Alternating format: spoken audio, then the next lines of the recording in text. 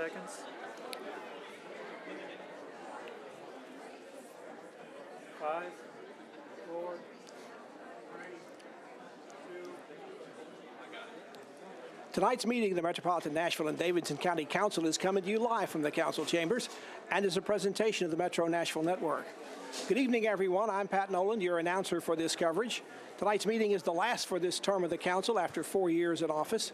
The council faces a 27-page agenda, which is 5 pages shorter than the last meeting 2 weeks ago. That meeting on August 6th lasted over 7 hours. The length of that meeting and others in recent months have some council members looking for ways to shorten their sessions, although no plan has yet come merged for the next council to consider when it begins holding its meetings in October. Hopefully tonight's meeting will be shorter in length, but there are no guarantees. There are no first or second reading bills, only 8 pages of what appear to be routine public hearings and on distance requirements on beer sales and other non-controversial routine resolutions accepting grants and other business.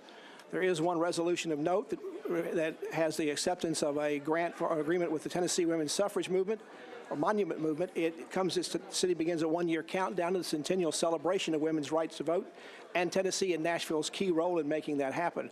It is Resolution RS 2019-1895. The resolution accepts a donation of of 5 bronze sculptures and 3 bronze plaques to commemorate the 100th anniversary of the 19th Amendment.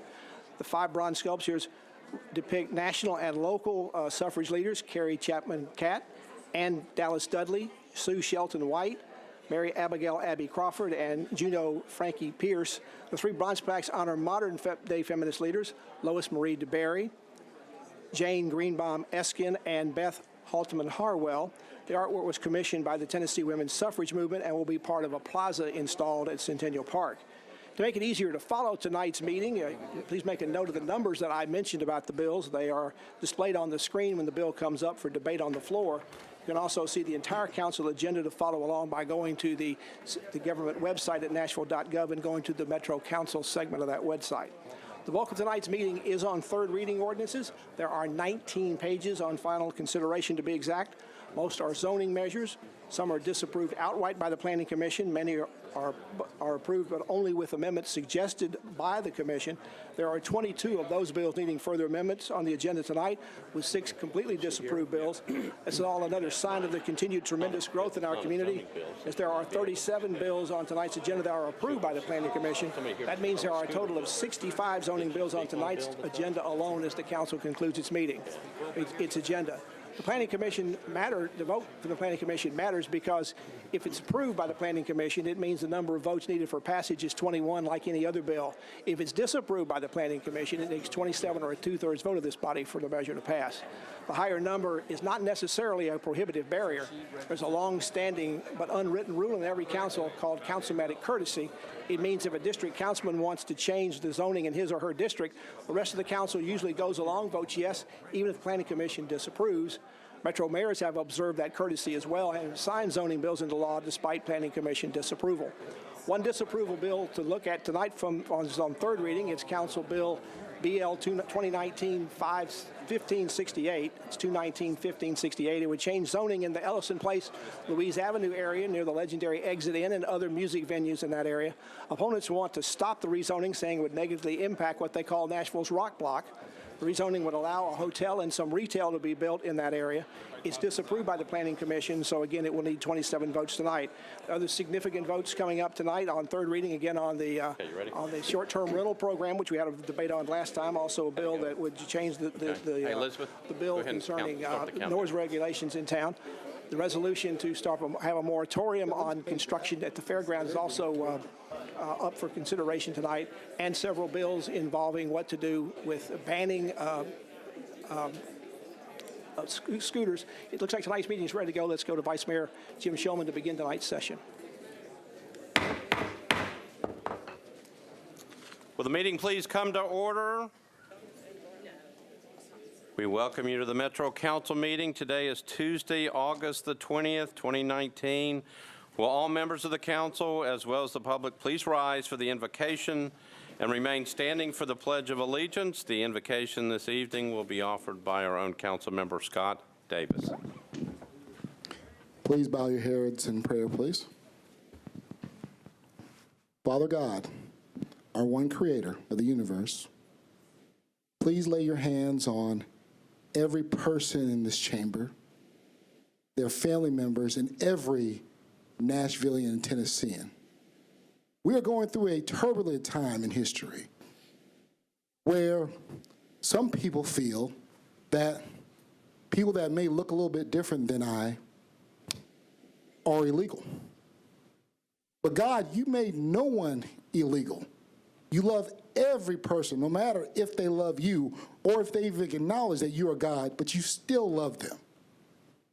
And I just want to thank you, for I'm a sinner, I'm not perfect, but you have forgiven me time and time again, and I appreciate you. And I plead the blood of your Son, Jesus Christ, on all of us. And please let the world know, no matter what you believe and what you think, we are all your children. In Jesus' name we pray. Amen. Amen. I pledge allegiance to the flag of the United States of America and to the republic for which it stands, one nation, under God, indivisible, with liberty and justice for all. Thank you all. You all may be seated.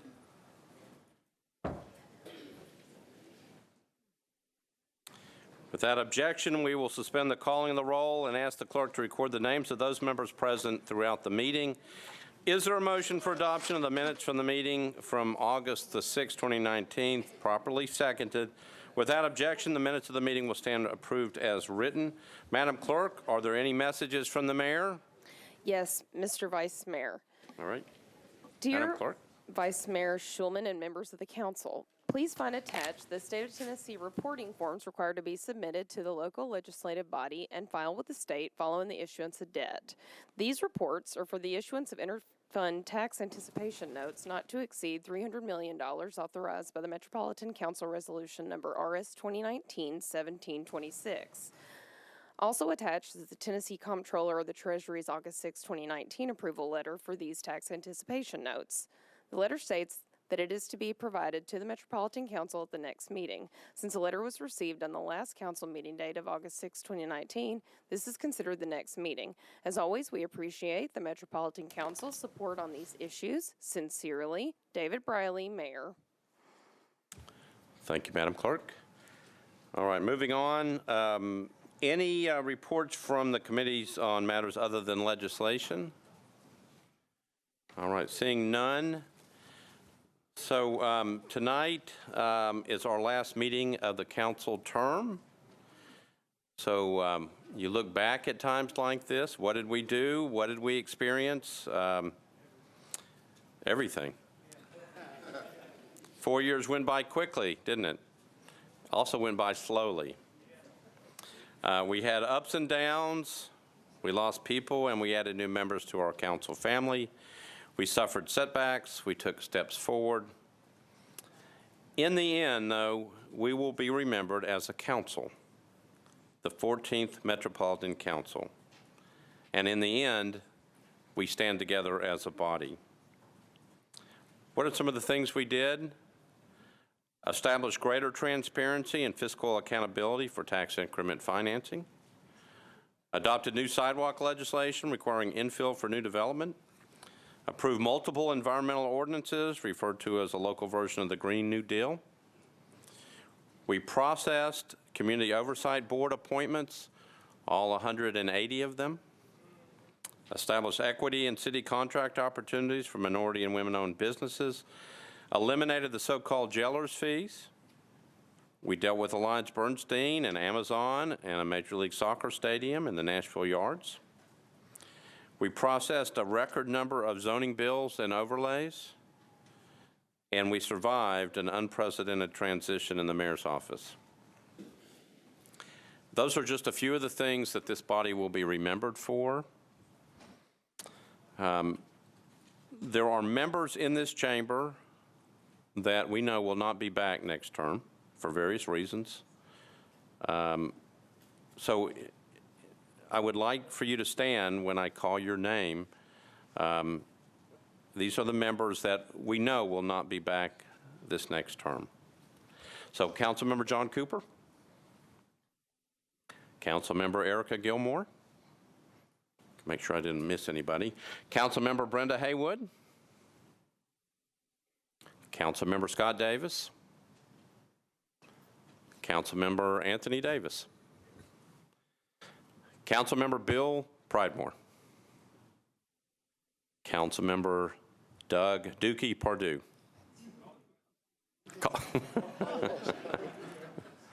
Councilmember Holly Wazo, who is not here.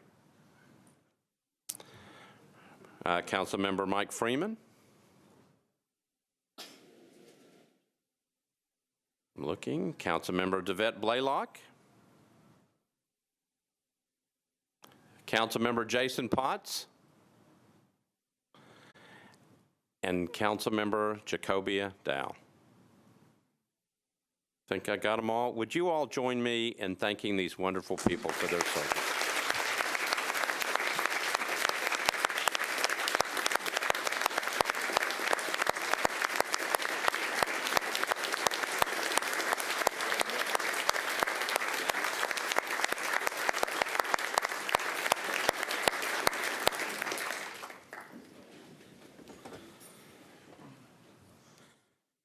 Probably should have done that at the end, make sure that they all behave.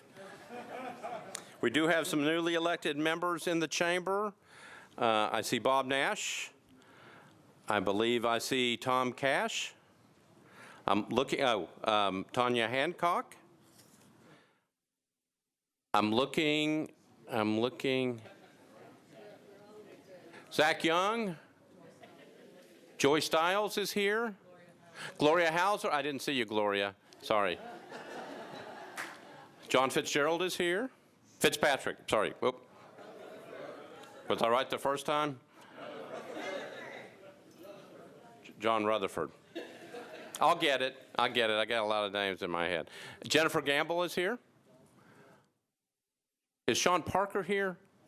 Yeah. There he is. He's back there. Did I miss anybody? Anybody else want to serve on the council? Thank you all. We welcome you. We have big plans for you, and we'll give you more information soon. Thank you.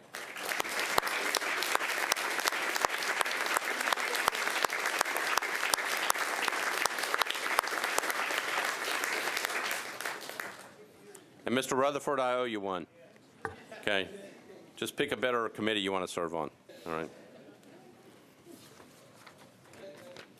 So a couple of other things before we get to the calendar. We have Ms. Heather Cunningham here, who is president of Sister Cities of Nashville, and she has some exciting news for our city. Without objection, Ms. Cunningham is going to be recognized at the back podium to give us some new information. Ms. Cunningham, you're recognized. Thank you, Vice Mayor. I'm here to thank Metro Council for your ongoing support of our programs and missions to promote cross-cultural understanding, respect, tolerance, and peace. We're excited to report that Nashville just won 2 major awards at the Sister Cities International Conference in Houston last month. It's an awards competition that was open to 500+ member cities, a lot of big cities with a lot of big budgets, so it was a big honor for us to win. We won we won the Innovation Award for Arts and Culture for our 2018 Nashville and Belfast program. Also, Sister Cities of Nashville has a student ambassador program that provides leadership and volunteer opportunities for Nashville area high school students. And I have with me Olivia Connor, there's Olivia, who just graduated from MLK. She's leaving for college tomorrow. She volunteered throughout high school with Sister Cities. She served as president of our youth board. She hosted several international students. She traveled as a student ambassador. Because of her great work and support of Sister Cities, we nominated her for the Sister Cities International Youth Leadership Award, and she won. So.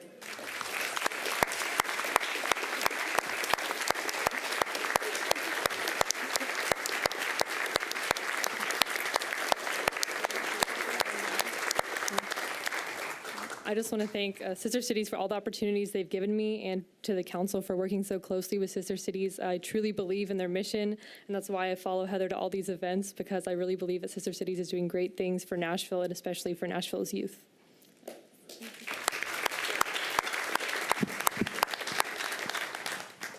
Thank you. Councilmember Pulley, for what reason? Thank you, Mr. Vice Mayor. I'd like to recognize one of our own for a moment, Joey Syracuse, the son of Councilmember Syracuse. If I could have Joey come to the front. Haven't we recognized Mr. Syracuse before? I think we recognized his I think we father. recognized him before, and I think you've got something for him. Councilmember Pulley, you're recognized. Yeah, thank you very much. Well, at the last council meeting, we passed a resolution honoring the good work of Joey Syracuse. And I'm not going to read the whole thing, but I do want to hit the highlights. Joey started in Cub Scouts at first grade and earned the highest level of Cub Scout awards when he earned the Air of Light in February of 13. Joined Troop 777 in the Boy Scouts in March of 2013. And earned his life award 4 years later, and earned a variety of merit badges, as you can see displayed on his sash right now. And one of the most important things I'd like to discuss tonight is under his grandfather's guidance, his Eagle project was a pedestrian bridge over a natural spring at Two Rivers Mansion that was constructed in such a way that can be really enjoyed. It was engineered very well, and it will last for generations, and many people will get to enjoy the history of the mansion while they use that pedestrian bridge. So this all culminated in July of this year when Joey joined an elite class of less than 4% of all Boy Scouts when he earned the rank of Eagle. So having passed this resolution to the last meeting, tonight we honor the achievements of Joey Syracuse.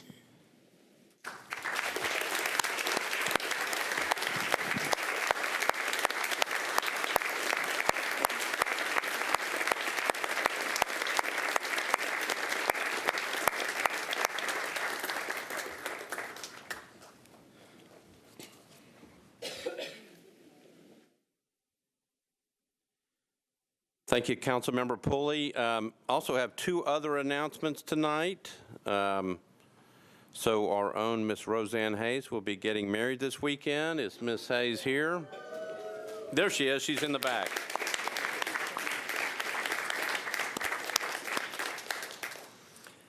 And I also wanted to announce that our own Mr. Mike Curl will be retiring on August 31st of this month. Is Mr. Curl here? He's not here. If you see Mr. Curl, he has served this Metro Council for many, many years. We certainly appreciate his service, and we will miss him. And please join me in thanking Mr. Curl.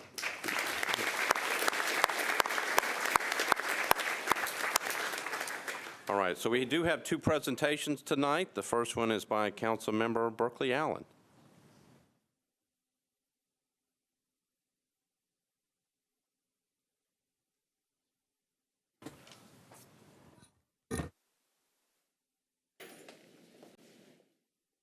I'd like to ask Coach Bird and his family and support team to join us up here.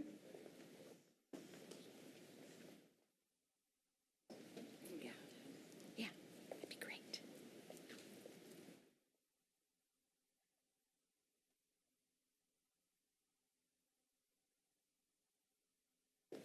Thank you so much. We are presenting a resolution, RS 2019-1689, recognizing Belmont University basketball coach Rick Bird upon the occasion of his retirement. Whereas, following a season of historic milestones, legendary Belmont University basketball coach and Knoxville native Rick Bird announced his retirement, and whereas Bird coached the Belmont men's basketball for more than 3 decades, 33 seasons in total, starting in 1986 when Belmont was not yet a university and the college was then primarily known for its music business program.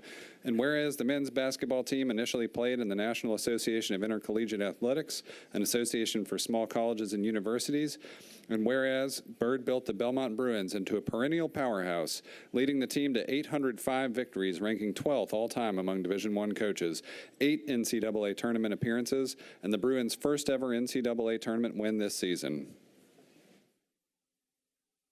Whereas Belmont's basketball team is one of only 9 programs in Division I college basketball to win 19 or more games in each of the last 14 seasons, and over that span, it won 17 regular season or conference tournament titles.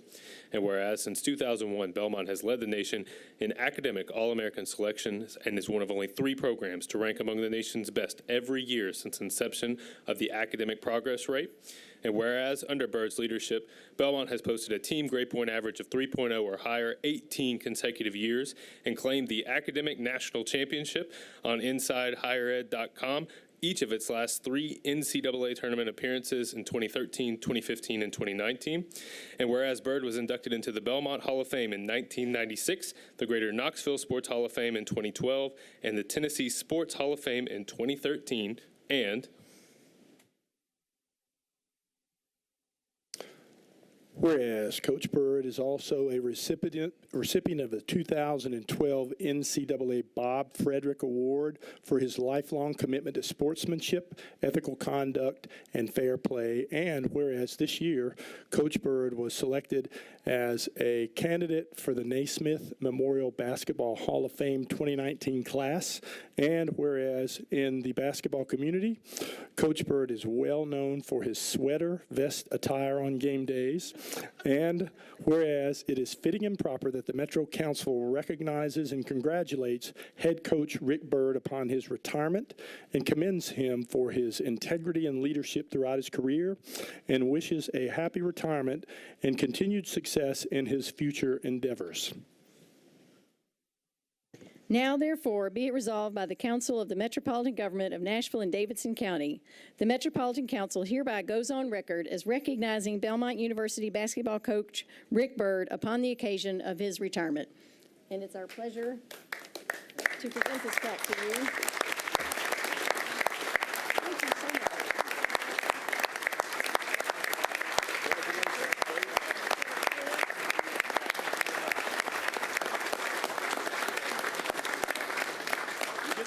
Say a few words?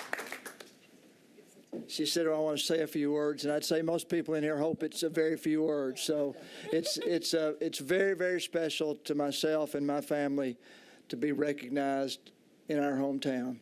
2 things made our program consistently good. One was the excellence of Belmont University, and the other one was the city of Nashville. So thank you all very much.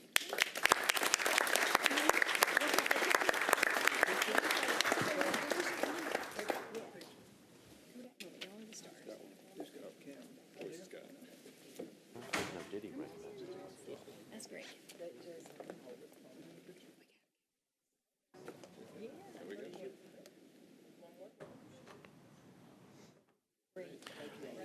So, Coach Bird, Coach Bird, would you introduce the people that you brought with you? You know, Jim, I'm retired and I can't always remember everybody's name. But, Neither can I, and I'm not retired. Obviously, I heard yeah, you obviously. early on, yeah. My wife, Cheryl, my daughter, Megan, Scott Corley, our athletic director, and Jason Rogers, vice president of the school. Okay? And you got Miss Cersei Joyce back Cersei there. right here. Yeah, that's Sorry. right. Thank Okay? you. Thank you all for coming. coming. Thank you, Jim. Thank you.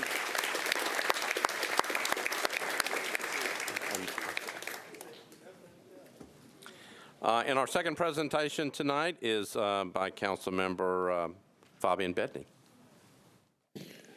I want to invite the family of Elliot Osmed to join us, and also the friends that are joining us here today, and anybody here in the council that wants to help us honor this important figure in the civil rights here in Nashville. It matters what we do when it's hard, not when it's easy. And Elliot was somebody that always put out a good fight to uphold the Constitution and make sure that we were all safe in Nashville. So I'm humble, I'm honored to have the support of all of you to honor Elliot here today. So I'm going to ask my co-sponsor to start reading this. She reads better than me. The whole thing? No, just the first. Okay. Whereas on October 16th, 2018, Nashville and Davidson County lost one of its most beloved and respected immigration and civil rights attorney in the passing of Mr. Elliot Osmond. And whereas raised in East Nashville, Mr. Osmond spent many years as a Church of Christ minister in Donaldson and Hermitage during the 1960s, and whereas upon graduating summa cum laude from Middle Tennessee State University, Mr. Osmond enrolled at Vanderbilt University Law School, where he graduated in 1975. In 1990, Mr. Osmond obtained a certificate in program for instruction for lawyers from Harvard Law School, and whereas from 1976 to 1978, Mr. Osmond served a term as a Democrat in the Tennessee House of Representatives, representing House District 60, which includes Old Hickory, Tennessee. And whereas beginning in 1998, Mr. Osmond began to focus his legal practice on immigration law, passionately representing an underserved population, and eventually serving as chief legal counsel for some of the most significant immigration cases in Tennessee throughout the following decades, and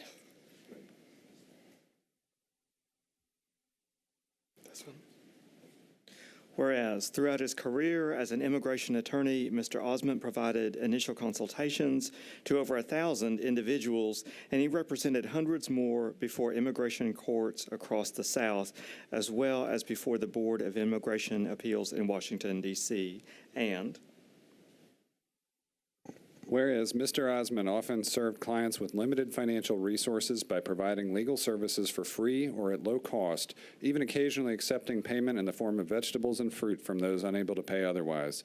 He also provided food, housing, transportation to and from work, and free legal services to dozens of residents of the Claremont apartment complex after residents were frightened away from their homes by a joint raid operation between U.S. Immigration and Customs Enforcement Office and the Metro Nashville Police Department. And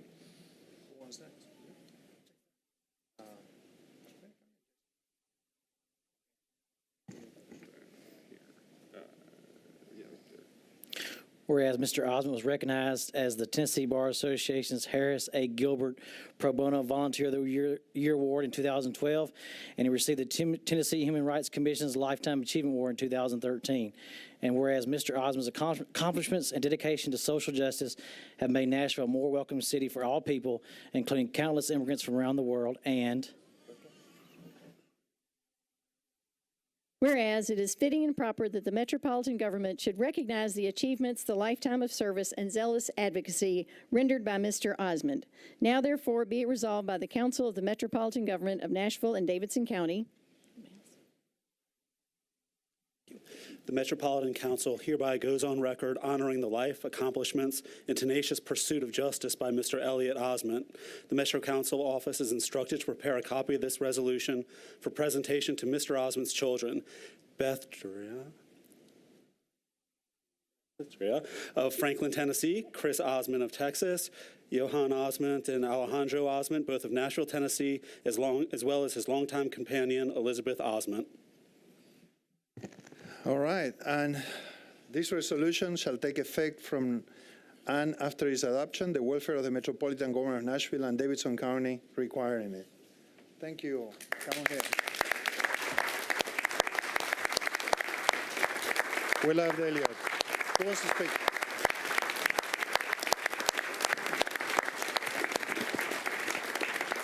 Thank you very much. First of all, excuse me, I would just like to say thank you for everyone involved in doing this. Is a great honor for me and my family. On behalf of Osmond Law and my family, we'd like to say thanks. Again, Elliot may be gone. Yes, we miss him dearly. I think we all do. But his fight is not over. We are carrying that fight for him, and we will keep fighting for those who are left without a voice. And we will continue that in his legacy and for all those that need it. Thank you very much. Thank you. Thank you.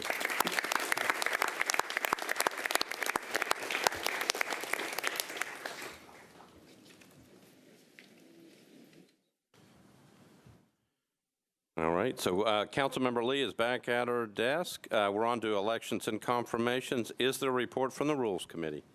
Councilmember Lee, you're recognized. Yes, sir. Thank you. The Rules Committee approved 7-0 the reappointment of Mr. Gray to the Electric Power Board, the appointment of Mr. Michael Gray to the Gas and Mechanical Examiners and Appeals Board, the appointment of Mr. John Bridges and Ms. Patterson, and the reappointment of Ms. Maddox, Sarshi, Wood to the Historical Commissions, and the appointment of Ms. Schurer to the Nashville Education, Community, and Arts Television Board, and the appointment of Ms. Larkett to the Solid Waste Region Board. And all of these were approved 7-0, and I would like to move these, please. So I have a motion to approve all of the appointments and the reappointments, properly seconded. Councilmember Elrod, you're recognized. I need to be abstained from the Electric Power Board appointment, please. Okay. So we'll just note that there's an abstention on the Power Board. Okay. Any other questions, comments? Seeing none, all those in favor of the motion to approve, say aye. Opposed, no. You adopt. So if you would, stand as I call your name. Mr. Clint Gray for the Electric Power Board. Mr. Michael Gray for the Gas and Mechanical Examiners and Appeals Board. For the Historical Commission, Mr. John Bridges. Ms. Lynn Maddox. Ms. Shakita Patterson. Ms. Jerry Searcy. And Mr. Thomas Wood. Those are all for the Historical Commission. Ms. Dana Schroering for NECAT. And Ms. Midori Lockett for the Solid Waste Region Board. Ladies and gentlemen, please join me in thanking them for their willingness to serve and to volunteer their time and expertise.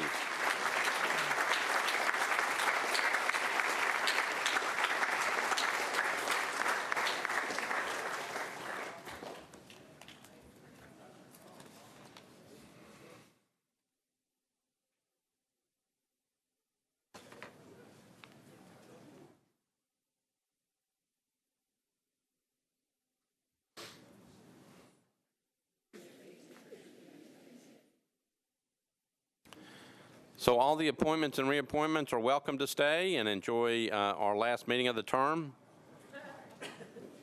I see no interest. All right.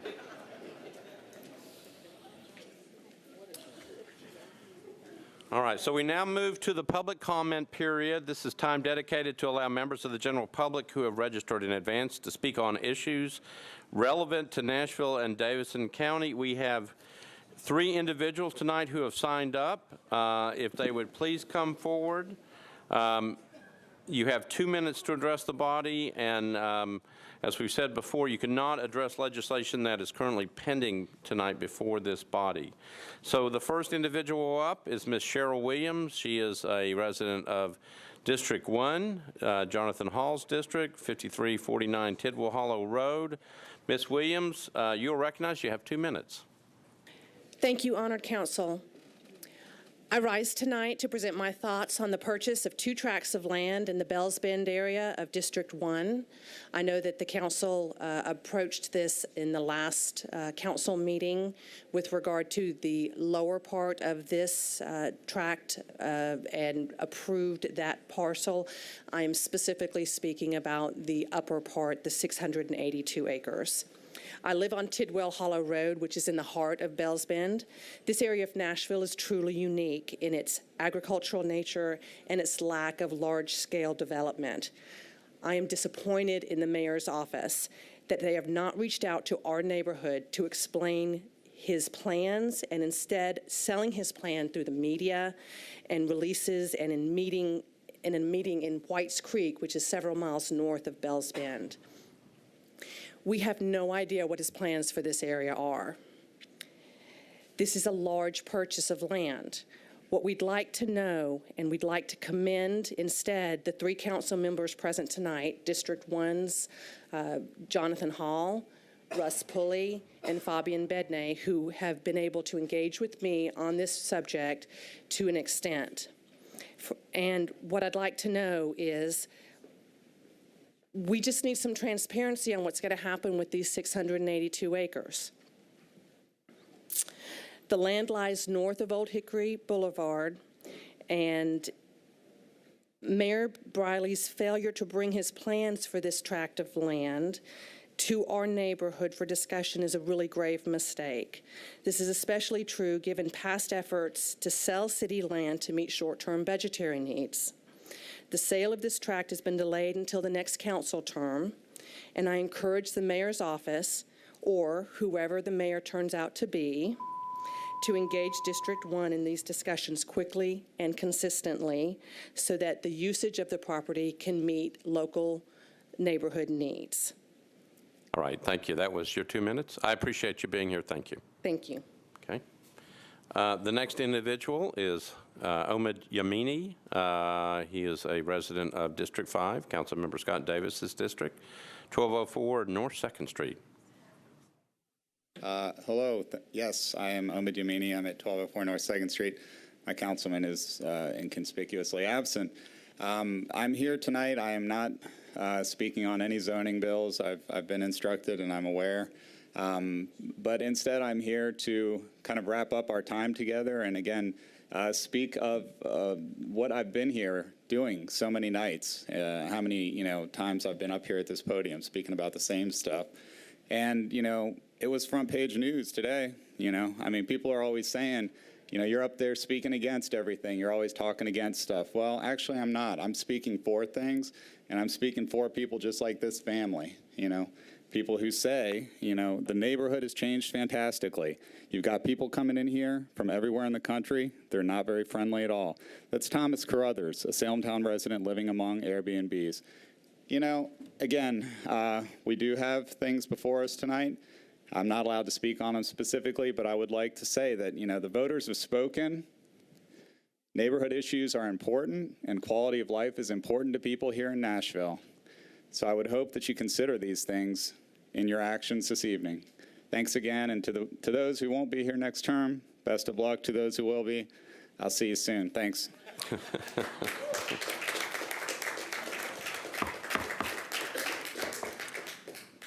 Mr. Yamini, I figured you'd say that. The third and final speaker is Mr. John Summers, District 24, out of Councilmember Kathleen Murphy's district, 724 26th Avenue. Mr. Summers, former council member, you're recognized. Thank you, Vice Mayor Shulman. I'm John Summers, 5000 Wyoming, and I'm here again as chair of the Coalition for Nashville Neighborhoods. Vice Mayor, you gave me my topic tonight.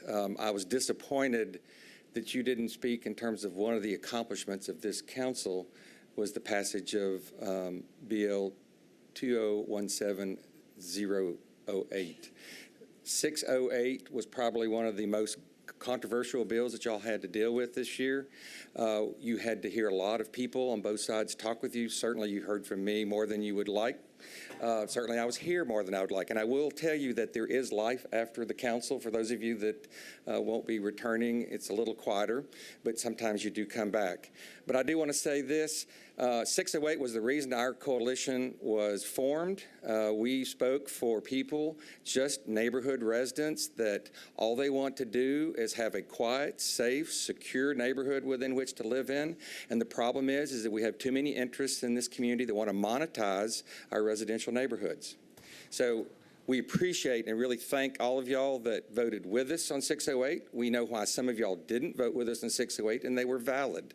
But we would ask you that you maintain and support and continue those protections of our residential neighborhood, and that you don't let those be undermined or undercut by the interest that will come to you and ask for you to change the laws for their benefit or to do something for their benefit. Do it for all the neighborhoods, do it for the entire community, and you'll never have to worry about a re-election campaign. That's been my philosophy. So whether it's tonight or the next council meeting or whatever, we will work with you. We appreciate the opportunity to speak with you. We appreciate your endurance when you have to hear from us time and time again. Do what's right for the neighborhoods. Choose tonight to vote for the neighborhoods. and you'll go home and sleep well. Thank you very much.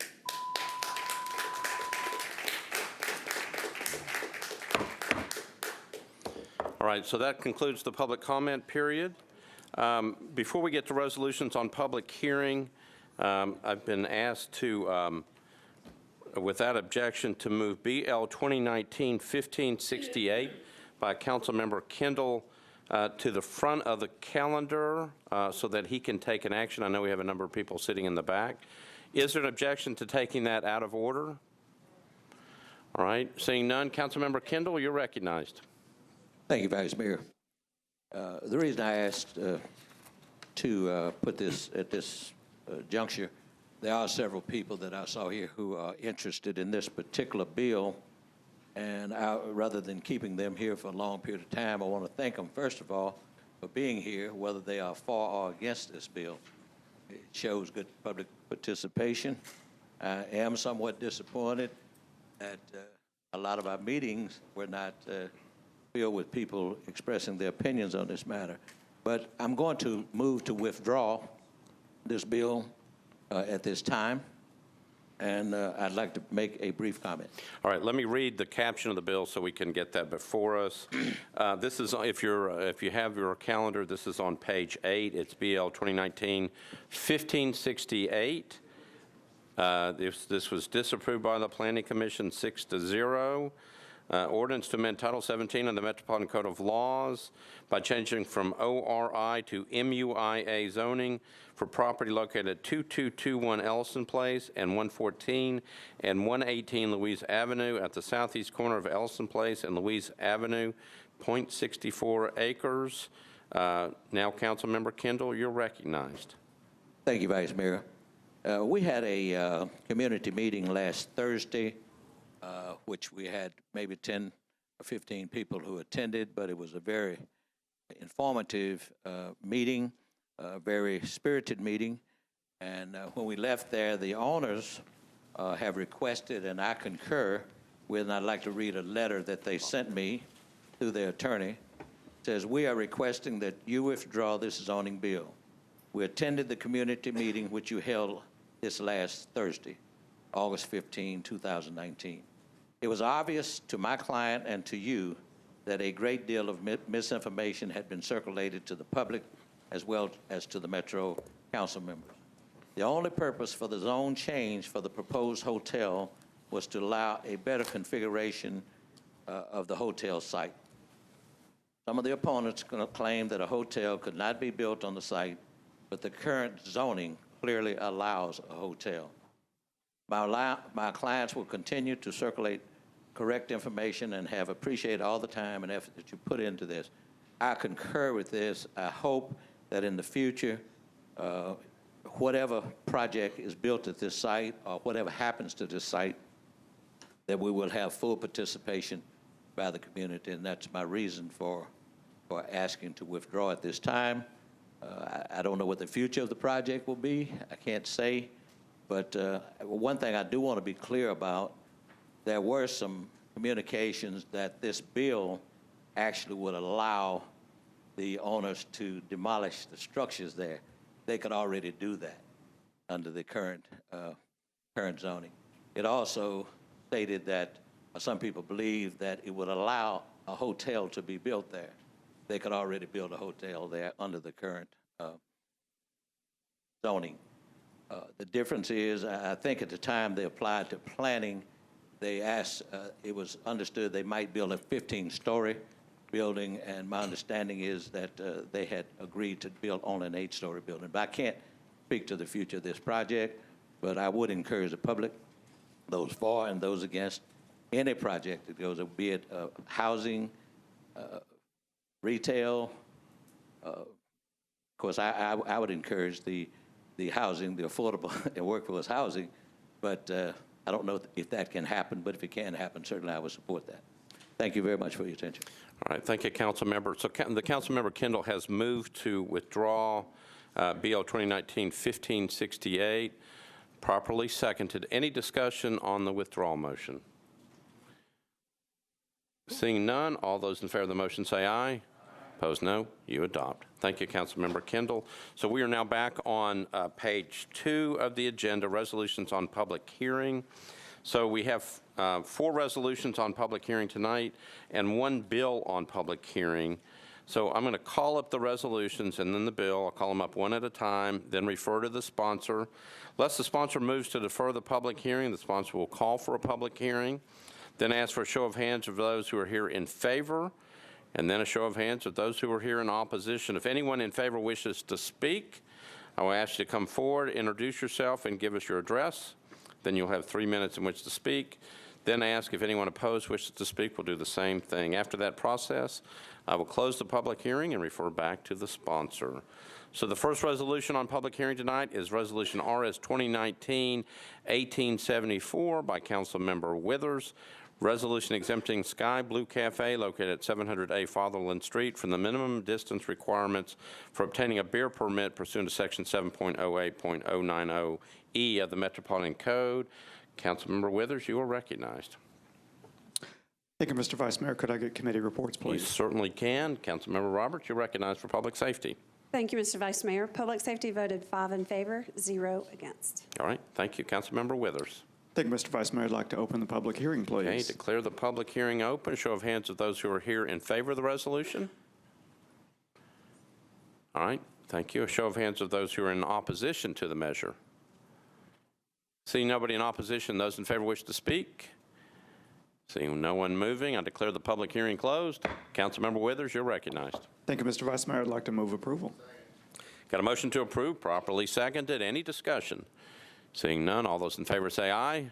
Opposed, no. You adopt. Thank you, Councilmember Withers. Resolution RS 2019-1875 by Councilmember Allen. Resolution exempting Samurai Kitchen located at 1318 6th Avenue North from the minimum distance requirements for obtaining a beer permit pursuant to Section 7.08.090E of the Metropolitan Code. Councilmember Allen, you're recognized. This is actually not in my district, and I'm going to defer to Councilmember O'Connell, who should be in charge of this bill. Councilmember O'Connell, you should be in charge of the bill. Do you want to take it? I would be happy to. I appreciate the council member from District 18 yielding her time. I'd like to request that we open the public hearing, please. Let's get a committee report I'd like first. to request committee reports. Councilmember Roberts has been standing there waiting for this. Councilmember Roberts, you're recognized. A patient person. Public safety voted 5 in favor, 0 against. All right. Now, Councilmember O'Connell. Thank you, Mr. Vice Mayor. I would like to open the public hearing, please. Okay. Declare the public hearing open. A show of hands of those who are here in support of this measure. Show of hands of those who are here in opposition to this measure. Seeing none on either side, declare the public hearing closed. Councilmember O'Connell, you're recognized. Thank you, Mr. President. I'd like to move approval. Brief comment. All right. So I got a motion to approve, properly seconded. Any discussion? Oh, and you want to go back to, I'm sorry, it's going too fast. Councilmember O'Connell, you're recognized. Appreciate your speed. Yep. This one, we have actually worked on this location in Germantown. Previous protections in place, I think, remain intact. And in fact, this is probably a use more suitable to the particular location. And I think the community is better satisfied with this outcome anyway. So I would like to renew my motion to approve. Thank you. All right, so motion is to pass the resolution, properly seconded. Nobody in the queue. All those in favor say aye. Opposed, no. You adopt. Thank you, Councilmember O'Connell. Resolution RS 2019-1876 by Councilmember Anthony Davis. Resolution exempting Lou, located at 1304 McGavick Pike, from the minimum distance requirements for obtaining a beer permit pursuant to Section 7.08.090E of the Metropolitan Code. Councilmember Anthony Davis, you're recognized. Thank you, Vice Mayor. Committee report. Councilmember Roberts, you're recognized. Thank you, Mr. Vice Mayor. Public safety voted 5 in favor, 0 against. All right, thank you. Councilmember Davis. I will open the public hearing. Okay, declare the public hearing open. A show of hands of those who are here in favor of the resolution. Thank you. A show of hands of those who are here in opposition to the measure. Seeing nobody in opposition, those in favor wish to speak. See no one moving. Declare the public hearing closed. Councilmember Davis, you're recognized. Thank you. I'll move for approval. All right, got a motion to approve, properly seconded. Any discussion? Seeing none, all those in favor say aye. Opposed, no. You adopt. Resolution RS 2019-1877 by Councilmember O'Connell. Resolution exempting the local distro, located at 614 Garfield Street from the minimum distance requirements for obtaining a beer permit pursuant to Section 7.08.090E of the Metropolitan Code. Councilmember O'Connell, you're recognized. Thank you, Mr. President. As I hate to keep the council member from District 20 waiting, I would like to request committee reports. You've got a committee report from Councilmember Roberts, Public Safety. Thank you, Mr. Vice Mayor. Public Safety voted 5 in favor, 0 against. All right, thank you. Councilmember O'Connell, you're recognized. Thank you, Mr. President. I'd like to move approval of a brief comment. Well, let's open the public hearing first. Yep, got it. Okay. I'm moving too fast now. That's all right. Declare the public hearing open. Show of hands of those who are here in favor of the resolution. All right, thank you. A show of hands of those who are here in opposition to the resolution. Seeing nobody in opposition, those in favor wish to speak. Seeing nobody moving, Councilmember O'Connell, I declare the public hearing closed. You're recognized. Thank you, Mr. President. I'd like to move approval of a brief comment. Okay, got a motion to approve, properly seconded. Back to you, Councilmember O'Connell. Thank you. We've already done one distance waiver at this location. This basically just changes the use, and the owner lives in the neighborhood, has improved this site, and I think has broad support from the community, so I'm very comfortable renewing my motion to approve. All right, so got a motion to approve, properly seconded. Any other discussion? Seeing none, all those in favor say aye. Opposed, no. You adopt. Thank you, Councilmember O'Connell. Bills on third reading and public hearing, BL 2019-1800 by Councilmember Dow, Vercher, and Potts. This has already been approved by the Budget and Finance Committee. It's an ordinance amending Section 2.178.080 of the Metropolitan Code, authorizing an increase in the assessment rate for the South Nashville Central Business Improvement District. Councilmember Dow, you are recognized. Thank you. Move for approval. Let's have a public hearing. How about that first? Oh, how about that? That's all right. We're all moving Too quickly tonight. excited. All right. Done. So Sorry. That's all right. So let's I open the public hearing. Let's open the public hearing. Show of hands of those who are here in favor of the measure. All right. Thank you. A show of hands of those who are here in opposition to the measure. Nobody raising their hands, and some young people leaving the room. I guess they wanted to get out of here. So anybody wishing to speak in favor?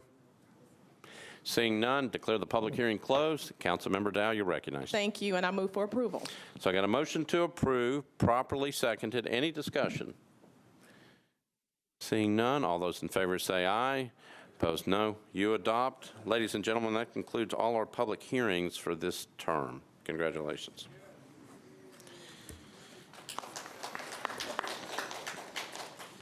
All right, so we are now on, we now move to resolutions on the consent agenda. Let me make sure I've got the,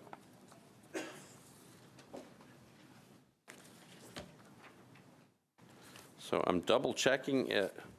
Could this be true? Is everything on the consent agenda? All right, so I'm going to go through this real quick and make sure we're clear. I've got a list that says that everything.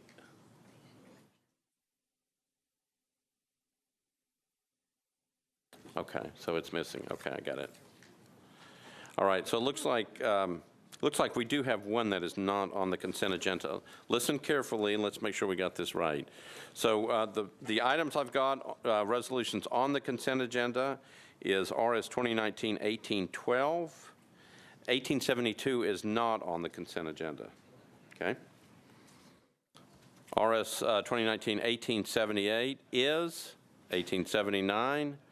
1880, 1881, 1882, 1883, 84, 85, 86, 87, 88, 89, 90, 91, 92, 93, 94, 95, 96, 97, 98, 99, 1900, and 1901. Those are all items on the consent agenda.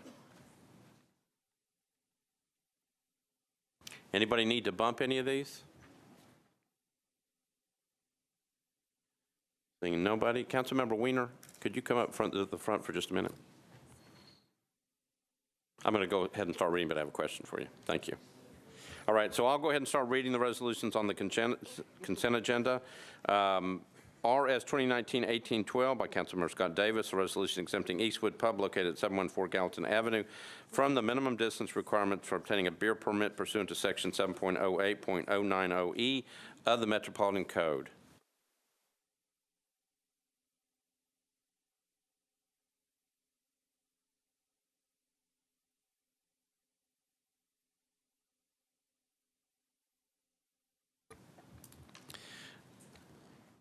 All right, Resolution RS 2019-1878 by Council Member Vercher, a resolution approving an amendment to the Consumer Financial Protection Initiative Grant from the Cities for Financial Empowerment Fund to the Metropolitan Government acting by and through the Office of the Mayor to support municipal engagement to improve the financial stability of low and moderate income households. RS 2019-1879 by Vercher, resolution accepting a grant from Johns Hopkins University to the Metropolitan Government acting by and through the Office of the Mayor to provide technical assistance on economic and community development matters to the Metropolitan Government.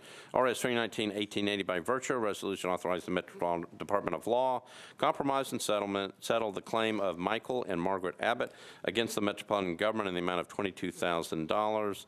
Resolution RS 319-1881 by Vercher, resolution authorizing the Metropolitan Department of Law to compromise and settle the personal injury claim of Casalina Williams against the Metropolitan Government in the amount of $26,000.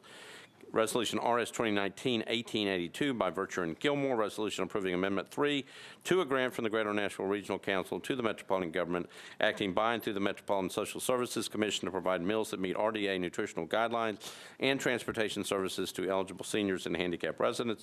RS 2019-1883 by Vercher and Gilmore, resolution approving Amendment 1 to a grant appropriation from the State of Tennessee Department of Human Services to the Metropolitan Government acting by and through the Metropolitan Action Commission for a community services block grant to provide a range of services designed to assist low-income and homeless individuals to achieve self-sufficiency. Resolution RS 2019-1884 by Vercher and Gilmore, resolution to appropriate grant funds from the Kresge Foundation to the Metropolitan Government of Nashville and Davidson County, acting by and through the Metropolitan Action Commission for the Making a Change for Jobs project to expand opportunities in America's cities through grant making and social investing. RS 2019-1885 by Vercher, Gilmore, and Van Reese, resolution approving a grant from the Metropolitan Government acting by and through the Metropolitan Board of Health to the Best Friends Animal Society to achieve safe placement of all healthy and treatable dogs and cats located in Safe Coalition member kennels in Davidson County. RS 319-1886 by Vercher and Withers, resolution approving Amendment 1 to a grant from the State of Tennessee Department of Finance Administration to the Metropolitan Government to serve by and through the Nashville Career Advancement Center to serve youth and young adults with trauma. RS 319-1887 by Vercher, resolution approving the Metropolitan Government of Nashville and Davidson County General Sessions Court participation in the Electronic Monitoring Indigency Fund for the State of Tennessee. RS 319-1888 by Vercher and Roberts, a resolution approving an interlocal agreement between the Emergency Communications District for Nashville and Davidson County and the Metropolitan Government for the provision of services and reimbursement of costs pertaining to enhanced 911 services. RS 319-1889 by Vercher and Roberts, resolution approving an application for a Victims of Crime Act VOCA grant from the Tennessee Department of Finance Administration, Office of Criminal Justice Programs to the Metropolitan Government, acting by and through the Metropolitan Nashville Police Department to fund the positions of Police Crisis Counselor 2 and a victim advocate to enhance services and serve more victims. Resolution RS 2019-1890 by Councilmember Vercher and Roberts, resolution accepting a Project Safe Neighborhoods grant from the State of Tennessee Department of Finance Administration to the Metropolitan Government acting by and through the Metropolitan Nashville Police Department to create and foster safer neighborhoods through a sustained reduction in violent crime. Resolution RS 319-1891 by Councilmember Vercher and Syracuse, resolution accepting a grant from City Lab to the Metropolitan Government of Nashville, acting by and through the Metropolitan Arts Commission for general operating support funds to cover program and travel expenses for one employee to the 7th Annual City Lab Conference in Washington, D.C., RS 2019-1892 by Vercher and Syracuse, resolution accepting a grant for the State of Tennessee, Tennessee State Library and Archives, to the Metropolitan Government acting by and through the Nashville Public Library to target library materials to persons having difficulty using a library to provide special services to children and young people. RS 319-1893 by Vercher and Syracuse, resolution appropriating $250,000 through a grant contract by and between the Metropolitan Government acting by and through the Nashville Public Library and Oasis Center, Inc. to provide college access services for the Nashville Scholars Program. RS 319-1894 by Vercher and Syracuse, resolution appropriating $50,000 through a grant contract by and between the Metropolitan Government of Nashville and Davidson County, acting by and through the Nashville Public Library and Oasis Center to provide services to help youth grow, thrive, and create positive change in their lives and in our community. RS 2019-1895 by Weiner, Vercher, and others, resolution approving an art donation acceptance agreement from the Tennessee Women's Suffrage Movement Monument, Inc. to the Metropolitan Government of Nashville and Davidson County, acting through the Metropolitan Board of Parks and Recreation. RS 2019-1896 by Withers, Virtue, and others, a resolution accepting a tree maintenance grant for the Nashville Parks Foundation to the Metropolitan Government, acting by and through the Metropolitan Nashville Parks and Recreation Department for the Betty Brown Tree Trail. RS 2019-1897 by Councilmember Syracuse, Bedney, and O'Connell. Resolution approving an intergovernmental agreement by and between the State of Tennessee, Department of Transportation, and the Metropolitan Government, acting by and through the Metropolitan Department of Public Works for the acceptance of traffic signal improvements in connection with construction of the Donaldson Pike Interchange. RS 2019-1898 by Hager, Virtue, and others. Resolution approving an intergovernmental agreement by and between the State of Tennessee, Department of Transportation, and the Metropolitan Government, acting by and through the Department of Public Works for the reimbursement of railroad crossing safety improvements at Old Hickory Boulevard. Resolution 2019-1899 by Councilmember Van Reese. Resolution commemorating and honoring Circle players on the occasion of their 70th season, promoting public education, appreciation, and enjoyment of dramatic literature, stagecraft, fine arts, and the theater throughout Nashville, Davidson County, and Middle Tennessee. RS 2019-1900 by Councilmember Murphy. Resolution honoring Zeitlin Sotheby's International Realty on the occasion of its 40th anniversary. And Resolution RS 2019-1901 by Councilmember Mina Johnson, Syracuse, and others. A resolution recognizing Metro Water Services National Pollution Discharge Elimination System program for being formally recognized as the best Phase 1 organization by the Water Environment Federation Stormwater Congress. Did I miss anything, or does anything need to be bumped? All right, seeing none, we are now on committee reports. We're going to start with Budget and Finance. Councilmember Virtue, you're recognized. Thank you, Vice Mayor. On RS 2019-1878, 79, 80, 81, 82, 83, 84, 85, 86, 87, 88, 89, 90, 91, 92, 93, 94, 95, and 96. Oh, I can't do that. I'm sorry. This is my last committee report, so I'm sorry, Vice Mayor. I did that all wrong. On RS 2019-1878 and 1879, Budget and Finance recommended approval, 8-4-0 against. On RS 2019-1880 through 1883, Budget and Finance, 1884, Budget and Finance recommended approval, 7-4-0 against. RS 2019-1885 through 1889, Budget and Finance recommended approval, 8-4-0 against. On RS 2019-1890, through 1895, Budget and Finance recommended approval, 9-4-0 against. And on RS 2019-1896 and 1896, Budget and Finance recommended approval, 10-4-0 against, and 1898, 11-4-0 against. Okay. Thank you. Councilmember Bedney, Planning and Zoning. Thank you, Vice Mayor. The committee reviewed 1897 and 1898 and recommended approval of both of them, 9-4-0 against. All right, thank you, Councilmember. Councilmember O'Connell, Public Works. Thank you, Mr. President. We had 3 bills, I believe, on the consent agenda. We had RS 2019-1897, RS 2019-1898, and RS 2019-1901. Committee voted 8 in favor, 0 against on all 3. All right, thank you. Health and Hospitals, Councilmember Gilmore. Yeah. Thank you, Vice Mayor. The Health, Hospitals, and Social Services Committee, Resolution 2019-1882 was 4, 0 against, and 0 not voting. It was recommended for approval. Resolution 2019-1883, 4 in favor, 0 against, 0 non-voting. It was recommended for approval. Resolution 2019-1884, 5 were in favor, 0 against, 0 not voting. Was recommended for approval. Resolution 2019-1885, 5 were in favor, 0 against, and 0 not voting. Thank you so much. That's right. Thank you, Councilmember. Councilmember Withers, you got personnel. Thank you, Mr. Vice Mayor. The Personnel, Public Information, Human Relations, and Housing Committee met this afternoon. We considered Resolution RS 2019-1886. We recommended 3 in favor, 0 against. All right. Thank you, Councilmember. Public Safety, Councilmember Roberts. Thank you, Mr. Vice Mayor. Public Safety voted 5 in favor, 0 against on Resolution 1888, 1889, and 1890.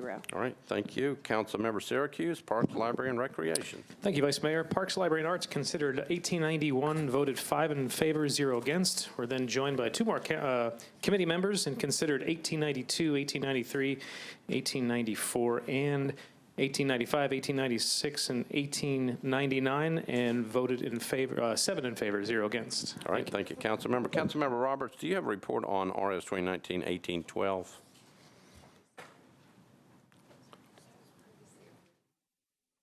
Previously approved. I do Okay. not, because it was approved last time. All right.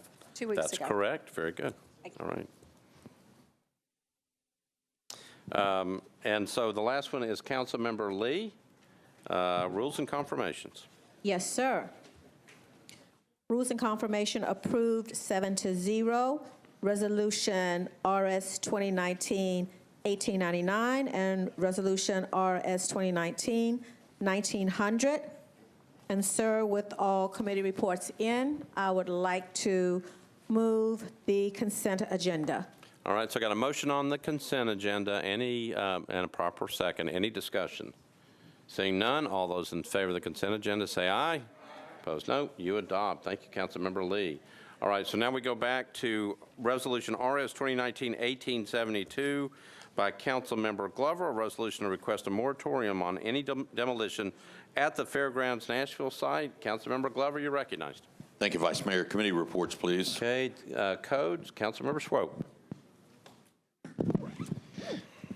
This was approved by Codes Committee last meeting.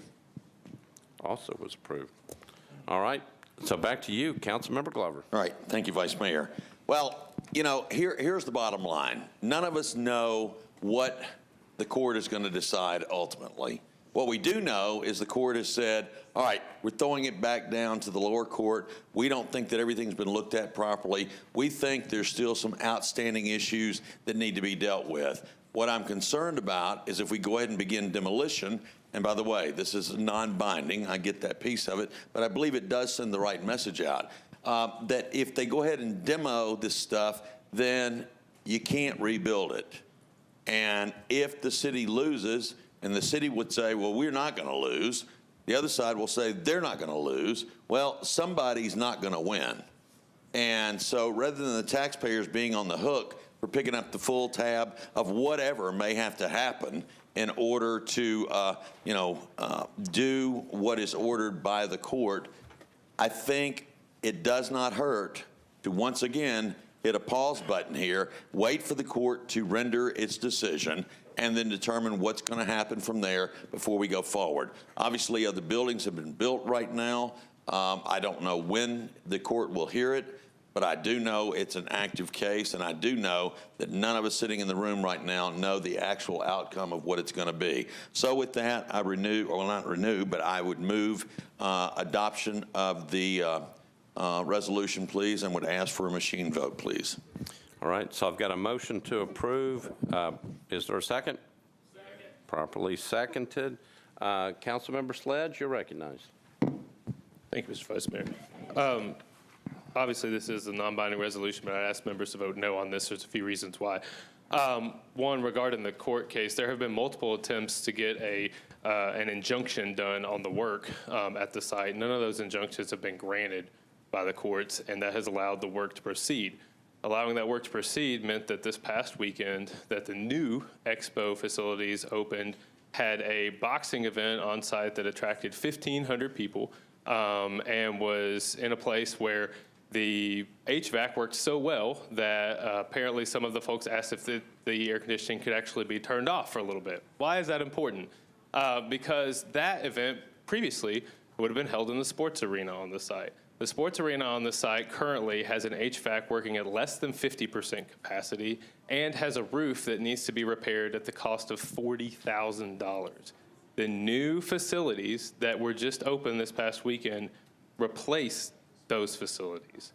There is no reason to put any sort of delay on this plan because nothing has changed. We have this discussion, I feel like, every month, but nothing has changed in any of the plans that we've talked about, discussed, gone to the public with, and voted on several times in the course of this term.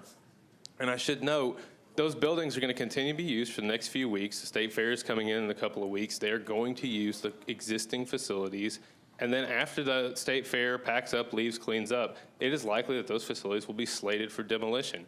Why is that a good thing? Well, it's a good thing because we won't be heating and cooling and paying the utilities on facilities that have already been replaced. They're replaced. It's done.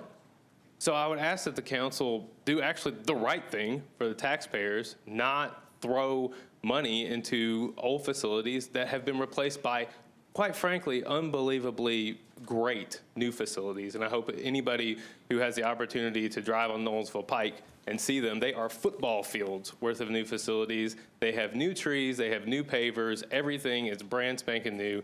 And I hope that all of you get the chance to enjoy it, whether the next couple weeks or the next couple years or the next couple decades, because they're going to be there for a long time. With that, I would again ask members to vote no on this resolution. All right, thank you. Councilmember Pardue. Oh, for a question. We're going to miss that. Councilmember Pardue has called for the previous question. We're on the previous question. All those in favor of the previous question say aye. Aye. Opposed, no.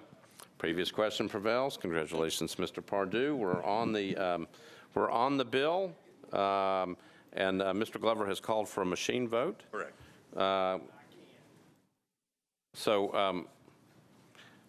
Madam Clerk, we are voting on Resolution RS 2019-1872.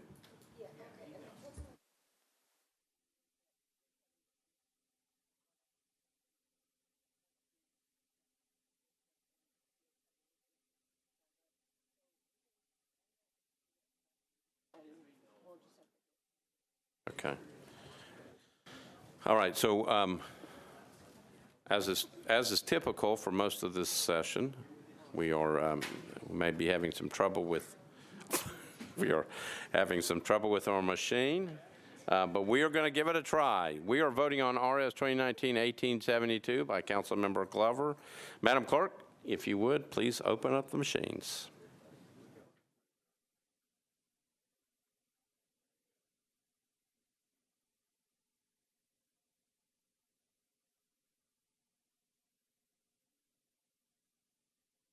Can you try if he can use a stylus?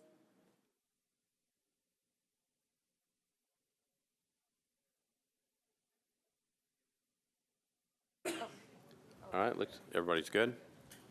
Madam Clerk, close the machines, take the vote.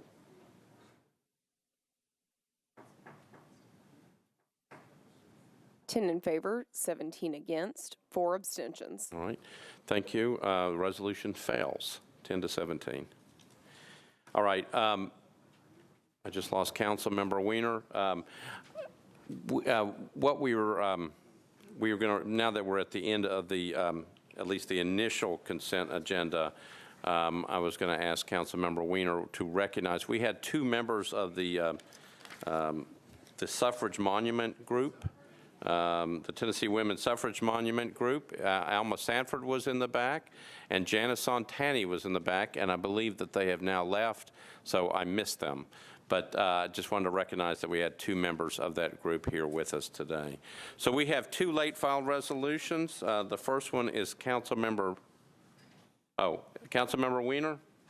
There you are. I did a lot of the talking for you, but you're recognized. Well, since I don't know what you said, You can proceed ahead and say whatever you'd like. I'm going to proceed ahead anyway. I would like to take this minute to call up Janice Santani and Alma Sanford. I think that's what you missed, was that I think they both left.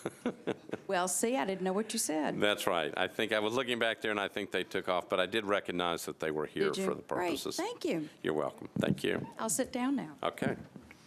So we have 2 late filed resolutions. The first one is by Councilmember Mendez. You're recognized.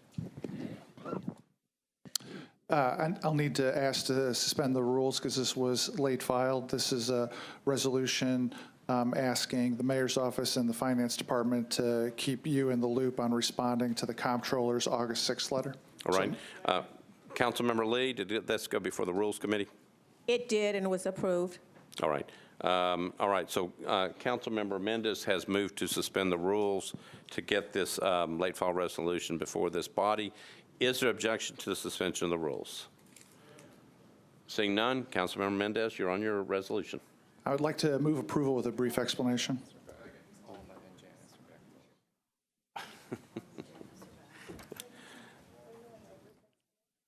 Yeah. All right, so there's a lot of stuff happening here at the last meeting. We just saw Alma Sanford and Janice Santani walk back in the room. That's what I was being told. Let's get through this resolution. So Councilmember Mendez has moved approval, properly seconded. Back to you for a brief explanation. So we all got a letter addressed to us in the mayor's office dated August 6th from the comptroller that requires certain responses from the Metro government by September 20th. And obviously, we're not going to be meeting in September. So this resolution would just ask the mayor's office and finance to keep the vice mayor, who we know has been reelected, congratulations, in the loop on what the response is going to be for the September 20 deadline. I ran out of time, but I got 31 co-sponsors signed on to this. I don't know whether you want this to be one where maybe all the aye votes could be considered as co-sponsors. I didn't mean to leave out 4 or 5 people, but I just didn't get to everybody before the meeting started. So move approval. All right, so there's a motion to approve, properly seconded. Any objection to everybody voting in the affirmative being listed as a sponsor? Any objection? Seeing none. Okay, so we are on the resolution. It's been properly seconded. Any discussion? Seeing none, all those in favor say aye. Aye. Opposed, no. There were no objections. No votes, no. You approve the late filed resolution. All right, so let me go back to Councilmember Weiner since we now have these individuals in the room. Councilmember Weiner, you're recognized. Thank you. I would like to call upon Representative Janice Santani and Alma Sanford to come up to the podium. Any objection with them coming to the podium so that we can recognize them? Any objection? Looks like people are happy, so we're going to let them come forward.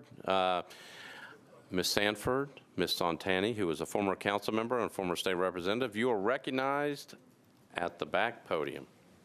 Thank you, Vice Mayor. We have 7 others who wish they could be here with us tonight. They live in other parts of the state. 8 years ago, Ann Davis, who was married to then Mayor Carl Dean, invited us into his home. They had the first fundraiser that helped us start an effort that raised almost $800,000. Not one dime of public money is in that fund. We were told others have tried to build a monument to the suffragists, but they failed. You won't be able to do this. We were told that over and over, but we persisted. We asked our friends from around the state, because this is a state event. Our General Assembly was the last, final, and 36th state needed to ratify the 19th Amendment, giving all women in America a right to vote.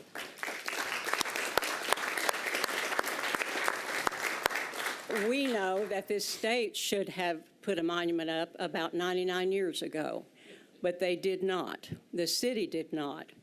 So it took 9 strong women to do it, and I want to name all of their names, because we would be remiss if we didn't. Every last one of us has worked our hearts out to make sure this happens. If you have not seen the suffrage monument, go to the Parthenon and look right out the door where you enter or leave, and there it is in its temporary location. They're working on the Great Lawn, and they will place it in a lovely plaza, and we hope with yellow roses around it, because that's the color of the suffragists. But I want to name Yvonne Wood, Lebanon, Pat Pierce, Harriman, Adrian Packus-Gillen in Germantown, Rosetta Milla Perry, Nashville, Linda Knight, Nashville, Jackie Hillman, Jackson, Paula Casey, Memphis, Janice Santani, Nashville, and me from Nashville. But we are so proud of ourselves, and we're so glad y'all noticed that we worked really hard to make this monument so no other little girl like me will grow up 75 miles from that state capitol and not know what happened in Tennessee. We should brag about this far and wide, and I want you to know that next year on August 18th, which is the 100th anniversary, we will have a huge celebration at the monument. This year, this coming Saturday, we invite you all to come. We will have a wreath laying of the wreaths to acknowledge the work of the suffragists, and this is our 99th year. So come on out, bring your families. We have a tent you won't smother this year, so thank you all. You want to say anything? Thank you, Mr. Vice Mayor. We were just standing outside, and we appreciate your calling us back in here. And everybody, congratulations for the years that you've served. These were some of the best years of my life, the years that I served in this chamber. Thank you for your service. Thank you. We appreciate you being here.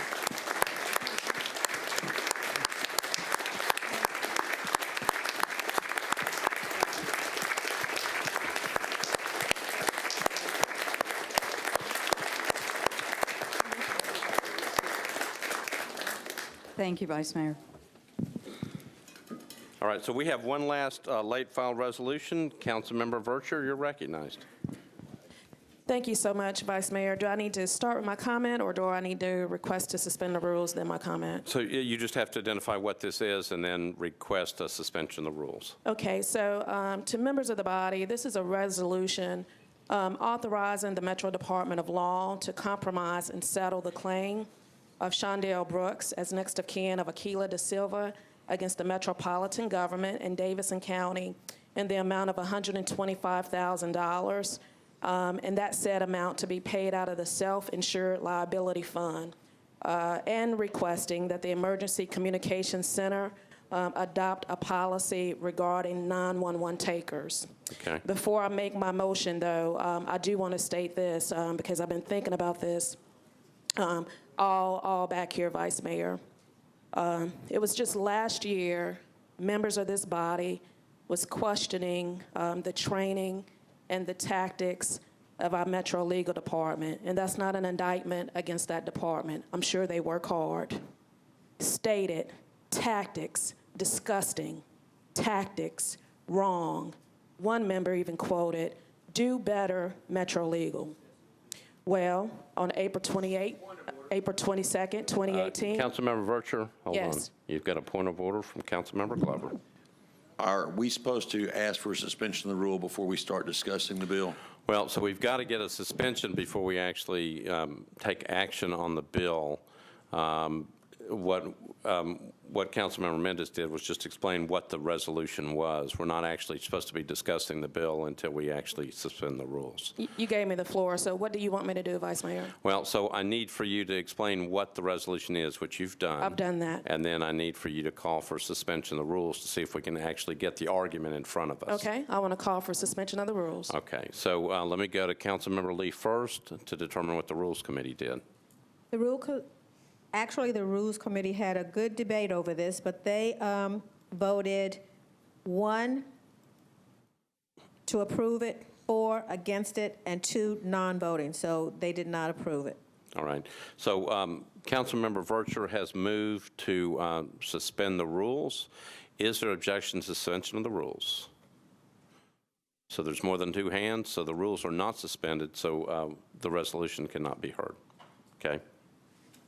So we move on. We are now on bills on third reading. Obviously, we didn't have bills on first and second reading because we're only on bills on third reading. This is our last council meeting of the term. We're on BL 2018-1319 as amended. Councilmember Mendez, Vercher, and others. Ordinance amending Chapter 5.06 of the Metropolitan Code of Laws regarding tax increment financing. Councilmember Mendez, you're recognized. I withdraw this bill. Okay. The bill is withdrawn. BL 2018-1320 by Councilmember Mendez and Elrod. Ordinance approving Amendment Number 8 to the Rutledge Hill Redevelopment Plan. Councilmember Mendez, you're recognized. I withdraw this bill. Bill is withdrawn. BL 2018-1328, Mendez, Cooper, and others. Ordinance amending Chapter 5.06 of the Metropolitan Code of Laws regarding tax increment financing development and redevelopment plans. Councilmember Mendez. I withdraw this bill. Bill is withdrawn. BL 2018-1363 is amended. Councilmember Wazo and Glover. This is an ordinance to amend Title 17 of the Metropolitan Code of Laws by changing from RS10 to SP zoning on properties located at 940, 944 Curry Road, and Curry Road unnumbered, approximately 530 feet northwest of Vincent Drive, 5.15 acres to permit 24 multifamily residential units. Councilmember Glover, you're recognized. At the request of the developer, I move to withdraw. So there's a motion. Let's get the committee reports in. Councilmember Bedney, you're recognized for the committee report. The sponsor requested a withdrawal at the committee. All right. Thank you, Councilmember Bedney. The motion by Councilmember Glover, it's a motion to withdraw. Properly seconded. Any discussion? Seeing none, all those in favor of the motion to withdraw say aye. Opposed, no. The bill is withdrawn. The motion passes. Thank you, Councilmember Glover. BL 2019-1464 by Councilmember Scott Davis. This is an ordinance to amend Title 17 of the Metropolitan Code by changing from SPR to RM15A, zoning for property located at 1218 Montgomery Avenue, at the southwest corner of Douglas Avenue and Montgomery Avenue, 0.20 acres. Councilmember Scott Davis, you are recognized. Committee reports, please. All right. This has been referred to Planning and Zoning. Councilmember Bedney, you're recognized. Yes, the committee decided to defer by rule 10-4-0 against. All right. Deferred by rule. Okay. Councilmember Scott Davis. This is that bill. Okay. I went to Rules Committee, and I got permission to suspend the rules. All right. So in order to get this bill before us, he has to move to suspend the rules to get it before us. Obviously, this is the last council meeting.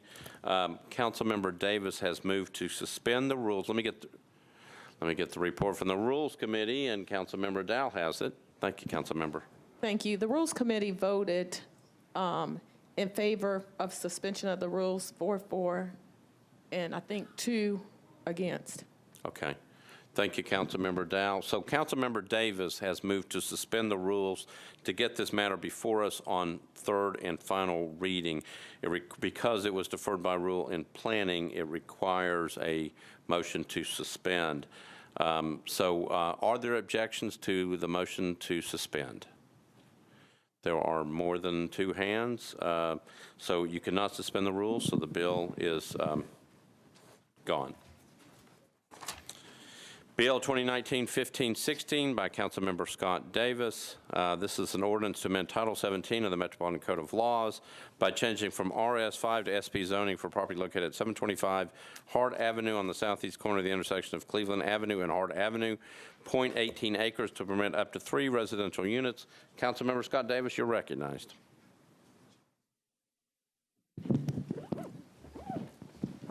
Committee reports, please. All right, I've got Planning and Zoning. Councilmember Bedney, you're recognized. Yes, thank you, Vice Mayor. 5 voted for, 5 against. I guess that means it's approved. Okay, it means that there was actually no recommendation. Councilmember Scott Davis, you're recognized. I'd like to move for approval, and I apologize for a long explanation. It won't be that long, but. Okay, so there's a motion to approve, properly seconded. Let me remind you, there's a substitute, I believe, on this. So do you want to get the substitute in front of us? Well, that's what I want to talk about. Okay, Councilmember Davis, you're recognized.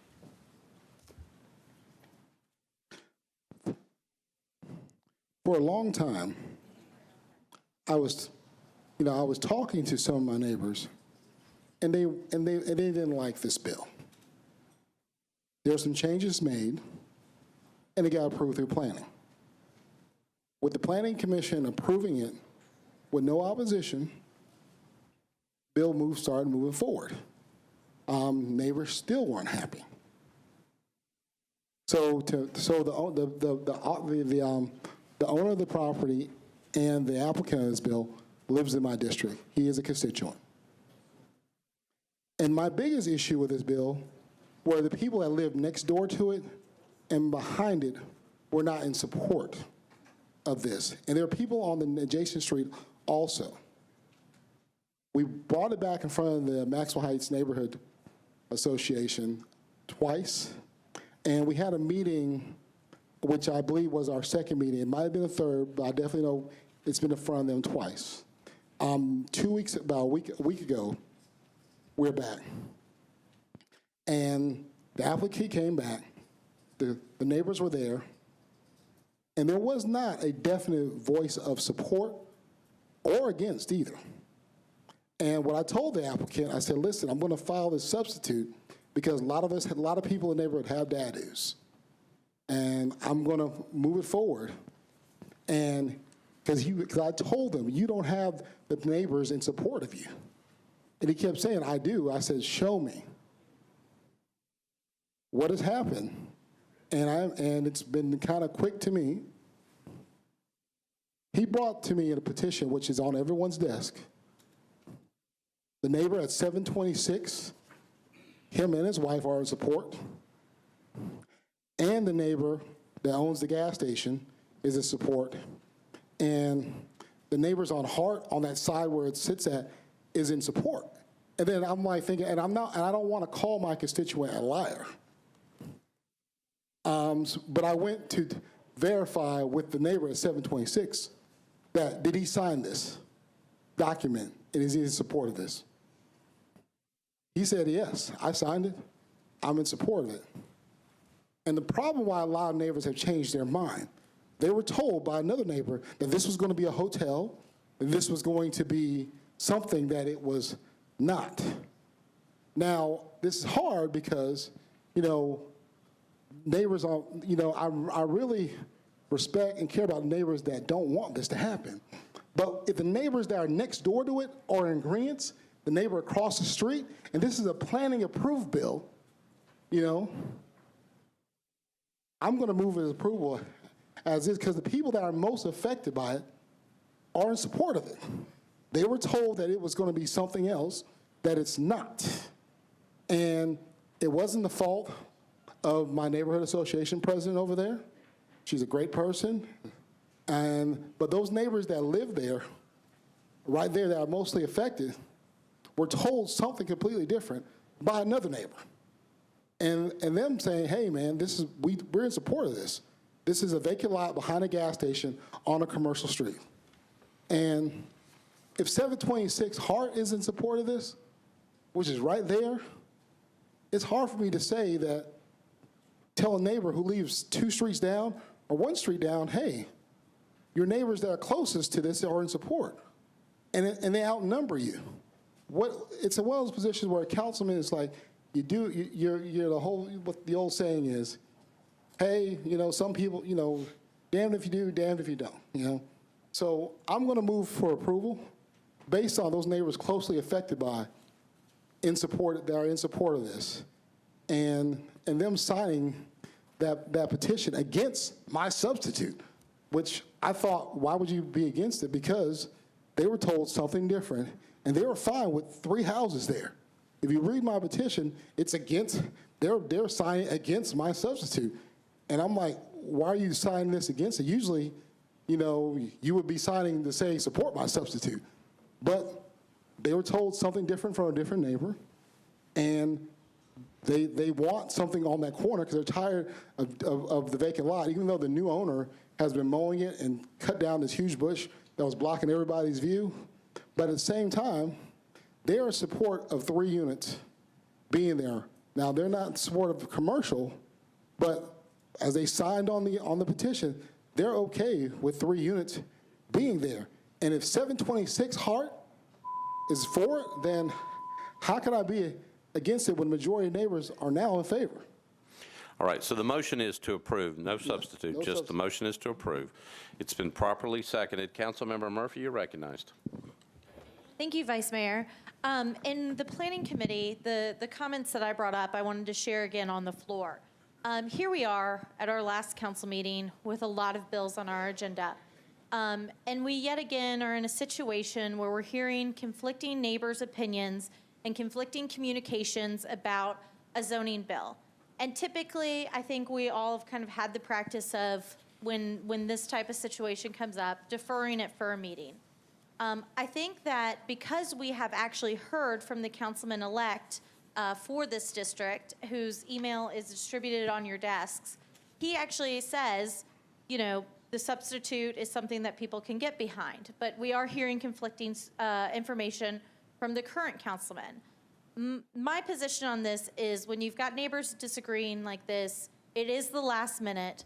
The fact that the Planning Commission's recommendation stays for 2 years, because I asked that in planning, I think that it's best to just defer this and let the new councilman take it up in October.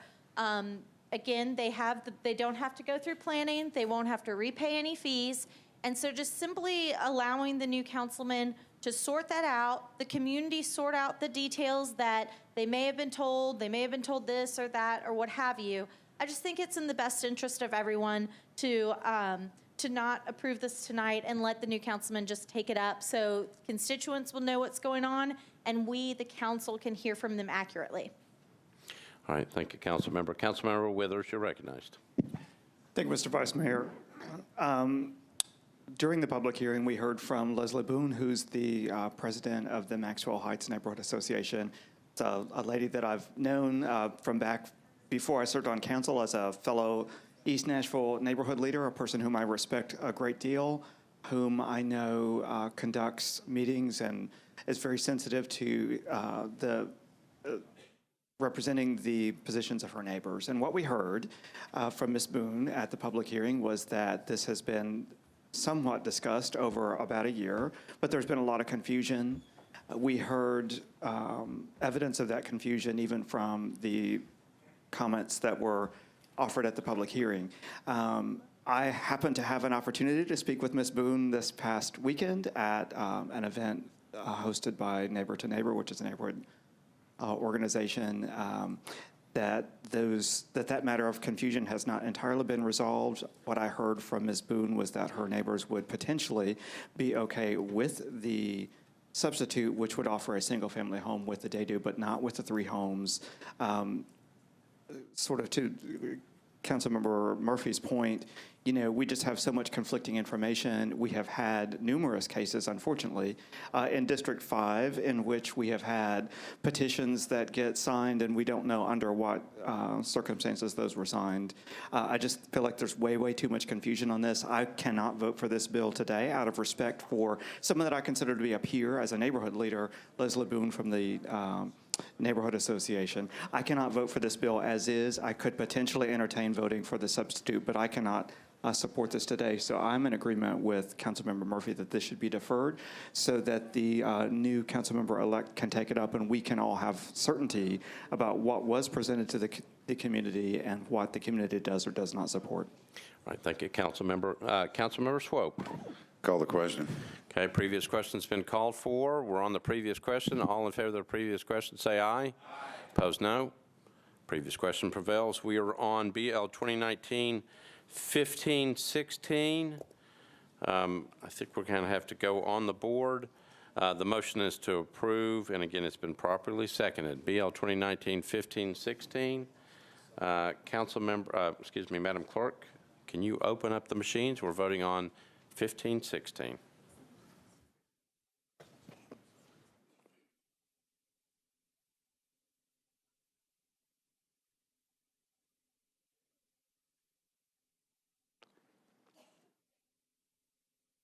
To get 21, it's not a disapproved, right? Everybody voted? Right, Madam Clerk, close the machines, take the vote. 19 in favor, 7 against, 5 abstentions. All right, so it had to get 21 votes to pass, so BL 2019-1516 fails. We're now on BL 2019-1537 by Councilmember Scott Davis. This is a disapproved bill, and it's also been approved by the Planning, Zoning, and Historical Committee. Ordinance to amend Title 17 of the Metropolitan Code of Laws by changing from RS5 to R6 zoning for property located at 327 Gatewood Avenue, approximately 436 feet west of Lishy Avenue. It's 0.18 acres. Councilmember Davis, you're recognized. Councilmember Scott Davis.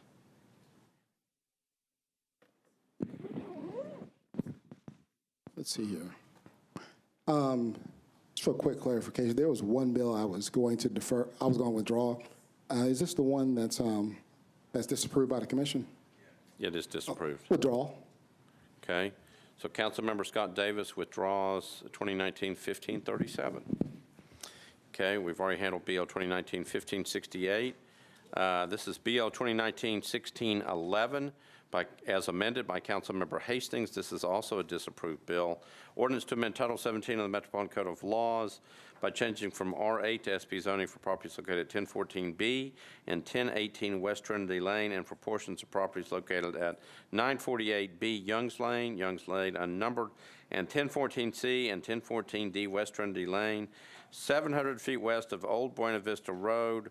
It's approximately 5.31 acres, permit a mixed-use development. Councilmember Hastings, you are recognized. Yes, sir, Mr. President. Committee reports, please. Councilmember Bedney, Planning and Zoning. The committee decided to defer by rule, 10-4-0 against. Okay, so it's a defer by rule. So Councilmember Hastings, you're going to have to move to suspend the rules. All right, Mr. President, rules to move to suspend the rules with a brief explanation. All right, so there's a motion to suspend the rules. Did this go before the Rules Committee? Councilmember Lee? Yes, sir. It did come before the committee, and the committee approved. All right, so the committee approved the suspension of the rules. You just need to move to suspend the rules and explain why you need to suspend the rules. Yes, sir. I would move to suspend the rules, and the explanation will be now, right? You can give an explanation of why you need to suspend All the right. rules. Yes. The reason for suspending the rules here is today we were coming before the committee. I was not here during the time because of the time change that happened. I was at home with my dear daughter, waiting on my wife to come home from a doctor's appointment. But nevertheless, what we are looking at is not only to suspend the rules for the passage of the plan now. I think we're going to have to suspend again. What we're trying to do is go ahead and move it back to the approved version that was handled over in planning, and to move along with that. And then we will go along with approval. Well, let's see if we can get this before the body. Oh, But, okay, so just yes. simply move to defer to suspend the rules. Yeah, move to So Councilmember Hastings has moved to suspend the rules to get this matter before us. Is there an objection to suspension of the rules? All right, seeing none, you're on your bill, BL 2019-1611, as amended. All right, 1611 as amended. What we need to do is to, and I'm asking the body to help us through this process. What we want to do with this actual bill is to actually move it back to the approved version that was handled by planning before without the amendment. And we will move on actually with the other information that we were trying to do prior to, because there's not enough time after this upcoming election in October. And I asked you for your support. Okay, so the question is, we're on BL 2019-1611 as amended. I'm trying to make sure we're clear on what you want. Do you want to remove the amendment? I want to remove the amendment. All right, so I'm looking at planning, and I'm also looking sort of behind at Mr. Jameson. Are we clear on what's happening? We do not have an amendment, and I don't have the amendment previously offered to tell you what's being removed. All right, so Councilmember Hastings, the problem is we have no amendment before us that's written so that anybody can see exactly how this is going to work. Well, one of the things, if we can share, and planning is here as well, the only difference with this plan, and the amendment was to move the retail space from one location, which was closer to the river, and back towards West Trinity Lane, where there is a 5-lane road that's barely used. What we want to do right now is just leave it the same for which it was approved through planning, and to go from that step forward. And we will take it further after in October. All right, so hold on. Councilmember O'Connell has a point of order. I'm going to recognize him first. Councilmember O'Connell. Thank you, Mr. President. Can Councilmember Hastings not just basically move to suspend the rules, read the original bill in, and have that treated as the bill? So we're checking. Thank you, Councilmember. So the question is, can he just go back to the original bill? We're trying to figure that one out right now. Okay, thank you. Yeah, I think. So Councilmember Hastings. Yes, sir. Seriously, just. So we could read the amendment into the record, have the body move to rescind of the previous version of the bill, but this is. All right, so I'm going to ask the planning department. We're trying to figure out what to do. So we have no amendment before us. I know it's the last meeting of the council term. What I believe that Councilmember Hastings is asking for is that the council body, first of all, we would have to suspend the rules, but then his motion would be to rescind the amendment that he put on the bill. So I'm trying to make sure we're clear that that's possible, that we don't take any actions that are not acceptable to the body. So I'm looking at the planning department. Do we understand what Councilmember Hastings is trying to do? Sure. So the plan that the Planning Commission reviewed and approved and recommended approval of included uses that were in certain locations on the property. Section A was residential only. Section B had a mix of uses, including retail. And Section C on the plan was residential only. Those were included in the conditions of approval of the Planning Commission. The amendment that was introduced moved the uses around, putting commercial uses into Section A, therefore rendering it and making it a disapproved bill because it was inconsistent with the conditions of approval of the Planning Commission. If the amendment is no longer on the bill, it reverts back to the version of the plan that the Planning Commission recommended approval of. And so it wouldn't be a disapproved bill. Okay. So looking at Mr. Jameson, do we know enough? Are we in a position where we could simply rescind the amendment? Read the amendment into the record and then have the council determine we'd have to move to suspend the rules to get it back in front of us, and then you would have to move to rescind the amendment. We'd have to go back to where we were. I got you. All right. So Mr. Jameson, any further comment? We do have, the clerk has the copy of the amendment from July 16th, which could be read into the record, and then there would be a motion to rescind. That'll take 2/3 of the body per Rule 36 following suspension of the rules to allow the late amendment. All right. Let's do it this way. You're going to have to, you need to move to suspend the rules to see if we can actually get the amendment read back in the record and see if we can rescind our action. Yes, Mr. President, I move to suspend the rules to see if we can get this action rescinded so we can move to approve the original. All right. So was this action taken before the Rules Committee? Councilmember Lee? Oh, to rescind. Councilman Hastings did come before the Rules Committee, and it was approved. Let me see if I can find that. Did he come before on this particular action to rescind? Okay. He came to suspend the rules. Suspend the rules for purposes of rescinding an amendment? He didn't say that. I don't think he had the right jargon of what he was supposed to do, but it was to suspend the rules. And the committee did approve that. All right. So Councilmember Hastings has moved to suspend the rules so that so this body can reconsider and determine whether it wants to rescind an amendment that it adopted previously. What we would do is read the amendment into the record, and then the body could determine how it wanted to proceed. Is there an objection to suspension of the rules for the purposes of taking that action? All right. Seeing none, Councilmember Hastings, you are on your action to rescind. All right, Mr. President, I am on the action to rescind the action for this 1611 as far as the suspension of the rule. Okay. Correct? So Councilmember Hastings has to move to rescind this body's action in adopting an amendment on 1611. So properly seconded.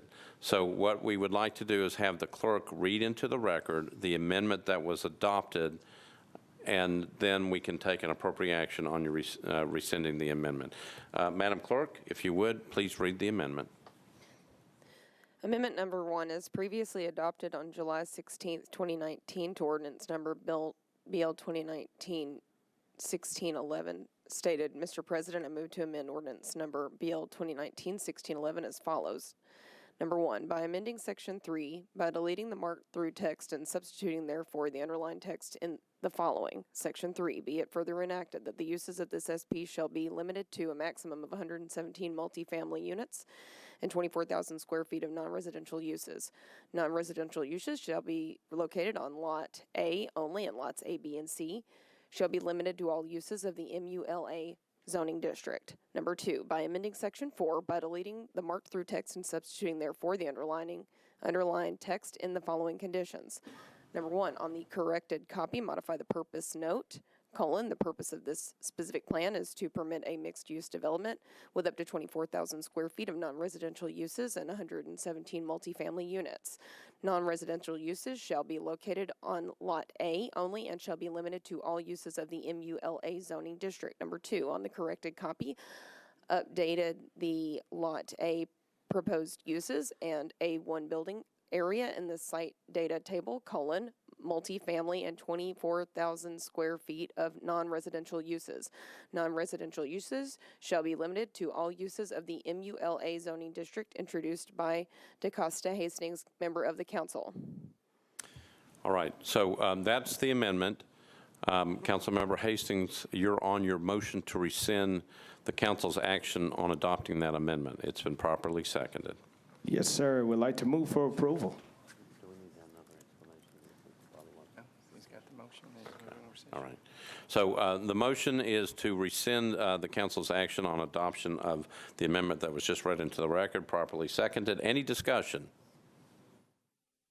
All right, we're voting on the motion to rescind the amendment. All those in favor say aye. Opposed, no. The motion is rescinded. The motion is approved. I'm sorry, the motion to rescind is approved. So Councilmember Hastings, you're now on BL 2019-1611. There were no other amendments, Madam Clerk, is that correct? Was that the only amendment? That's correct, Vice Mayor. All right, so we're now on BL 2019-1611. No amendments. You're on your bill. Yes, sir. Mr. President, we'd like to move for approval. All right, so the motion is to approve BL 2019-1611. It is now no longer a disapproved bill. It's an approved bill by the Planning Commission. Properly seconded. Discussion on the bill. All right, we're on your bill. We're voting on BL 2019-1611. We'll try to do it by voice vote. All those in favor of BL 2019-1611 say aye. Opposed, no. Bill is adopted. Thank you, Councilmember Hastings. BL 2019-1614 by Councilmember O'Connell, disapproved bill by the Planning Commission. Ordinance to amend Title 17 of the Metropolitan Code of Laws, the zoning ordinance of the Metropolitan Government of Nashville and Davidson County pertaining to prohibited signs. Councilmember O'Connell, you're recognized. Thank you, Mr. President. Committee reports, please. Planning and Zoning, Councilmember Bedney. The committee reviewed the amendment and voted 6-4, 2 against, but then it decided to defer the whole thing, 5-4, 3 against. All right, so say that. Can you give me that committee report again? Yeah, you want it in English or Spanish? Both, if you don't mind. The committee reviewed the amendment that O'Connell had for the legislation and voted 6-4, 2 against, but then the committee also took the whole legislation and decided to defer it, 5-4, 3 against. All right, thank you, Council Member. Well, they moved to defer in the deferral package. I know, is that enough to? No, he'll still have to suspend. To get, okay. Okay. All right, so Councilmember O'Connell, you're on your bill. We're just checking. I think you're going to have to move to suspend the rule. Yes, I will plan to move to suspend the rules. All right, so Councilmember O'Connell, you're recognized. I would move to suspend the rules. All right, so there's a motion to suspend the rules to get this bill in front of us since it was deferred by the Planning Committee. Councilmember Lee, was there a report in the Rules Committee about this particular bill? Excuse me, I was conferring on another matter. That's all right. We're on BL 2019-1614 by Councilmember O'Connell. He's having to move to suspend the rules to get this matter before us. Did this matter go before the Rules Committee? Councilman O'Connor did not come before the Rules Committee on this today. All right. So thank you, Councilmember. So you're going to have to move to suspend the rules for the whole thing to get it before us, and because you didn't go to the Rules Committee. All right. So you're recognized on that. All right, I will move to suspend the rules in order to move to suspend the rules. All right. Thank you. So there's so Councilmember O'Connell has moved to suspend the rules, several rules, to get this matter before us tonight on third reading. Is there an objection to suspension of the rules? I see two hands, so the bill, the bill dies because you can't get it in front of us, okay? Councilmember Swope? Okay, all right. All right, we're on BL 2019-1623 by Councilmember Haywood. This is an ordinance to amend Title 17 of the Metropolitan Code of Laws by changing from RS20 to AR2A zoning for property located at 3801 Knight Drive, approximately 4780 feet east of Whites Creek Pike. It's 20.49 acres. Councilmember Haywood, you're recognized. Committee reports, please. Councilmember Bedney, Planning and Zoning. The committee recommended approval, 10 in favor, 0 against. All right, Councilmember Haywood, you're recognized. Thank you. I would like to move this bill, however, with a brief explanation, okay? All right. So the motion to approve, properly seconded. Back to you for a brief I explanation. had a couple of constituents. They were concerned about mobile homes and attached duplexes. And since that time, we've had a couple of meetings, and Mr. Donaldson has filed and signed a deed restriction that excludes mobile homes and attached duplexes. So having said that, I would like to move for approval. All right, so Councilmember Haywood moves for approval of her bill, which is BL 2019-1623. It was properly seconded. Any discussion on the bill? Seeing none, all those in favor say aye. Opposed, no. You adopt. Councilmember Haywood, I believe that's your last bill. Praise God. Okay. The last one sure was easier than my first one. I understand. Substitute Bill BL 2019-1631 as amended. Councilmember O'Connell. Ordinance to create Title IX noise and amplified sound and to consolidate existing provisions regulating noise, excessive noise, and construction noise into the new Title IX. Councilmember O'Connell, you're recognized. Thank you, Mr. President. I'd like to move approval with a brief comment. All right. All committees or reports are in. Councilmember O'Connell has moved approval, properly seconded. Back to you, Councilmember O'Connell. Thank you, Mr. President. I would like to take just a moment to publicly thank Hannah Zeitlin and the council office who worked with me, not just to keep our quorum when it's in jeopardy of loss, but to work on a couple of important bills this term. This one was chief among them, and the amount of reworking of pieces of the Metro Code of Laws into one new title. I think this is going to actually, regardless of whether Title IX evolves beyond this point, I think this is going to provide simplicity and clarity for every enforcement arm, for the council office for sure, for council members as they go looking for things. I also appreciate the input from Councilmember Allen to clean this up a little bit, and many members expressed interest in this as it progressed. So thank you to everyone, and I would recommend approval and renew my motion to approve. Thank you. All right, so Councilmember O'Connell has renewed his motion, again properly seconded. Councilmember Johnson, you're recognized. Thank you, Vice Chair. I do appreciate all the work, but probably existing bill itself has problems. So for that reason, could you please mark me as abstained? Okay, we will do that because we'll go on the board. Any other discussion on the bill? Seeing none, Madam Clerk, if you would, we are voting on BL 2019-1631 as amended, Councilmember O'Connell's bill. Madam Clerk, if you would, please open up the machines.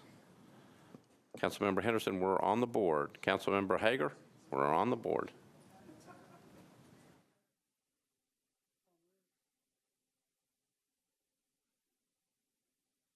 We're voting on substitute bill BL 2019-1631 as amended by Councilmember O'Connell.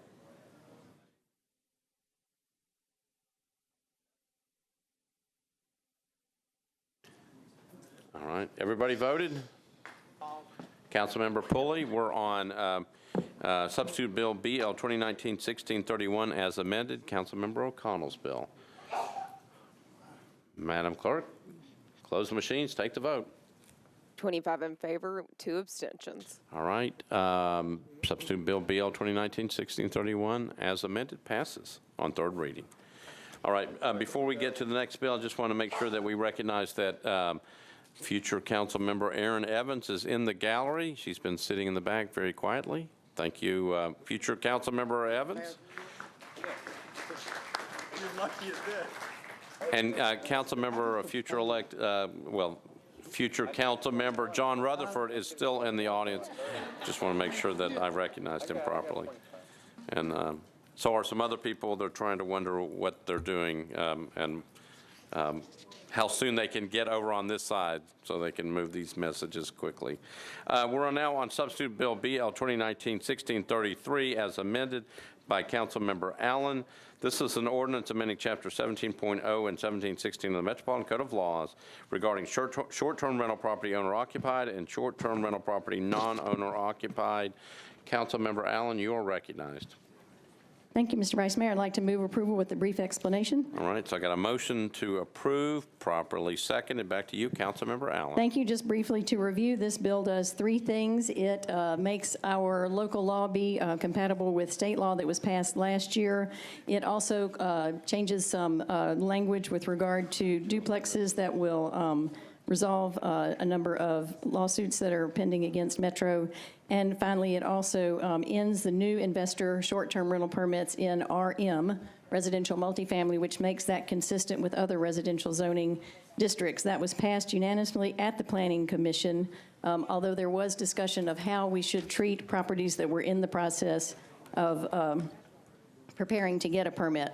So the reason this came up, the RM piece of this, was because as a council we had begun notice that there were a number of properties that were having difficulty rezoning to RM because of concerns from neighbor about the possibility of being used for short-term rental, and they were having to go through a difficult process of rezoning to SP simply to be able to be residential property. And we've also since learned that it is driving the price up, and as we know in other cases, simply affecting adjacent properties through creating holes in the fabric of the neighborhood, as well as sometimes guests who don't behave properly. So that drove us to the point of deciding that we needed to make this correction, which is what this bill does. Currently, as it stands, it has an effective date of May of 2020, which would allow people to apply for a permit if they have already filed with the Codes Department by January of 2020 that they intend to get that permit, and then there are other milestones later down the road that they would also have to meet. That was to deal with people that had made investments in Nashville based on the rules in place at the time. This is an issue that has been discussed heavily. I think that people understand to some degree where we're coming from, but there is still concern about how that will affect neighborhoods and if we are being fair with how that is being treated.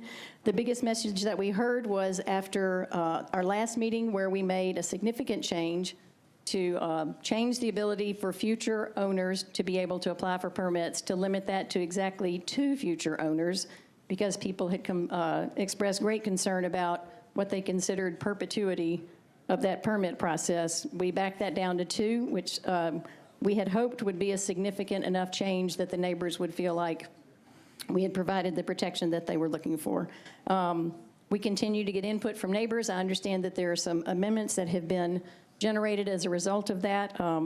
I reiterate again that the goal of this bill has been to get RM in line with RS so that all residential properties are treated similarly, and that you cannot have non-owner occupied permits in those areas in the future. That is our goal. It is also to retain control of our ability locally to regulate and to enforce short-term rental, because we know it continues to be an ongoing issue with regard to that. So with that, I would renew my motion for approval and ask Mr. Jameson to guide us through how the amendment process should proceed. All right, so what I've got is a motion to approve Substitute Bill BL 2019-1633 as amended. It's been properly seconded, And I'm going to turn to Mr. Jameson because I believe we do have two amendments in the packet and two substitutes. So, Mr. Jameson, you're recognized. There are two amendments and two substitutes in your packet. The amendments are at page 11 and 12, respectively, sponsors Allen and O'Connell, respectively. The two substitutes are at page 13 and page 18. Page 13 substitute sponsors are Henderson, Hager, and Johnson. The page 18 substitute is Mina Johnson. And just depending upon the sponsor's preference on those amendments and substitutes, you can take them up sequentially. So, Councilmember Allen, we've got one housekeeping thing that we have to take care of with Councilmember Roberts. The next person in the queue is Councilmember Henderson. I'm looking at the sponsors of the substitutes. Do you want to proceed with the amendments first, Councilmember Henderson, and then come to you for the substitute, Councilmember Johnson? Or I can go to Councilmember Henderson directly because she's the next person in the queue. Preference? Councilmember Henderson, I'm going to recognize you. Thank you, Vice Mayor. I would like to move the second substitute, please. All right, so you'd like to go ahead and move it. Okay. So, let's get that. We've got the second substitute that has been moved. Is there a second? All right. So, Councilmember Henderson, before I come back to you, let me just take care of Councilmember Roberts because I believe I know what she's going to do. Councilmember Roberts, if you're recognized. You don't know what I'm going to do. Well, sometimes I do. All right, you're recognized. I'd like to be recused from all of Okay, this. so Councilmember Roberts is going to be recused. All right, Councilmember Henderson has moved her substitute. This is the second substitute. It's been properly seconded. I'm going to come to you, Councilmember Henderson, for an explanation of the second substitute. Thank you, Vice Mayor. I rise and want to thank Councilwoman Allen for her work on her bill, and share with colleagues that the proposed substitute that Councilman Hager and Councilor Johnson and I have filed retains the language from the current version in the Metro Code. It does everything we need to to compliance in state law, and it eliminates comparatively to Councilwoman Allen's bill the exemptions related and the two transfers. In doing so and removing those conditions or exemptions wherein somebody could, go to codes and express the intent to do something in an affidavit, what I would assert are some unnecessary complexities. In lieu of that, we extend the window for RM permitting to January 1st of 2020.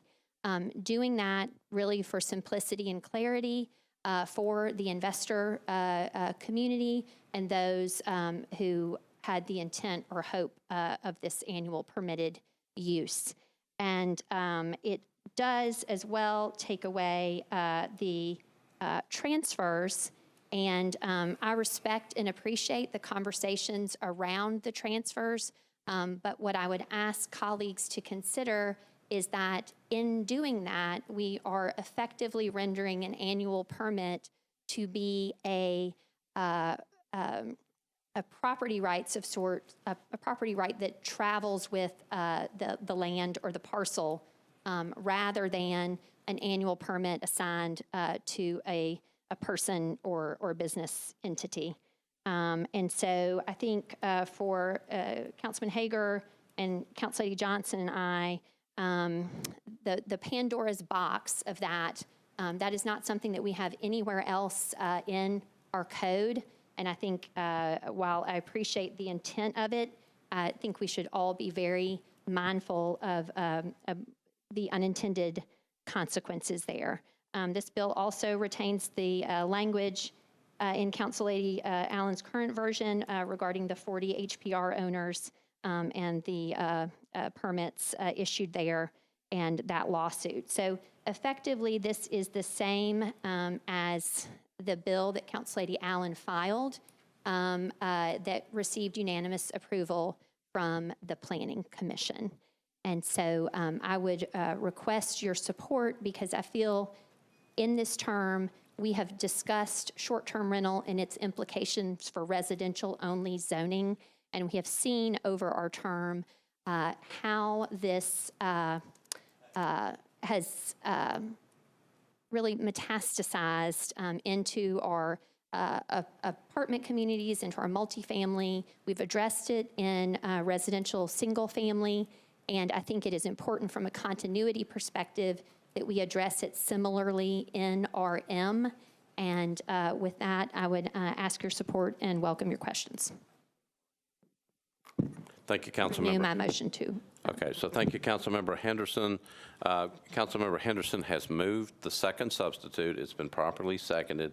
Discussion on that, Councilmember O'Connell? All right. Councilmember Hager, you're recognized. The last time that we discussed Council Lady Berkeley's bill, and I appreciate all she's tried to do, but as you know, I was the prime sponsor on 608 that took me over a year to get passed, which was in effect removing the non-owner occupieds from the R and RS districts. Well, now we always intended that these would be permits, not attached to the property itself, but permits that went with the person. And the reason that we brought this substitute bill is to say, if we attach it to the property, then it becomes a property right, which was never intended by issuing permits to the person to have the short-term rental at their property. As such, allowing these transfers, 2 transfers, even 1 transfer, in legality form, it's an accession to the property that would run with the property instead of the person. The legislature, when I went and testified before the Senate subcommittee, and that was a battle in and of itself to not have them preempt 608, but they came back and said, okay, the people already got permits. The people, not the real estate, the people that already have permits will be grandfathered in. And that's what this substitute bill that we have basically does, same thing as 608. It grandfathers in the ones that are already there. It gives the opportunity for people to have a permit, but does not allow transfers. If you do the transfers, it could go in perpetuity. You could have a family trust or something of that nature where it could just be passed on and on and on. So I urge everybody to think about what I've said here tonight. As far as these transfers are concerned, there shouldn't be any transfers. The permit goes with the person, not the property. Thank you. Thank you, Councilmember. Councilmember Johnson. Thank you, Vice Mayor. I am speaking in support of Council Lady Henderson Hager, also co-sponsored by me, this second substitute. If you would remember, July, there are so many neighborhood leaders came to, to the public hearing and asked us, please help us. We like peace and quiet in residential neighborhood. And that day, because they thought this RM zoning did not even think about transfer rights. So RM zoning, as Council Lady Allen stated, will be non-owner occupied permit will be eventually eliminated from RM zoning. That's what neighborhood people really appreciated and championed. And so, however, after the meeting, the second substitute created unintended consequences. Because Council Lady Allen spoke, this bill will treat non-owner occupied permit in RM zoning as same as R and RS. No, it doesn't. R and RS if, they are non-owner occupied permit is grandfathered in. So property owner changes, that's it. No more non-owner occupied permit in R and RS zoning. This one, a council lady's substitute, when current or non-owner occupied permit holder in RM does change the hand, sold to somebody, it travel with the property. So it's create whole new unintended consequences. So our bill will actually give a cutoff date so it will not travel. At the same time, our bill substitute will not have a developer, a current permit holder to go through the hoop, because it will extend up till January of 2022. So if the current property owner want to sell it, a new property owner come in and want to apply for the non-owner occupied permit, they can do that up till January 2022. It's a most investor, friendly bill, and then eventually we don't have to worry about permit will travel. So next term, I know several of you are already come back. So if you don't want to keep talking about short-term rental as we did, last 4 years, I encourage you.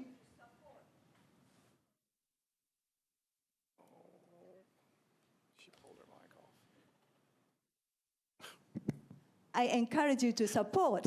You're stronger than you thought. This substitute. So you don't have to keep talking about, next 4 years, how to protect residential zoning, how to deal with RM zoning, how to deal with, investor type of permit. So we can done with it. We are done with the short-term rental. And then if we miss something, it's just fine-tuning. That's all we have to do in the next term. If we pass this short-term rental, that's it. Everybody will be happy, because investment type, we are not going to hurt abruptly. We are not going to have them going through the hoop. And we will have plenty of time, current investor and future investor, to recoup.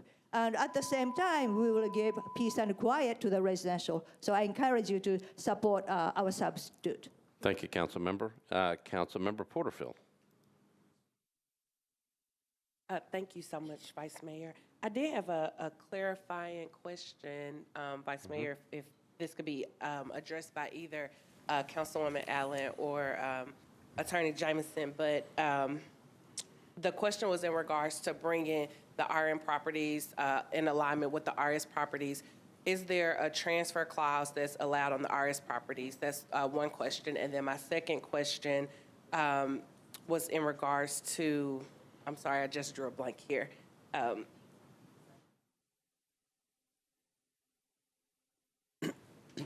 Okay, and then my second question was just wanted the clarification that even if the transfer was allowed, the owner of the property would still have to apply for a yearly permit. They would not be automatically allowed a permit, and I just wanted to make sure that was correct. Mr. Jameson, do you want that? Correct. There is no RS transfer provision. There's no transfer provision whatsoever, even for RM, under the second substitute that is on the floor now. Regardless of the transfer eligibility, you would still be applying for an annual permit. All right. Thank you, Councilmember Porterfield. There's no one else in the queue. Councilmember Henderson, I'm going to come back to you. We are ready to vote on your substitute. Thank you, Vice Mayor. I just to pull it all back together, I just do want to remind colleagues, while I know, through our process and a filing of a substitute, this is something that perhaps has just come to your attention as of our, Monday amendments packet. But please know that for those of us who were the co-sponsors of 608, we have worked in this space and listened and researched and looked at other cities, talked to land use attorneys, and, listened to investors. And I think we as a body have spent so much time on this, and it has such an effect on neighborhood quality of life, affordable housing, colleagues.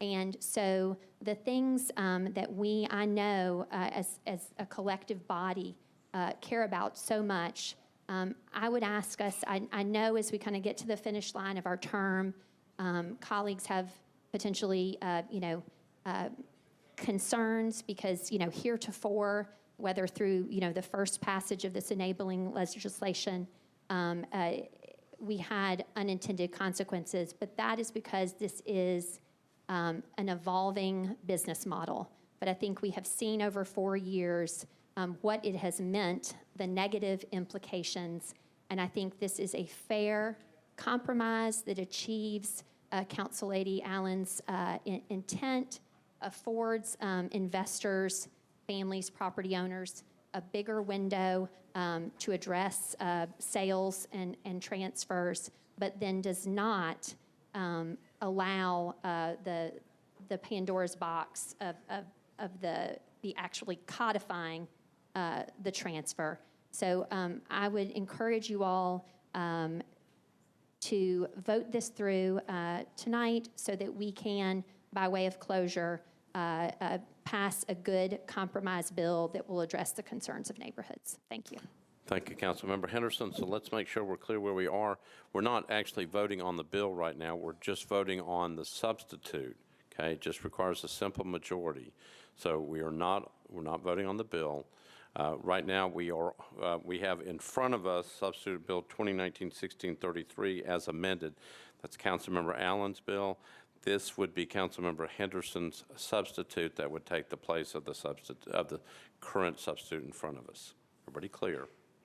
All right, we're going to go on the board. We are voting on Councilmember Henderson's motion to approve her substitute, which would be the second substitute.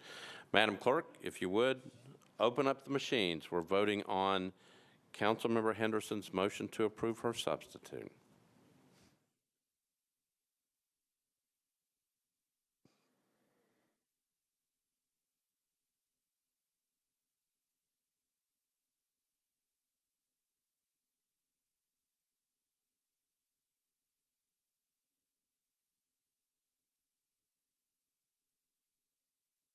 Everybody voted. Councilmember Hager?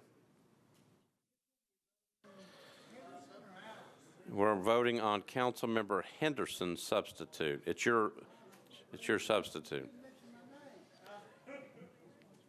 Sorry. All right. Everybody voted? Right. Madam Clerk, close machines. Take the vote. 19 in favor, 9 against, 3 abstentions. Okay, so Councilmember Henderson's substitute passes. We're now on Councilmember Henderson's substitute bill. Oops, excuse me. All right. So we are, where we are with this bill is we're now on substitute bill BL 2019-1633, the second substitute, Councilmember Henderson's substitute. So Councilmember Johnson, you also have a substitute. I'm going to you. Do you wish to act on your substitute? Not at this time. Oh. Okay. Could you please procedurally explain to me? My substitute is in case this bill as substitute fails, I would like to offer my substitute. Well, so I'm going to check with Mr. Jameson, but at some point we will be voting on the bill as substituted, which is Councilmember Henderson's. If it fails, the bill is gone. You can't come back to your substitute. I would like to reserve the right to come back to my substitute. So could you? You can't do that. We can't come back to you. You can only take it up now because eventually once we take the vote on the bill either passes with the substitute or the bill dies as substituted.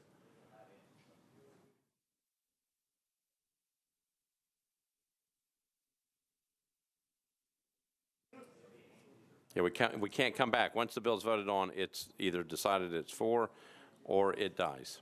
No, I will not offer my substitute. Okay. All right. So we are now procedurally, this is where we are. We are now on the second substitute, BL 2019-1633. So the bill that's before us is Councilmember Henderson's substitute. We are on that. Councilmember Henderson, I'm going to come to you.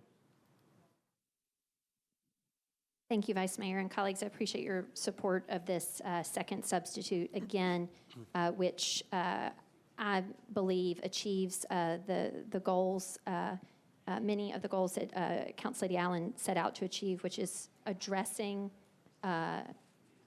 type 2 non-owner occupied short-term rentals in residential only multifamily zoning.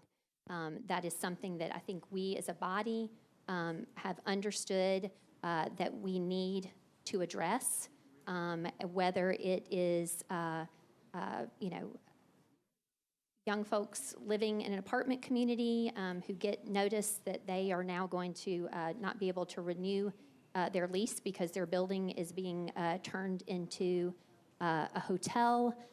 It just, RM runs the gamut, and it, as Council Lady Allen's map shows, touches all of our districts in some way.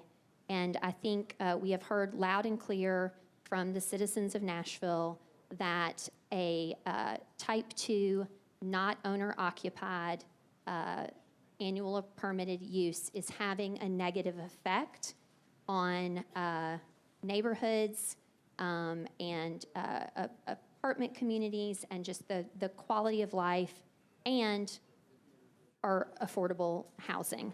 And so I would ask with the same support that you brought to this second substitute, and I thank you that let us close out this term by finally addressing this issue in our residential-only zoning districts.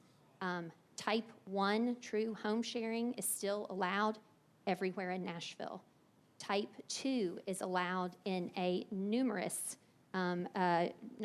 mixed-use, commercial, industrial, so many areas. But what we are doing now through 608, addressing residential R and RS, and with this bill, this second substitute, RM, we are addressing those residential-only areas. So anyone and everyone who resides in Nashville made an investment in a home, made an investment in they never did that with, the knowledge that they might now have, a 24/7 mini hotel next to them. So this is confined to, as far as our body, addressing the residential-only zoning area. And I would assert to you, if we kick the can on this and don't pass this and have to come back to this with a new body to get everybody back up to speed, and just from an industry perspective of Airbnb and HomeAway and all the money and the marketing and the lobbyists and everything that they will throw at this to continue to control the narrative, we will spend our whole second term addressing all of this only to get right back to this pivotal moment. So I would ask you, please, to vote in support of neighborhoods, vote in support of the good work that Council Lady Allen did. What she is trying to achieve is still reflected in this substitute, and I would ask for your support. All right, so Councilmember Henderson, what you need to do is move the bill as the second substitute, Bill 2019-1633, for passage on third reading. Thank you, Vice Mayor. I would renew my motion, please, or make the motion to move the 1633 as secondarily substituted. That's close enough. Got a proper second. Councilmember Johnson, you're recognized. Yes, again, I'm standing up in support of this bill as substituted. I know we have been talking about last 4 years, and I know some of our colleagues are so tired of talking about it. At the same time, some people think, we are not sure But let's make it clear. This bill, if you are owner-occupied, you can have a permit anywhere in residential zone. So it's not eliminate. Even RM, if you are owner-occupied, you can obtain the permit. Only thing it does is it has cutoff date until January of 2022. Any current investor, realtor, whomever interested in non-owner occupied in RM zoning, they can continue to do so.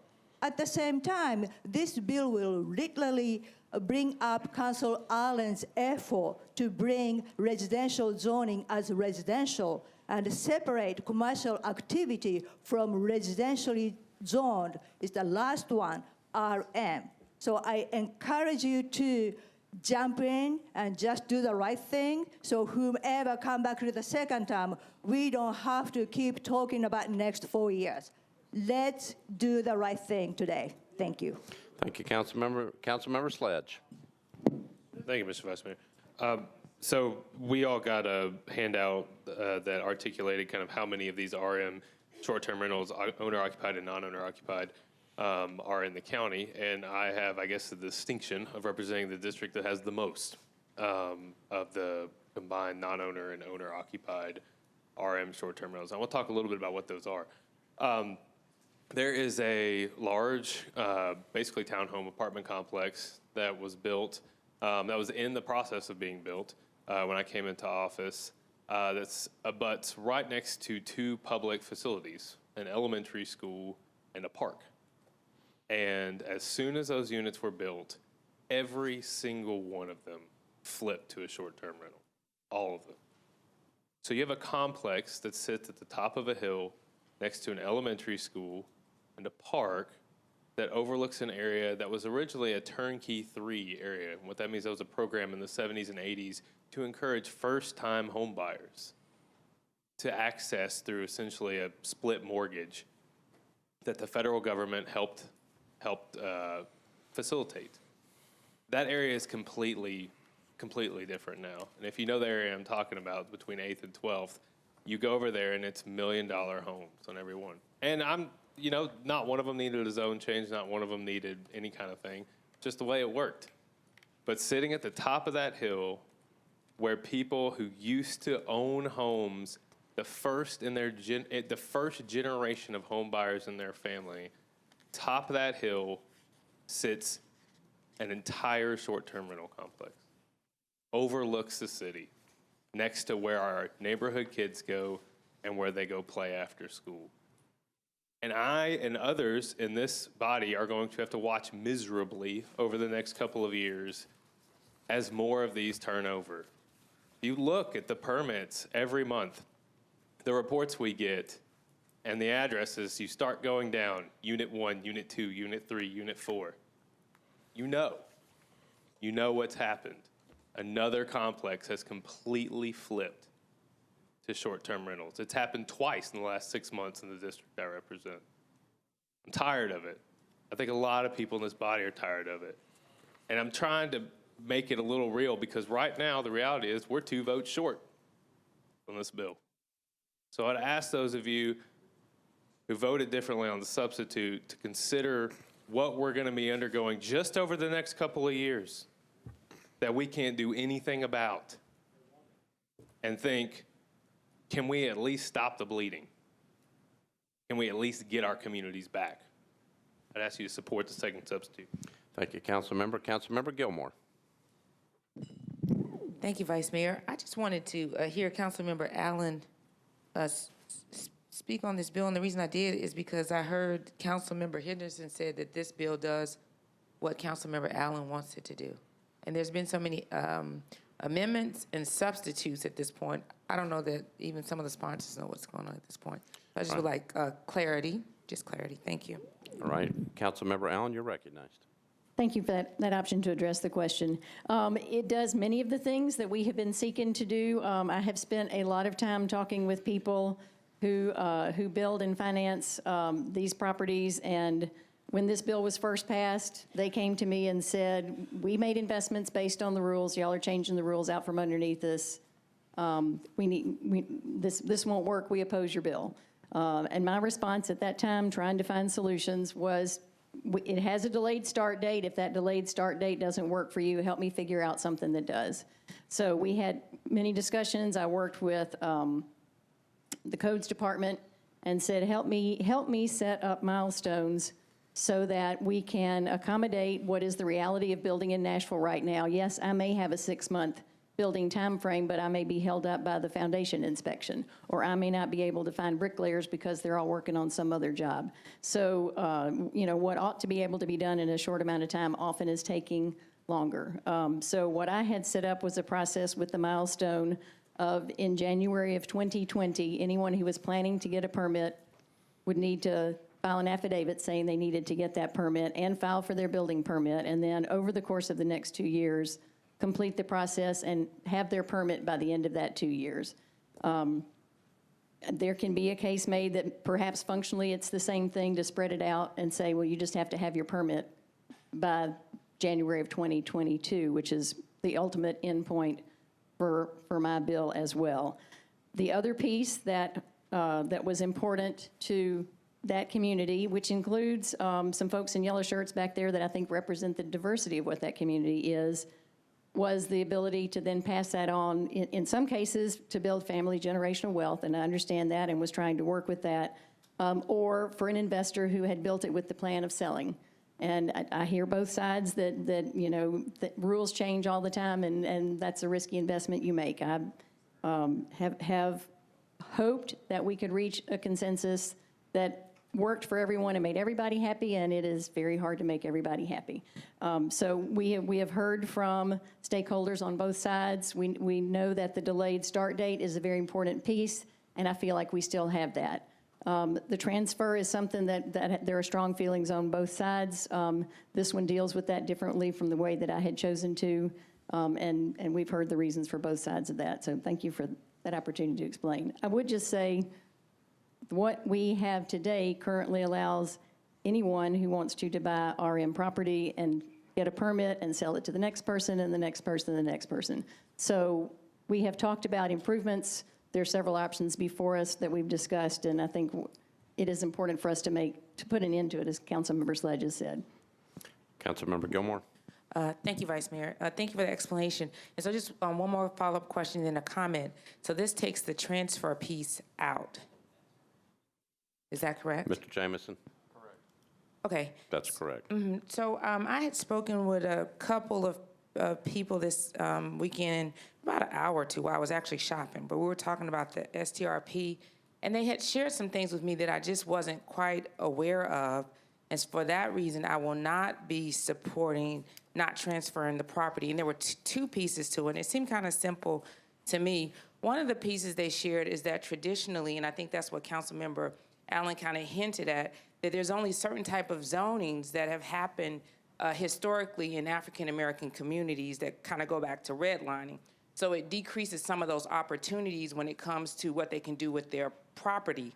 And the second piece is that sometimes people, depending on their background and generational wealth, which is what we were talking about earlier, don't have the same capacity to maybe find the funding or the financing. And so that is why the argument was made for transferring of property, and it was saying that a lot of people of color would more than likely benefit from it. And it was articulated maybe a little bit better than what I'm doing right now, but for that reason, I won't be able to support it just because of what traditionally is happening. I think there's larger impacts that we're not discussing that would take a little bit more time, and we've been working on it for some time, so I'm going to wait to the last amendments that are coming up, and I'll be supporting those, and if they don't pass, that's fine, but just because of the discussion, it was pretty in-depth discussion, and it just kind of dealt with deeper issues that go to financing, historical zoning in the city of Nashville, and just opportunities. So I will not be supporting that, and it's just because of the conversations that I had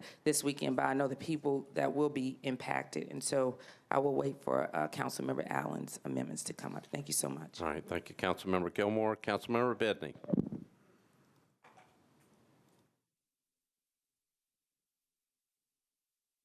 Sorry. So about 5 years ago, I was working on legislation to kickstart the conversation about affordable housing. And I was talking to a lobbyist friend of mine, and he's like, well, you don't need to do this. The market will take care of it. It's supply and demand, and that will sort itself out. And immediately after, we started dealing with this short-term rental thing. And I saw thousands and thousands and thousands of units being removed from the market. And the price of the cost of living in Nashville, the accessibility to homes started to go away. I mean, any house that is removed from the market to become a commodity, so somebody can actually rent it on a short-term rental type thing, is one house that is not available for somebody to rent long-term and have a family there. So we're talking about, I don't know how many short-term rentals non-owner occupied are now here, but I want to say 6,000 or 7,000 in Nashville. I'm not sure. So we are investing every year only $10 million in affordable housing. Today I was downstairs with a group of people that were asking us to address the issue of the shortage of over 30,000 units in the city that people need to be able to stay in the city, units that are affordable.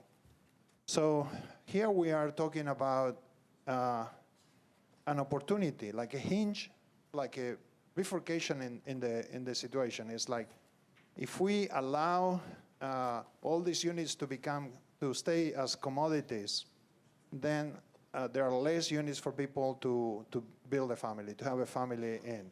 If we realize that those units are places for people to live, then we are getting ahead of the issue of starting to find those 30,000 units that we need in the city. So that's just one issue that I want you to think about. The other one is, we were all very happy when we were getting this revenue from tourism downtown, and all this experiment that we put together over 20 years of trying to get more revenue so we'll pay less property taxes in Nashville, when they were staying downtown or wherever it is that tourists go.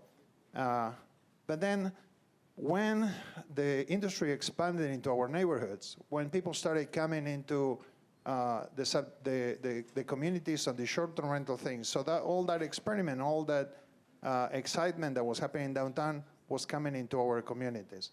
When you go downtown and you cannot walk on a sidewalk because a scooter is heading your way, it's another thing. I mean, you're looking at all this tourism experiment that is so good for us in terms of revenue, that is impacting our quality of life. So we have a twofold thing that we need to consider. Are we going to preserve our quality of life? Are we going to have the homes we need, the supply we need in the city, so we can continue having affordable housing, or people can actually stay in the city? So I was going to vote no today on the whole thing, but then I'm thankful to the sponsors of the substitute, because it gives me an opportunity to say yes and vote for it. And I encourage you all to vote for it, because otherwise we were going to continue spending money to try to close this big hole that we have on affordable housing with a very tiny cork in the boat. So please help us stop this bleeding that we are facing right now, and let's just. Thank you, Council Member. Councilmember Swope. Call the question. Previous question has been called for. We're voting on the previous question. We're not voting on the bill. We're just voting on the previous question. All those in favor of the previous question say aye. Opposed, no. Previous question prevails. We are on the bill. This is Councilmember Henderson's substitute, so we're voting on the second substitute, BL 2019-1633. Madam Clerk? Madam Clerk, if you will, open up the machines. We are voting on second substitute, BL 2019-1633. Requires 21 votes.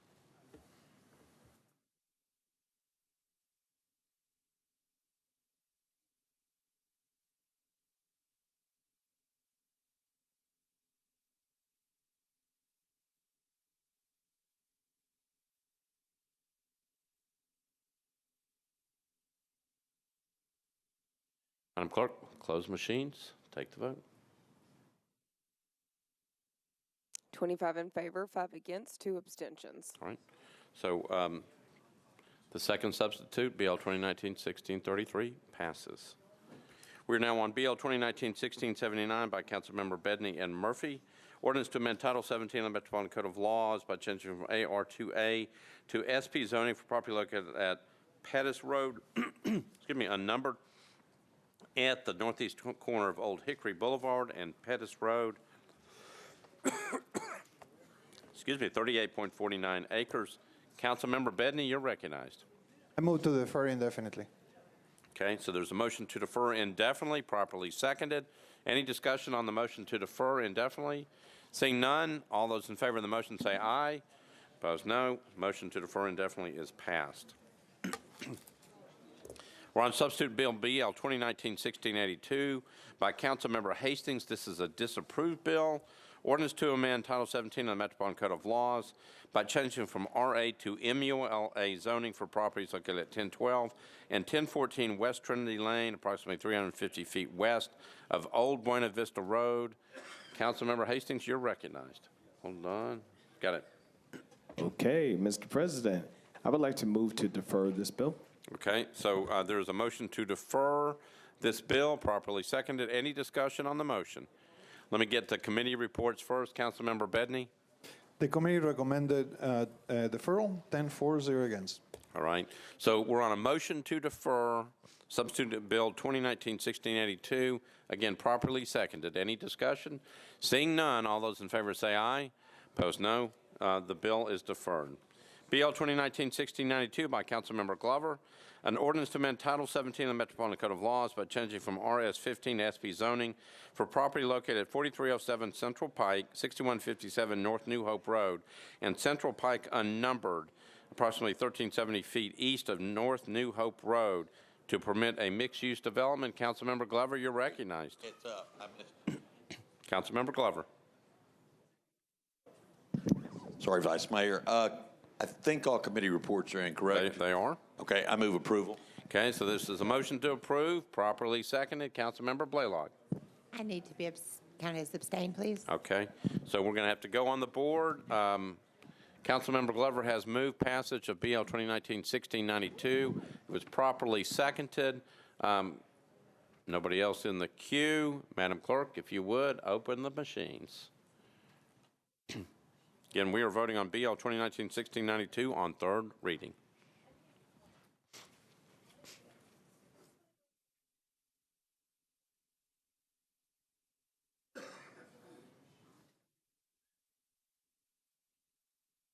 Everybody voted?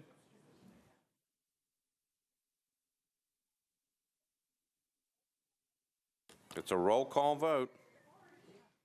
Mr. Roten?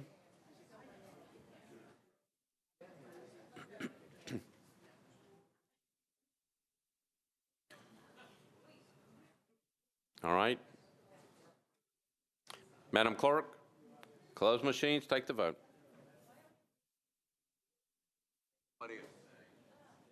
Hold on. Say it again. 28 in favor, 1 abstention. All right. So BL 2019-1692 passes on third reading. BL 2019-1707 as amended, Councilmember Glover, Bedney, and others. An ordinance amending Chapter 12.62 of the Metropolitan Code of Laws to prohibit powered or self-propelled scooters as shared urban mobility devices within the area of the Metropolitan Government of Nashville and Davidson County. Councilmember Glover, you're recognized. Thank you, Vice Mayor. I do not think I require committee reports on this again. Is that correct, Mr. Jameson? That is correct. Okay. So with that, I'm going to move approval with a brief explanation. All right. So I got a motion to approve, properly seconded. You're back on your bill. So we all got these real cute little folders and little pictures on our desk here tonight. I promise you, this is not a political stunt. What this is, though, is a reality that police officers and firefighters and EMTs have told me of the people who have hurt themselves badly. And so there's no stunt here. What it is, again, we rushed into something that I think we were premature on without fully understanding it. We didn't comprehend it, and we didn't do it properly. And with that, it's created an even greater strain on our police and our fire and our EMTs after we're already short-staffed in those departments in the first place. So, you know, I'm not going to harp on it for a long time, but the one thing I will say is I regret somebody getting killed and then people losing their eyesight and stuff that others think it's a political stunt. It is not a stunt. It is reality, and you have a choice to make. You can either ban them completely right now or not. But to say it's a stunt, no. Not at all, and I didn't do it for any reason other than talking to police and fire and hearing their concerns and also concerns of people in my district. So with that, I renew my motion to approve. Thank you, Vice Mayor. Councilmember Glover renews his motion to approve on third reading. It has been properly seconded. Councilmember Bedney, you're recognized. Believe it or not, I'm on the same one with Councilmember Glover. So I think the narrative that this is about scooters is mistaken. I think this is about a business model. It's not about scooters. I mean, you can still use scooters, and I will encourage people to use them if they so want to. We have to find a better way to manage how the scooters are being used, how they are being disposed, how they are being managed, how we deal with the liability of them. I think as I said before, the issue is not so much that people don't like scooters. They just would like to go downtown and actually walk on a sidewalk without being afraid that a scooter will be barreling towards them without any consequence. So I think we tried really hard to make this experiment work. We worked with the different companies, giving them opportunities to try to make it work. And I truly believe that the companies were trying really hard to come up with ways to make it work. But it's just, I don't think the business model allows them to have the revenue they need to really meet the requirements of having the scooters in downtown Nashville in a safe way or around the city. So I'm happy to co-sponsor this with Councilmember Glover. I'm going to vote in support of it. And I don't know that we're going to be able to ban them today or not. But if we don't ban them, this is not going away. This is going to have to be dealt because we haven't seen the type of dramatic changes that will make this business model being successful in Nashville. So with that, I renew my support of this ban, and I hope that you will vote with me. Thank you. Thank you, Councilmember. Councilmember O'Connell. Thank you, Mr. President. I have a question for Mr. Jamison. What impact does this bill have, if any, on the RFP process? Does it affect that? That's a process that's playing out. I mean, if this bill passes, can the RFP process continue in the background and a new council potentially resume legislation on the basis of the outcome of that RFP process through procurement? So the RFP was mandated by 1658, and this bill, if passed, would render 1658 a nullity. It would supersede that. That is not to preclude a subsequent RFP process identical to the one that's ongoing now from proceeding through procurement with the aim of informing subsequent legislation. But this bill effectively terminates that pursuit of an active pursuit of the RFP. Correct. Okay, thank you. Thank you, Councilmember. Councilmember Davis. Anthony Davis. Thank you, Vice Mayor. Please just encourage everyone to vote no on this. Well, when I was hoping the matter was settled, we had a good, very pragmatic solution the other meeting. On this, I think what we've seen so far is, again, yes, we did have a lot of problems with the mobility devices, but we have the companies working on it. We've taken half off the road. We've got the employees down there moving them into the corrals. We're continuing to see progress. And let's just reset on this for next term, having accomplished something that hopefully will put us on a better path here. So just encourage everyone to vote no on this and continue to move forward with the solutions that we already came up with just a couple meetings back. Thank you. Thank you, Councilmember. Councilmember Elrod. Thank you, Mr. Vice Mayor. I've had a, I guess, love-hate relationship, I guess, like a lot of people have with scooters, but I think it's very interesting that we have, I think it's very interesting we have this discussion on the last day of our term. When I ran 4 years ago for this seat, I ran principally on dealing with traffic congestion, and those kinds of things. And at the time, and I still believe now, that if at all practical, we should explore all options, again, all that are practical, to deal with traffic congestion of taking cars off the road safely. And for these scooters, it's been proven that 60,000 people have taken at least 5 trips with the same app company, with the same, scooter company. That means local people are using these. You're more likely to take repeat rides during the week, which means you're usually a local probably taking those repeat trips. You know, we've tried a lot of things, building more sidewalks, building more bike lanes. We had a transit plan. And the scooters are far from perfect, just like a lot of our transportation infrastructure is. You know, where you've lost funding for for WeGo, we're not building sidewalks as fast as we would like, at least, and they're more expensive than I would like. But this is an option that I think we need to keep as a city. And it's almost, when I've talked to people in the past year that want to ban them, when I tell them, what if we cut them in half? What if we regulated them more and made the companies pay for it? Well, that's what we passed last month. If you would tell anyone that the city would completely revamp their scooter regulations in less than a year from passing them, that's a pretty quick turnaround for government work. And that's what the council did last month in putting together the RFP process. And we do have a safety issue in the city. You know, some sidewalks are being blocked. Scooters are doing a lot of it, or some of it, excuse me. I mean, at the beginning of the council term, I tried for months to try to get more fees out of developers to pay for the sidewalks that they were blocking, but I had roadblocks. But we do have a lot of safety issues. Between May of 2018 and May of 2019, we had 24 pedestrian deaths. I had a pedestrian death in my district recently, or just adjacent to it. I had another one at a busy intersection at Welshwood and Nolensville Road. We had between 2 bus stops, and on one side of that, on Nolensville, was a Walmart, and the other side was a McDonald's. So it was one of the most popular spots in the city, and a very dangerous one. We had to put up a temporary protected crosswalk to protect those folks. Right now we finally have a traffic light. That took years. It's going to take us a while to work on these scooters and get it right. But we need to keep working on it. We just can't turn it down because they're hard. I'm hopeful in the RFP process that it'll come out with a good product. If it doesn't, then let's get rid of them. But we haven't, in my opinion, given scooters every chance to succeed, not for the scooter companies.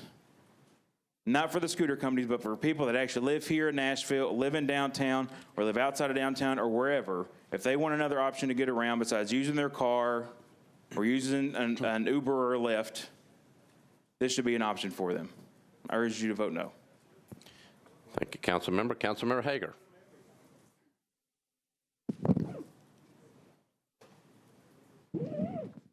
I don't know how many of you all work downtown, but I work downtown every day. My office is at 219 2nd Avenue North. When I come out of my door, which is a one-way street going north, I have to look both ways because of the scooters going up and down the sidewalks. Now, grant you, since we passed the last bill, it's gotten better. But these scooters are still on the sidewalks, which violate the ADA. Also, just yesterday, I was down on Commerce, and there were 2 people on one scooter going down Commerce together on the one scooter. I have seen people out there in front of my office that have no ability to drive a scooter, have never driven one, and I see them out in front of my office trying to go down the hill on 2nd Avenue the wrong way. And then they get on there and they're just wobbling everywhere all over the road in front of other vehicles coming up Second Avenue. You've seen the video of the one man that had the child in a backpack going across the Mumbrian on the bridge. And you've even heard the doctor say things about how many injuries have ended up at the emergency room. They're on the rise. Some lady contacted me and said, well, there's a lot of people working in Nashville that live a mile or two from home that drive the scooters. I said, then go buy one. They're about $200. And she said, well, somebody will steal it. Lock it up like a bicycle, just like you do anything else. Put a bicycle lock on it. So I'm telling this body, I work downtown every day. I see what's going on downtown. And I say to ban the scooters for the time being. When the next council comes in, if we want to reactivate this, we can reactivate it with an RFP process, but it needs to end right now. And let's take a breather from the scooters. Thank you. Thank you, Council Member. Councilmember Swope. I was going to call a question, but since this is our last council meeting, we should be here till at least midnight, I would say, don't you think? No. As the first co-sponsor with Councilman Glover on this particular bill, 1707, my intention, and I think Mr. Glover's original intention, was to give us an option should we have no other option on this council term. That was also the reason we deferred this for, I think it was 2 meetings a month ago. What we passed last meeting was, I think, and I got to agree with Councilman Elrod on this 110%, I think a very good step towards some kind of a reasonable expectation of public safety. The RFP that I know Mr. Billy Fields is working on extensively, probably upwards of 10 hours a day right now, and the TLC's involvement. They've had several meetings on this so far. There's a lot of people doing a lot of work in the name of public safety right now as we're speaking. We need to give that a chance. As you just heard from Councilor Jameson, if we pass this tonight, if we pass 1707, all that ends. Gone. And we have to start all over again. And I can tell you right now, Billy Fields is not going to be a happy guy. And if you know Billy, as the head of the Codes Committee, I know Billy really well. You don't want Billy mad at you. So just in the name of keeping Billy Fields happy, vote no. Thank you. Thank you, Councilmember. Councilmember Lee. Thank you, sir. I was having mixed feelings about this particular one. Last time it came up to ban them completely, I did vote with it to ban them. I hear from a lot of folks in my area that work downtown that the scooters are really crazy. I am one of the ones that actually saw somebody riding with a child on the back of the scooter. That was really crazy. So I guess what I'm asking, I've also seen things being done differently, where they have the stands, where companies are now trying to fix it and make sure that the regulations are done. So I guess one of the things that I'm asking the sponsor, have we, or Mr. Jamerson, have we seen any improvements as we have looked? Because I know, do we have any kind of information on the changes, how fast or how well things are going so far with the improvement, and how the regulations are going and that type of thing? Mr. Jameson.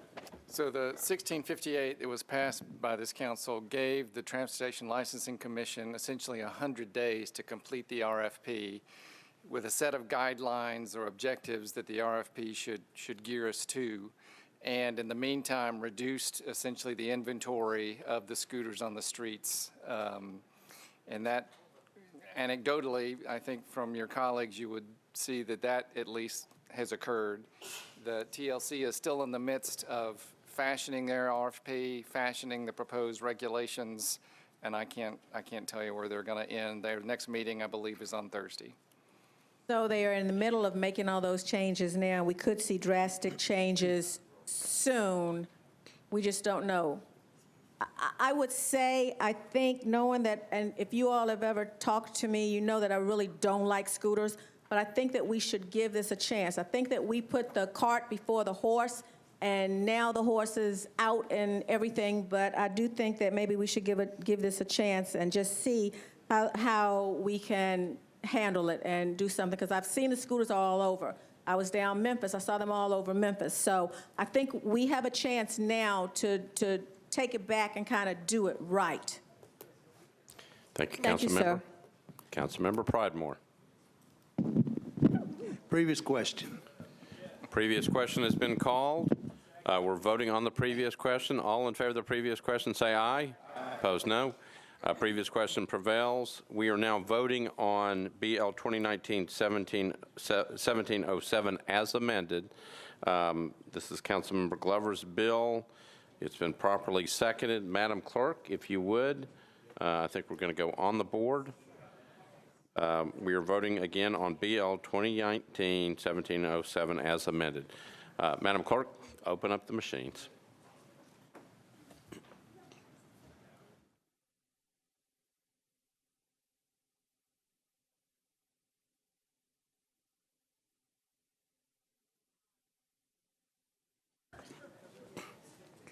Everybody voted? Yes, sir. Got it. Madam Clerk, close the machines, take the vote. 7 in favor, 24 against, 2 abstentions. Right, so BL 2019-1707 as amended fails. Now on the next bill, BL 2019-1718 by Councilmember Scott Davis. Councilmember Davis, we're on BL 2019-1718. This was approved by the Planning Commission, ordinance to amend Title 17 of the Metropolitan Code of Laws by changing from CSCLOR 20 and R6 to MULA zoning for various properties located along East Trinity Lane between the CSX Railroad and Gallatin Pike. It's 15.14 acres. Councilmember Davis, you're recognized. Committee reports, please. Councilmember Bedney, Planning and Zoning. We're on 1718. Sorry, Councilmember Potts was distracting me. I'm sorry. The committee recommended approval, 10-4-0 against. Councilmember Scott Davis, you're Move for recognized. approval. So got a motion to approve, properly seconded. Any discussion? Seeing none, all those in favor say aye. Opposed, no. You adopt. BL 2019-1719 by Councilmember Scott Davis. This was approved with conditions, disapproved without. Ordinance to amend Title 17 of the Metropolitan Code of Laws by changing from R6A to SP zoning on properties located at 314 and 316 Duke Street, approximately 250 feet east of Sultana Avenue. It's .34 acres, permit 5 multifamily residential units. Councilmember Scott Davis, you're recognized. Committee reports, please. Councilmember Bedney, Planning and Zoning. I'm prepared now, sir. All right, good. The committee recommended approval, 10-4-0 against. All right, Councilmember Davis. Move for approval. Got a motion to approve, properly seconded. Councilmember Blaylock, you're recognized. I'm sorry, but I need to be counted as abstained on this one as well. That's okay. So we're going to have to go on the board. Anybody else in the queue? We are voting on BL 2019-1719 on third reading. Madam Clerk, open up the machines.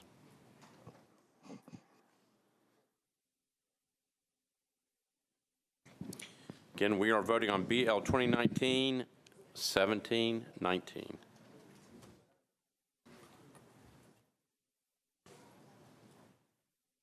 Everybody in? We are voting on BL 2019-1719 by Councilmember Scott Davis.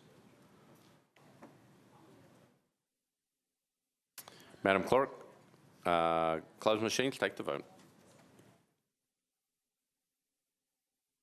30 in favor, 2 abstentions. Right. BL 2019-1719 passes on third reading. Substitute Bill BL 2019-1720, also by Councilmember Scott Davis, approved by the Planning Commission. An ordinance to amend Title 17 of the Metropolitan Code of Laws by changing from SPR to R6A zoning for property located at 1026 North 7th Street at the southwest corner of Evanston Avenue and North 7th Street. It's .29 acres. Councilmember Scott Davis, you're recognized. Mr. Bedney, are all committee reports in, sir? Mr. Bedney, all the reports are, wait a minute, no, I need a report. Councilmember Bedney. Thank you, Councilmember Davis. I think the Vice Mayor was trying to deny me the ability to do it. The committee recommended approval, 10-4-0 against. All right, Councilmember Scott Davis, you're recognized. Move for approval. Got a motion to approve, properly seconded. Any discussion? Seeing none, all those in favor say aye. Opposed, no. You adopt. BL 2019-1721 by Councilmember Potts. This was approved by the Planning Commission, ordinance to amend Title 17 of the Metropolitan Code of Laws by canceling a planned unit development on property located at Wallace Road, unnumbered, approximately 330 feet southwest of Lynn Bar Drive, zoned RM20, 4.77 acres.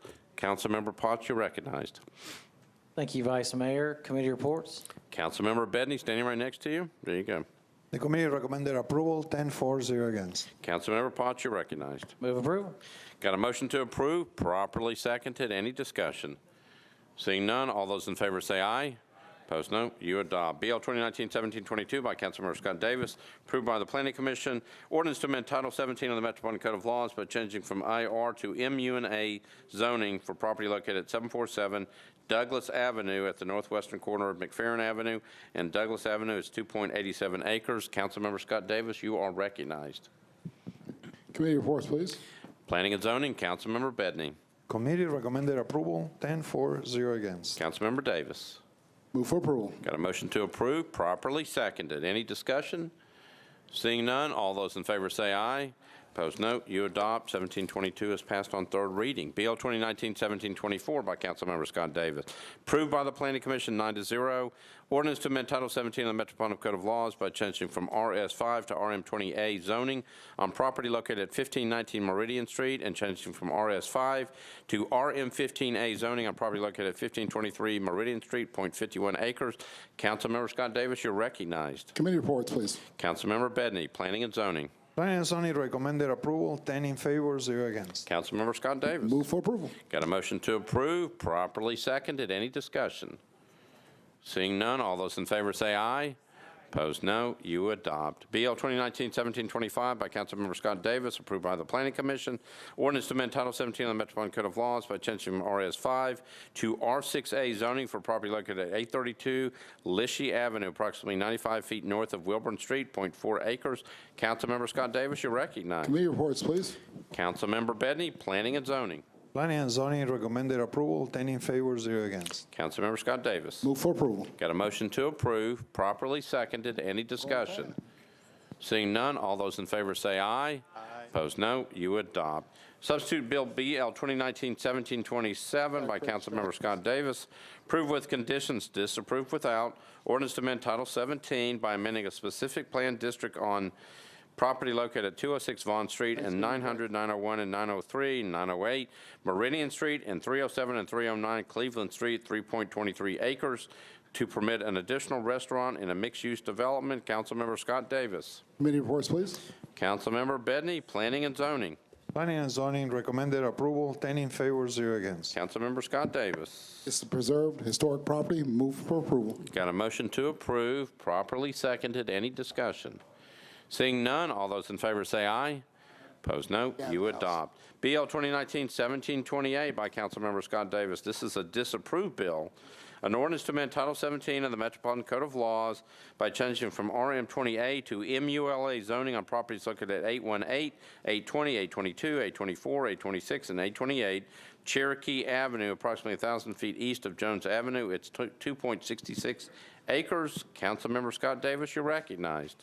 Move for approval with a brief explanation. And you got a committee report due. Councilmember Bedney, Planning and Zoning. The committee voted to defer indefinitely to defer the legislation 6-4, 3 against. All right, Councilmember Davis, you're recognized. Thank you, Vice Mayor. To move to suspend the rules. You're going to have to move to suspend the rules. Doesn't have a committee report. I was in committee. It just There's no recommendation, so it was just a deferral, so you have to move to suspend the rules. Even though I was there during the committee, right? Okay. So, Councilmember Bedney, do you remember what happened in here? The committee looked at the legislation and voted to defer 6-4, 3 against. Okay. So, Councilmember Davis, you do not have a committee report in a recommendation one way or the other. It's a deferral motion.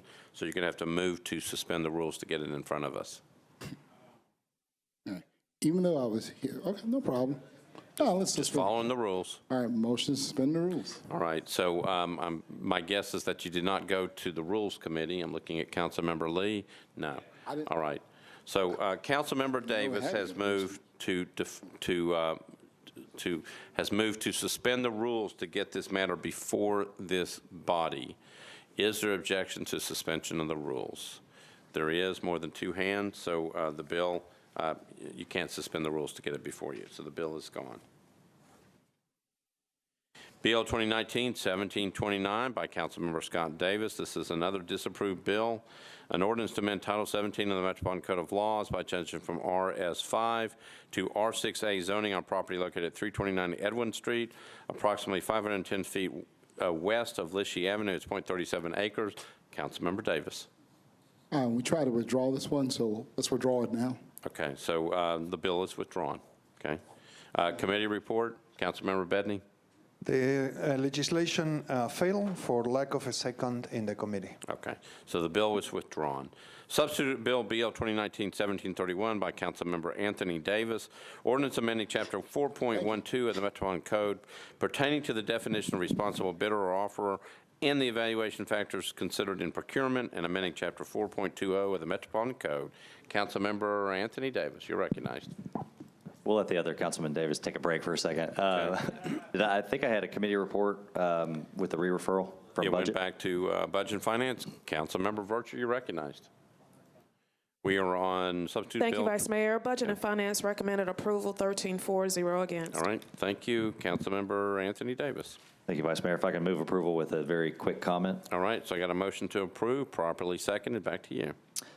We sent this back to budget just to make sure all our T's were crossed and I's were dotted. This is the better procurement bill, companion to some of the do better stuff, but I think we built a good consensus by deferring it and making sure we talked to all parties. We worked with, obviously, Mr. Jameson helped a lot, Ashford Hughes and Michelle Hernandez-Lane from procurement. And what we have, I think, is a good bill that gives the procurement officer the ability to, if we had a chronic offender contractor, to remove them from the process. And on the whole, mostly other than that, just a lot of reporting requirements on the back end of some of these projects, larger procurement projects. So I hope maybe somebody could push this further in the next term, and there could be more work with this and some of these, kind of this series of bills. And hope we can just take this little step forward here tonight. And thank you. I hope you move approval with me. All right, so we're on substitute bill BL 2019-1731 by Councilmember Anthony Davis. There's a motion to approve on third reading. It's been properly seconded. Any other discussion? Seeing none, we're on the bill. All those in favor say aye. Aye. Opposed, no. You adopt. Bill 2019-1741 by Councilmember Scott Davis, approved by the Planning Commission. Ordinance to amend Title 17 of the Metropolitan Code of Laws by changing from SP to R6A zoning for property located at 1029 North 6th Street, located at the southeast corner of North 6th Street and Evanston Avenue, 0.14 acres. Councilmember Scott Davis, you're recognized. Committee reports. That's referred to Planning and Zoning. Councilmember Bedney, Planning and Zoning. Yeah, the Planning and Zoning Committee recommended approval, 10 in favor, 0 against. All right. Back Move to for you. approval. There's a motion to approve, properly seconded. Any discussion? Seeing none, all those in favor say aye. Opposed, no. You adopt. BL 2019-1742 by Councilmember Porterfield. This was approved by the Planning Commission. Ordinance to amend Title 17 by changing from R20 to IWD zoning for properties located at 2581, 2591, 2601, and 2611 Couchville Pike, approximately 275 feet west of Pleasant Hill Road, 43.21 acres. Councilmember Porterfield. Committee reports, please. Councilmember Bedney, Planning and Zoning. Planning and Zoning and Historic recommended approval, 10 in favor, 0 against. All right, Councilmember Porterfield. Move for approval with a brief explanation, All right, you please. got a motion to approve, properly seconded. Back to you for a brief explanation. Thank you so much. We held two different community meetings to discuss this project, one on April the 8th and one on July the 1st. The property is located on the border between District 13 and District 29, and constituents in both districts were in favor of this property going industrial. It's near the airport, and I would appreciate your support. All right, I got a motion to approve by Councilmember Porterfield, properly seconded. We're on BL 2019-1742. No one in the queue. All those in favor say aye. Opposed, no. You adopt. Bill 2019-1743 by Councilmember Sledge. This was approved by the Planning Commission, ordinance to amend Title 17 by changing from IWD to MULA zoning for properties located at 2214, 2216, 2218, 2220 Dunn Avenue, approximately 275 feet north of Seminole Avenue. It's 0.83 acres. Councilmember Sledge, you're recognized. Thank you, Mr. Vice Mayor. Committee report. Councilmember Bedney, Planning and Zoning. Planning and zoning recommended approval, 10 in favor, 0 against. Councilmember Sledge. Thank you, Mr. Vice Mayor. Move approval. Got a motion to approve, properly seconded. Any discussion? Seeing none, all those in favor say aye. Those opposed say no. The bill is adopted. Bill 2019-1743 passes on third reading. Bill 2019-1744 by Councilmember Scott Davis, approved by the Planning Commission. Ordinance to amend Title 17 by changing from SP to RM28 zoning for property located at 1220 North 5th Street at the southwest corner of Douglas Avenue and North 5th Street. It's 0.25 acres. Councilmember Scott Davis. Committee reports, please. Planning and Zoning, Councilmember Bedney. This feels like deja vu. The committee recommended approval, 10 for, 0 against. Councilmember Scott Davis. Mr. Betty, think about it like you're a wide receiver catching the ball. Move for approval, please. Got a motion to approve, properly seconded. Any discussion? Seeing none, all those in favor say aye. Opposed, no. You adopt. Bill 2019-1745 by Councilmember Lee. This was approved by the Planning Commission, ordinance to amend Title 17 of the Metropolitan Code of Laws by changing from AR2A to MUL zoning for property located at Murfreesboro Pike, unnumbered, approximately 570 feet northwest of Parks Retreat Drive, and within the Murfreesboro Pike urban design overlay at 3 acres. Councilmember Lee, you're recognized.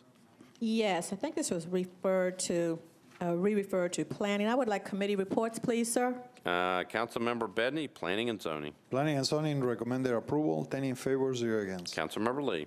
Thank you, sir. I would like to move approval, please. Got a motion to approve, properly seconded. Any discussion? Seeing none, all those in favor say aye. Those opposed, no. You adopt on third reading. Thank you, sir. Bill 2019-1746 by Councilmember Sledge. This was approved by the Planning Commission, ordinance to amend Title 17 of the Metropolitan Code by changing from CS to MUGA zoning for property located at 1107 8th Avenue South, approximately 120 feet south of Olympic Street, and located within a commercial plan unit development overlay district. It's 1.31 acres. Councilmember Sledge, you're recognized. Thank you, Mr. Vice Mayor. Committee report. Committee report, Planning and Zoning, Councilmember Bedney. Planning and zoning recommended approval, 10 in favor, 0 against. Councilmember Sledge. Thank you, Vice Mayor. Move approval. Got a motion to approve, properly seconded. Any discussion? Seeing none, all those in favor say aye. Aye. Opposed, no. You adopt. BL 2019-1747 by Councilmember Slab, approved by the Planning Commission. Ordinance to amend Title 17 by canceling a portion of the Commercial Plan Unit Development Overlay District for property located at 1107 8th Avenue South, approximately 120 feet south of Olympic Street. It's 1.31 acres. Councilmember Sledge, you're recognized. Thank you, Vice Mayor. Committee report. Councilmember Bedney, Planning and Zoning. Planning and zoning recommended approval, 10 in favor, 0 against. Councilmember Sledge. Thank you, Vice Mayor. Move approval. Got a motion to approve, properly seconded. Any discussion? Seeing none, all those in favor say aye. Opposed, no. You adopt. BL 2019-1748 by Councilmember Scott Davis, approved by the Planning Commission. Ordinance to amend Title 17 by changing from RS5 to R6A zoning for property located at 1128 McPherson Avenue, approximately 150 feet south of West Greenwood Avenue, 0.16 acres. Councilmember Davis, you're recognized. Committee reports. Councilmember Bedney, Planning and Zoning. Planning and zoning recommended approval, 10 for, 0 against. Councilmember Scott Davis. Move for approval. Got a motion to approve, properly seconded. Any discussion? Seeing none, all those in favor say aye. Opposed, no. You adopt. BL 2019-1749 by Councilmember Syracuse. Excuse me. This was approved by the Planning Commission 10-0. This is an ordinance to amend Title 17 by amending the downtown Donaldson Urban Design Overlay District for various properties located on Lebanon Pike from Briley Parkway to Monroe, Old Lebanon Pike, J.B. Estill Drive, Donaldson Pike, Fairway Drive, McGavick Pike, Crump Drive, Park Drive, Gayland Drive, Cliffdale Drive, and Benson Road. It's 233.83 acres. Councilmember Syracuse. Thank you, Vice Mayor. Committee reports, please. Committee reports, Planning and Zoning, Councilmember Bedney. Recommended approval, 10 for, 0 against. Councilmember Syracuse, you're Thanks, recognized. Vice Mayor. Move approval. Got a motion to approve, properly seconded. Any discussion? Seeing none, all those in favor say aye. Opposed, no. You adopt. BL 2019-1750 by Councilmember Scott Davis, approved by the Planning Commission 7-0, an ordinance to amend Title 17 of the Metropolitan Code by changing from RS5 to RM9A zoning for property located at 1013, 1015, 1017, 1019, 1021, 1023, 1025, and 1027 McClurkin Avenue, northwest corner of Trevecca Avenue, McClurkin Avenue, within the Nashville Auto Diesel College Institutional Overlay District, 1.46 acres. Councilmember Scott Davis, you're recognized. Thank you, sir. Committee reports, please. Planning and Zoning, Councilmember Bedney. Committee recommended approval, 10 in favor, 0 against. Councilmember Scott Davis. Move for approval. Got a motion to approve, properly seconded. Any discussion? Seeing none, all those in favor say aye. Opposed, no. You adopt. Bill 2019-1751 by Councilmember Elrod, approved by the Planning Commission 7-0. Ordinance to amend Title 17 by changing from RS10 to R10 zoning for property located at 4920 Shasta Drive, approximately 385 feet east of John Quill Drive. It's 0.28 acres. Councilmember Elrod. We got a red light. Committee reports, please. Councilmember Elrod, you're recognized. Committee reports. Councilmember Bedney, Planning and Zoning. Planning and Zoning recommended approval, 10 in favor, 0 against. Councilmember Elrod. Since we have the quorum, while we didn't have one, I was going to tell about the one time I rode a scooter, but I won't do that now. Go ahead. I think we all are interested. Move approval on third reading. All right. I got a motion to approve on third reading, properly seconded. This is 1751. Any discussion? Seeing none, all those in favor say aye. Opposed, no. You adopt. Bill 2019-1752 by Councilmember Sledge. This was approved by the Planning Commission 7-0. Ordinance to amend Title 17 by changing from CS and CN to MULA zoning for properties located at 912 and 926 13th Avenue South and 13th Avenue South unnumbered at the southeast corner of 13th Avenue South and South Street, 1.23 acres. Councilmember Sledge, you're recognized. Thank you, Vice Mayor. Committee report. Planning and Zoning, Councilmember Bedney. Believe it or not, the Planning and Committee recommended approval, 10-4, 0 against. All right, Councilmember Sledge, you're recognized. Thank you, Vice Mayor. Move approval. Got a motion to approve, properly seconded. Any discussion? Seeing none, all those in favor say aye. Opposed, no. You adopt. BL 2019-1753 by Councilmember Scott Davis, approved by the Planning Commission 7-0. Ordinance to amend Title 17 by changing from CN to MUNA zoning for properties located at 722 and 726 McFerrin Avenue at the southeast corner of McFerrin Avenue and Cleveland Street and within the Maxwell Heights Neighborhood Conservation District. It's 0.55 acres. Councilmember Scott Davis, you're recognized. Committee reports, please. Councilmember Bedney, Planning and Zoning. The committee recommended approval, 10 in favor, 0 against. Councilmember Scott Davis. Move for approval. Got a motion to approve, properly seconded. Any discussion? Seeing none, all those in favor say aye. Opposed, no. You adopt. Bill 2019-1754 by Councilmember Withers. This was approved by the Planning Commission. This was an ordinance to amend Title 17 by changing from CN to MULA zoning for property located at 307 South 11th Street at the northeast corner of South 11th Street and Lillian Street and within the 5 Points Redevelopment District overlay and the Laughlin Springs East End Neighborhood Conservation District overlay. It's 0.13 acres. Councilmember Withers, you're recognized. Thank you, Mr. Vice Mayor. Could I get committee reports, please? You certainly can. Councilmember Bedney, Planning and Zoning. Planning and Zoning recommended approval, 10 in favor, 0 against. Councilmember Withers, you're recognized. Thank you, Mr. Vice Mayor. I'd like to move approval. Got a motion to approve, properly seconded. Any discussion? Seeing none, all those in favor say aye. Opposed, no. You adopt on third reading. BL 2019-1755 by Councilmember Van Reese. This was approved by the Planning Commission, ordinance to amend Title 17 by changing from OG to MUGA zoning for property located at 624 West Due West Avenue, approximately 600 feet west of Lentz Drive, 1.05 acres. Councilmember Van Reese. Committee report, please. Mr. Bedney, Planning and Zoning. Planning and Zoning recommended approval, 10 in favor, 0 against. Councilmember Van Reese. And with that, I ask for your approval. All right, got a motion to approve, properly seconded. Any discussion? Seeing none, all those in favor say aye. Opposed, no. You adopt. BL 2019-1756 by Councilmember Scott Davis. This was approved by the Planning Commission. An ordinance to amend Title 17 of the Metropolitan Code of Laws by changing from SP to R6A zoning for property located at 811 Lishy Avenue, approximately 125 feet north of Arrington Street. It's 0.19 acres. Councilmember Scott Davis, you're recognized.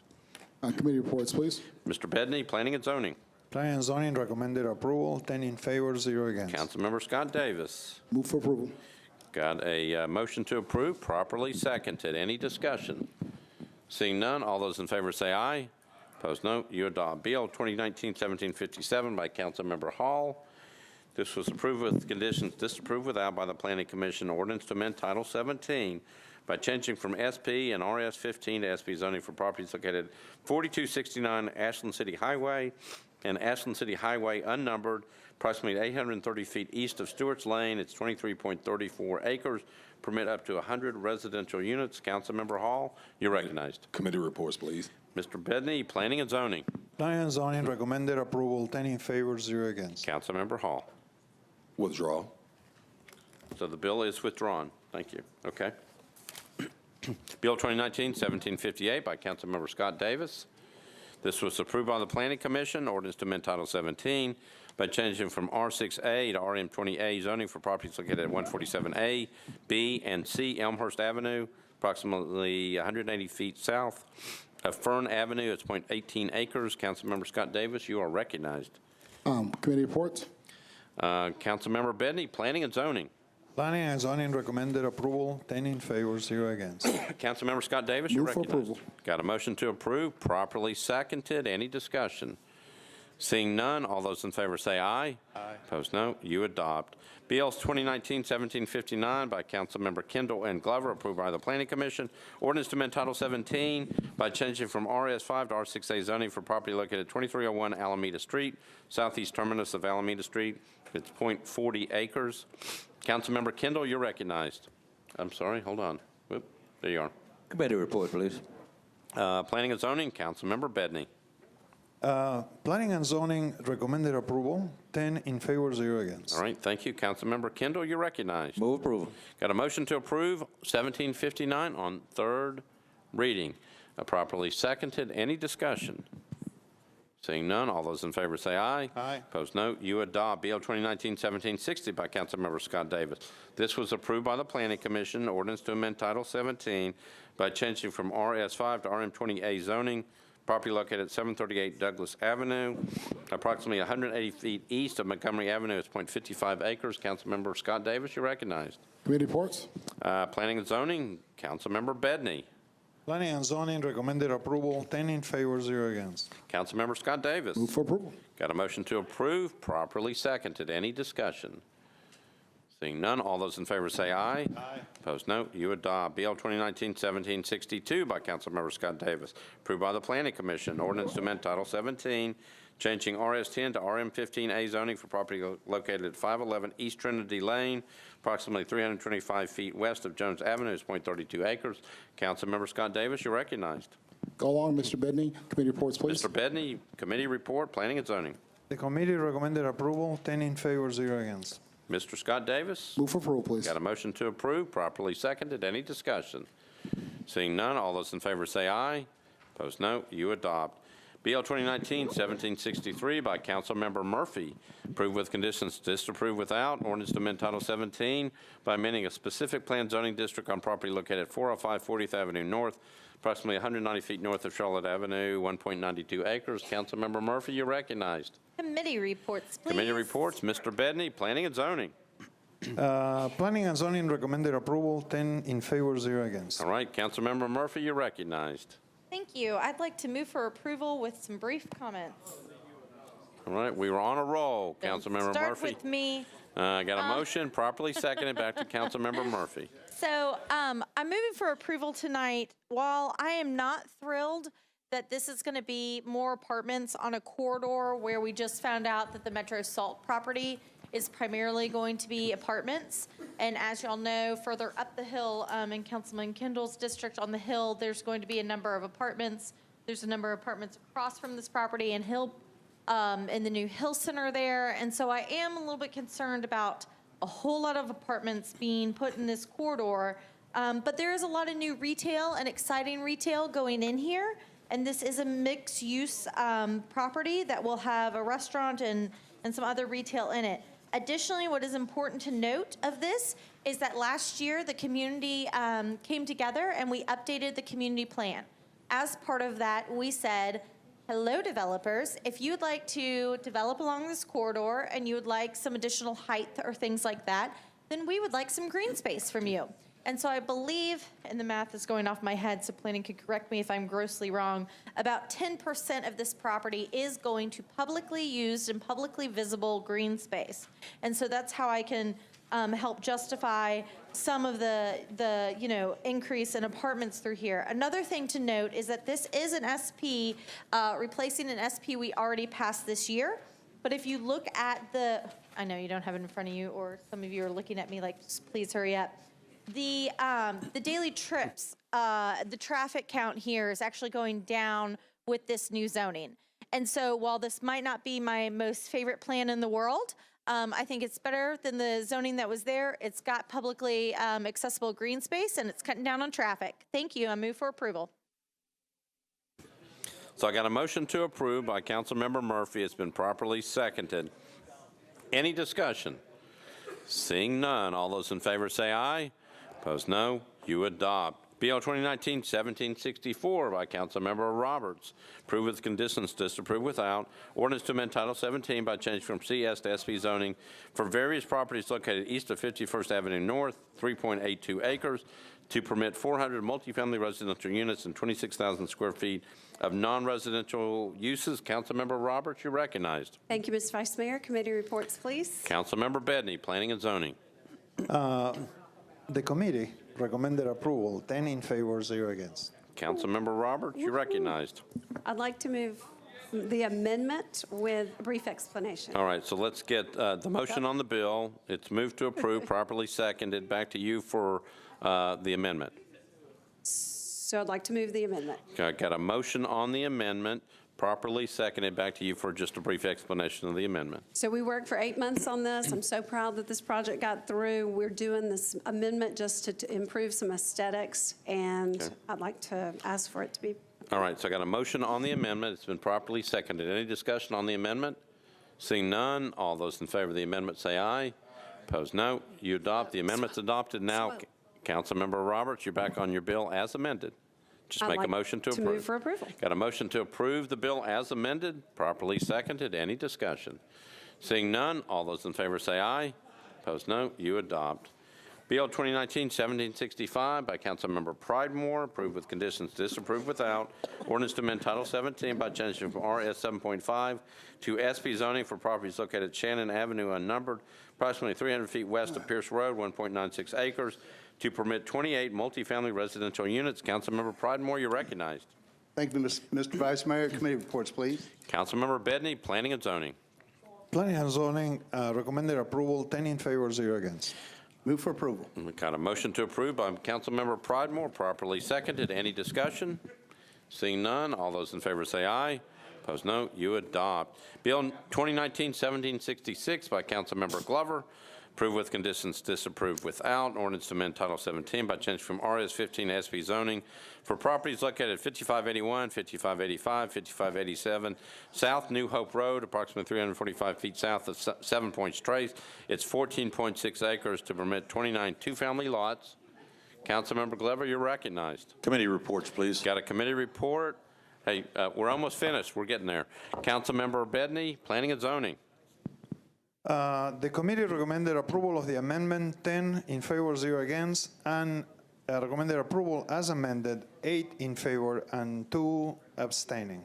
All right, thank you. Now I would move the amendment, please. Councilmember Glover, why don't you move the bill first, and then we'll get to the amendment. Move the bill. Got a motion on the bill, properly seconded. Okay, back to you. Now, move the amendment, and just very briefly, this, what it does is it actually does what the neighbors had asked me. It excludes STRPs, so it will not be allowed there. They had asked for there not to be any rentals inside of it also.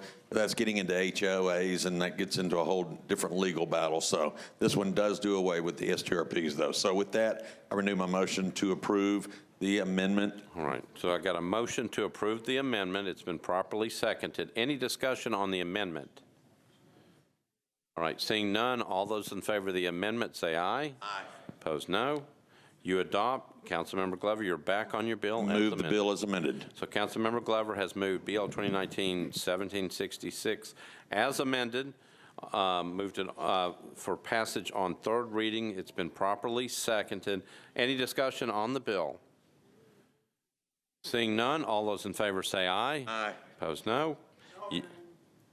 All right, so we are on the bill. We are, excuse me, we are on the board. Don't ask.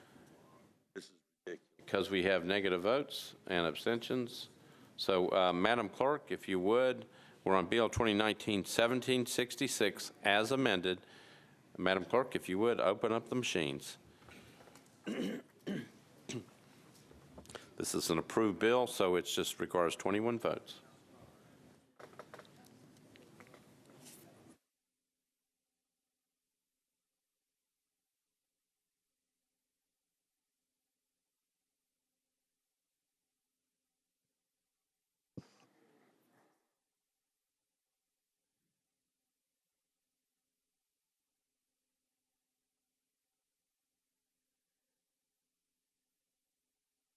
Everybody voted?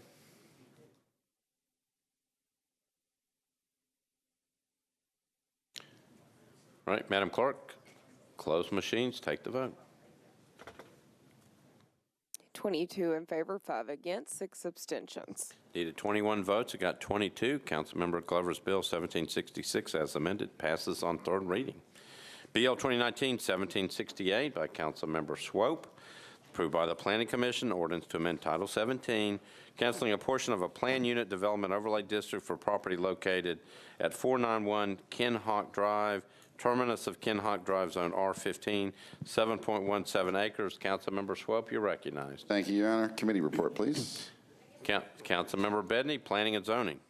Planning and Zoning recommended approval, 10 in favor, 0 against. Back to you, Councilmember Swope. Move approval. Got a motion to approve, properly seconded. Any discussion? Councilmember Blaylock, you're recognized. I need to be counted as abstain. All right, abstain. so Councilmember Blaylock requests to be counted as abstaining. Any other discussion on the bill? So we're on BL 2019-1768 by Councilmember Swope. He has moved for passage. It's been properly seconded. Madam Clerk, because there's an abstention, we're going to have to go on the board. So, Madam Clerk, if you would, open up the machines. We're voting on BL 2019-1768 by Councilmember Swope.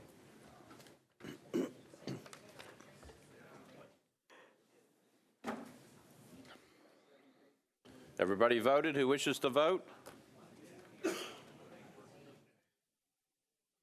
Okay.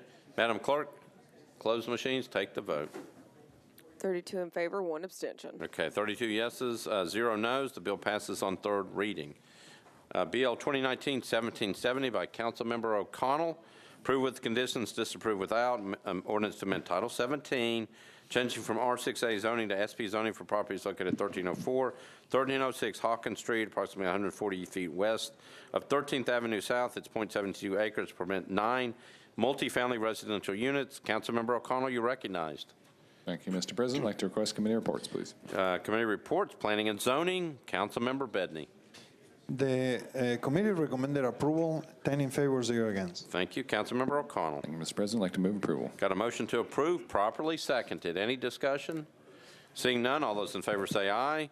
Opposed, no. You adopt. BL 2019-1771 by Councilmember Kendall and Glover.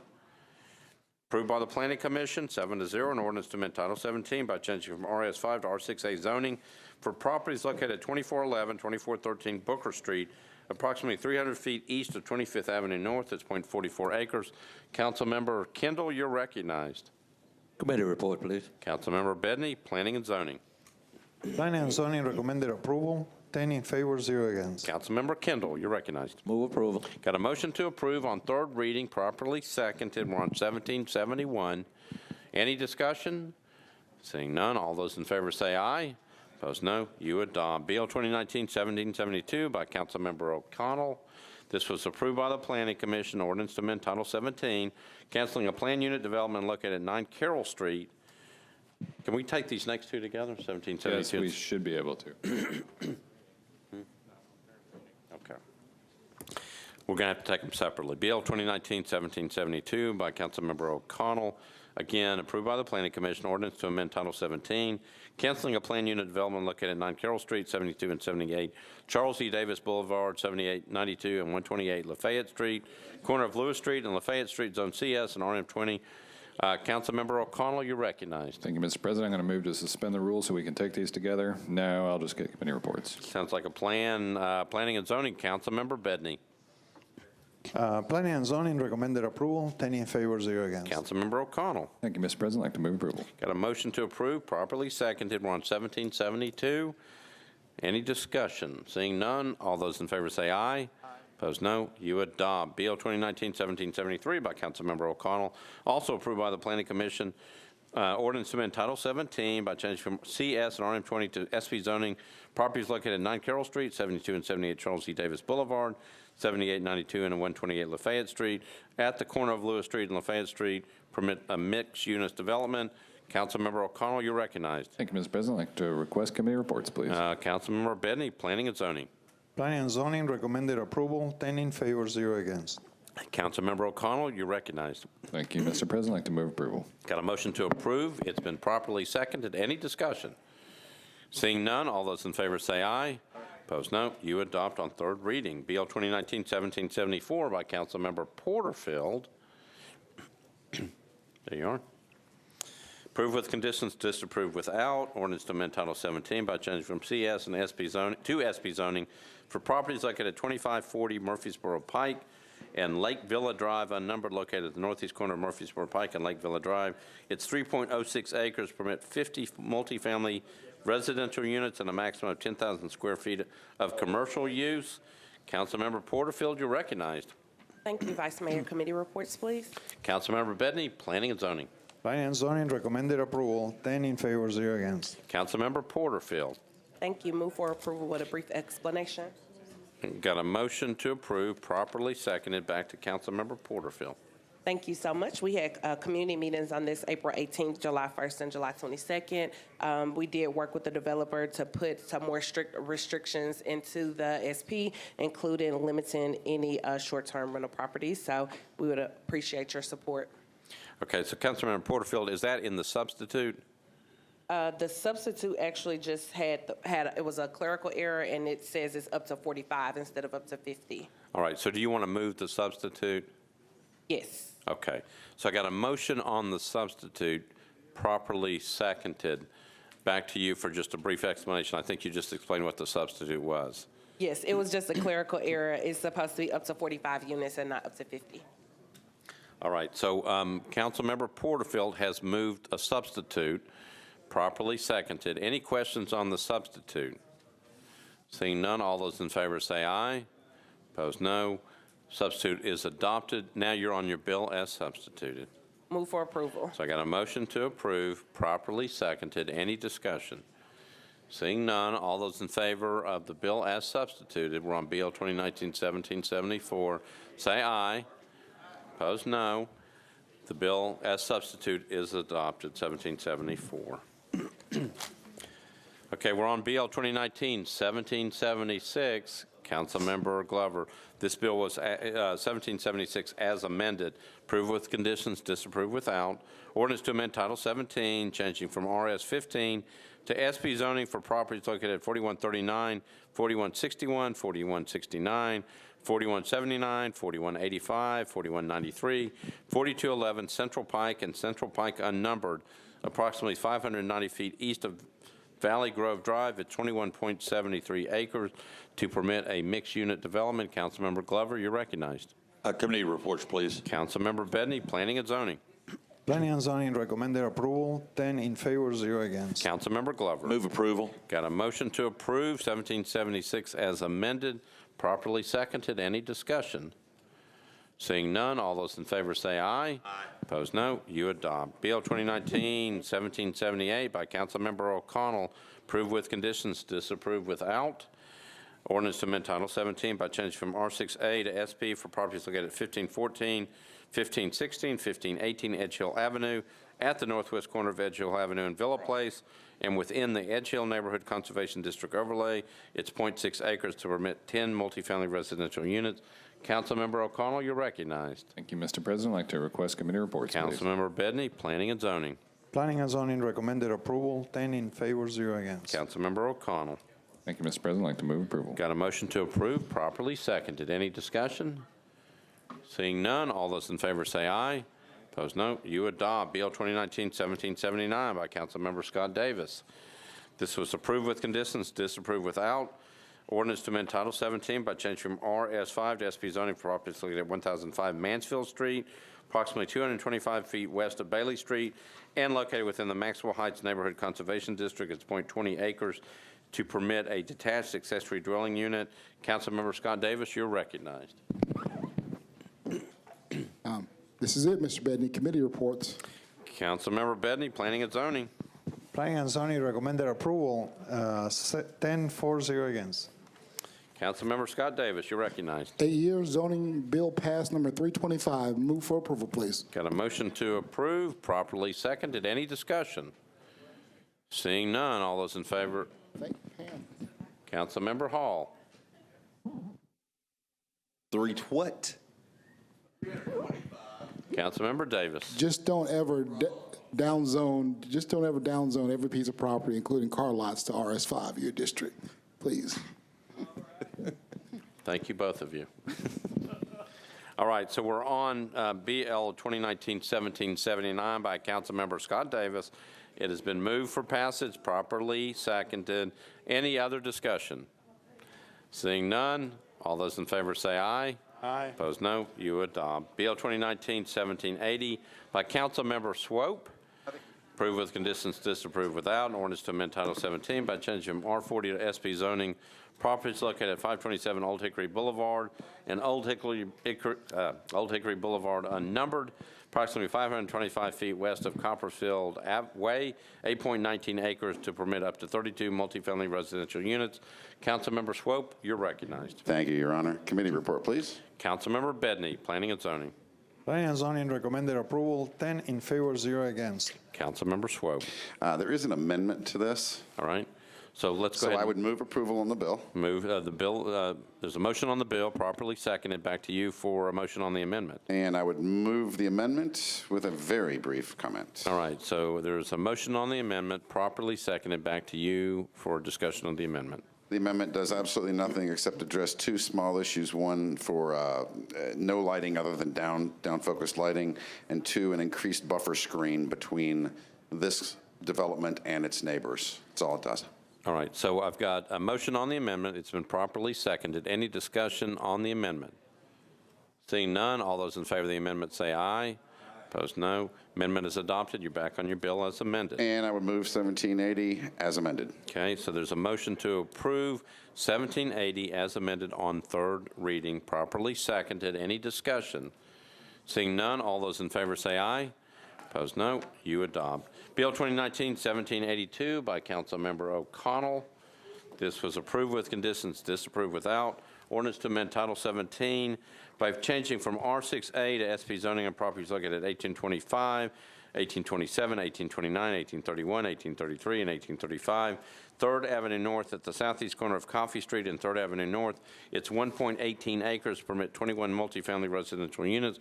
Councilmember O'Connell, you're recognized. Thank you, Mr. President. I'd like to request committee reports, please. Planning and Zoning, Councilmember Bedney.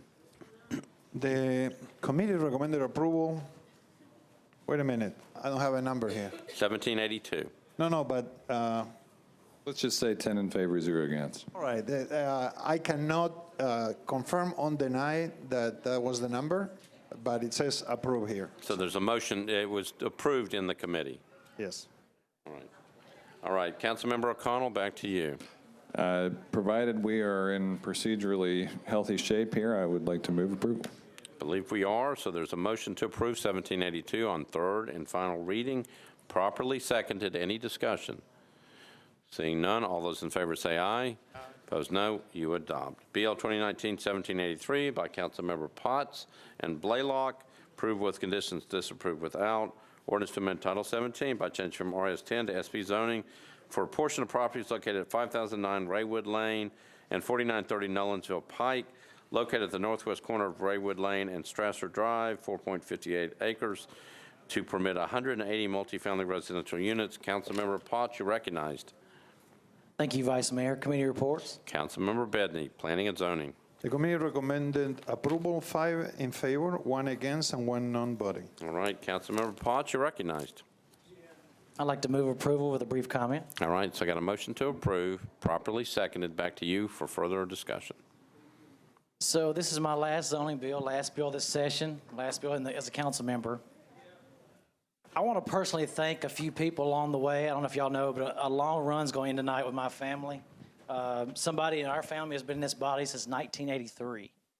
So 36 years.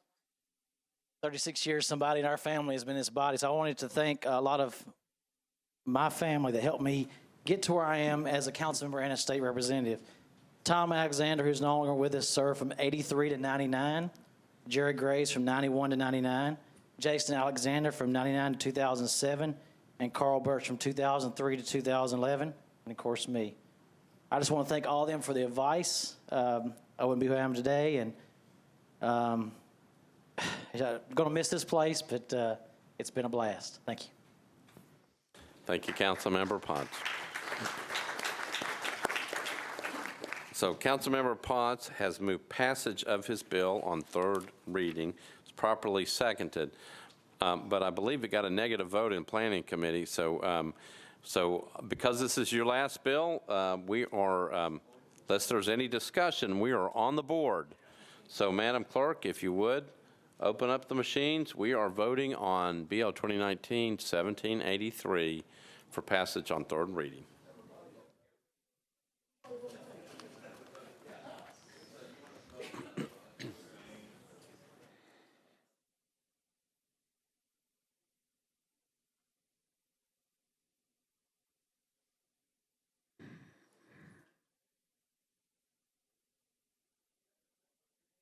Everybody voted who wanted to vote?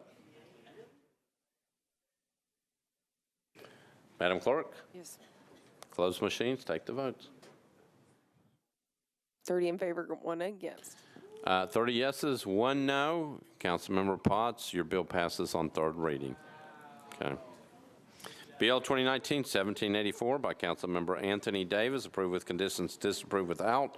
Ordinance to amend Title 17 by amending a portion of the Porter Road specific plan for properties located at 1505 and 1509 Porter Road, approximately 400 feet north of McKennell Drive, zone SP, 0.7 acres, to remove all commercial space and replace with a maximum of 24 multifamily residential units. Councilmember Anthony Davis, you are recognized. Thank you, Vice Mayor. Committee report. Councilmember Bedney, Planning and Zoning. Planning and Zoning recommended approval, 10 in favor, 0 against. Councilmember Anthony Davis. The last time, Vice Mayor, and I love all you guys. Good luck next term. Move approval. Councilmember Davis, this is his last bill. He moves approval on third reading, properly seconded. All those in favor say aye. Opposed, no. Bill passes on third reading. Any discussion for Councilmember Davis? Yeah. All right, sounds like a plan. BL 2019-1785 by Councilmember O'Connell. Approved with conditions, disapproved without. Ordinance to amend Title 17 by amending a specific plan for various properties located west of Jenkins Street. Zone SP, 0.85 acres, permit owner-occupied short-term rental properties. Councilmember O'Connell. Thank you, Mr. President. This is the last time I'm going to request a committee report from Councilmember Bedney, so, you know. Councilmember Bedney, you're recognized. I think we should have some special music for this. All right. You guys are going to miss my bad jokes. I know that. The committee recommended approval, 10 for, 0 against. Councilmember O'Connell. Thank you, Mr. President. I won't miss the good ones, and I'd like to move approval. So there's a motion to approve on third reading, 1785, properly seconded. Any discussion? Seeing none, all those in favor say aye. Opposed, no. You adopt. You know, I'm looking at 1788. Councilmember O'Connell, looks like you're going to have to do it one more time. BL 2019-1787 by Councilmember Kendall and Glover. Approved by the Planning Commission, ordinance to amend Title 17 by changing from CS and IR to MUGA zoning. Property located at 2200 Charlotte Avenue at the northwest corner of 22nd Avenue North and Charlotte Avenue at 3.89 acres. Councilmember Kendall, you're recognized. Committee report. Councilmember Bedney, Planning and Zoning. The committee recommended approval, 10 in favor, 0 against. Councilmember Kendall. Move approval. Got a motion to approve on third reading. We're on 1787. Properly seconded. Any discussion? Seeing none, all those in favor say aye. Aye. Opposed, no. You adopt 1787 on third reading. Bill 2019-1788 by Councilmember O'Connell. Approve with conditions, disapprove without. Ordinance to amend Title 17 by changing from IR to SP zoning. Properties located at 1418, 1420 3rd Avenue North at the southeast corner of Van Buren Street and 3rd Avenue North, 0.32 acres, to permit a mixed-use development. Councilmember O'Connell. Thank you, Mr. President. Can I suspend the rules to avoid the committee report here? That would be fine, but let's just go ahead and get them. I'll just get the committee report. Councilmember Bedney, Planning and Zoning. You're hurting my feelings, Friday. The committee recommended approval, 10 in favor, 0 against. Councilmember O'Connell, you're recognized. I'd like to thank Councilmember Allen for the special music for this moment, and I would like to move approval. Councilmember O'Connell has moved Bill 2019-1788 for passage on third reading. It's been properly seconded. Any discussion? Seeing none, all those in favor say aye. Aye. Opposed, no. You adopt. Bill 2019-1789 by Councilmember Kendall and Glover. Approved by the Planning Commission, ordinance to amend Title 17 by changing from IR to CSA zoning. Property located at 627 19th Avenue North at the northwest corner of Warner Street and 19th Avenue North, 2.52 acres. Councilmember Glover, Councilmember Kendall, you're recognized. Committee report, please. Okay, I got it. Committee reports, Planning and Zoning, Councilmember Bedney. The Planning Committee recommended approval, 10 in favor, 0 against. All right, Councilmember Kendall, you're recognized. Move approval. Got a motion to approve BL 2019-1789 by Councilmember Kendall, properly seconded. Any discussion? Seeing none, all those in favor say aye.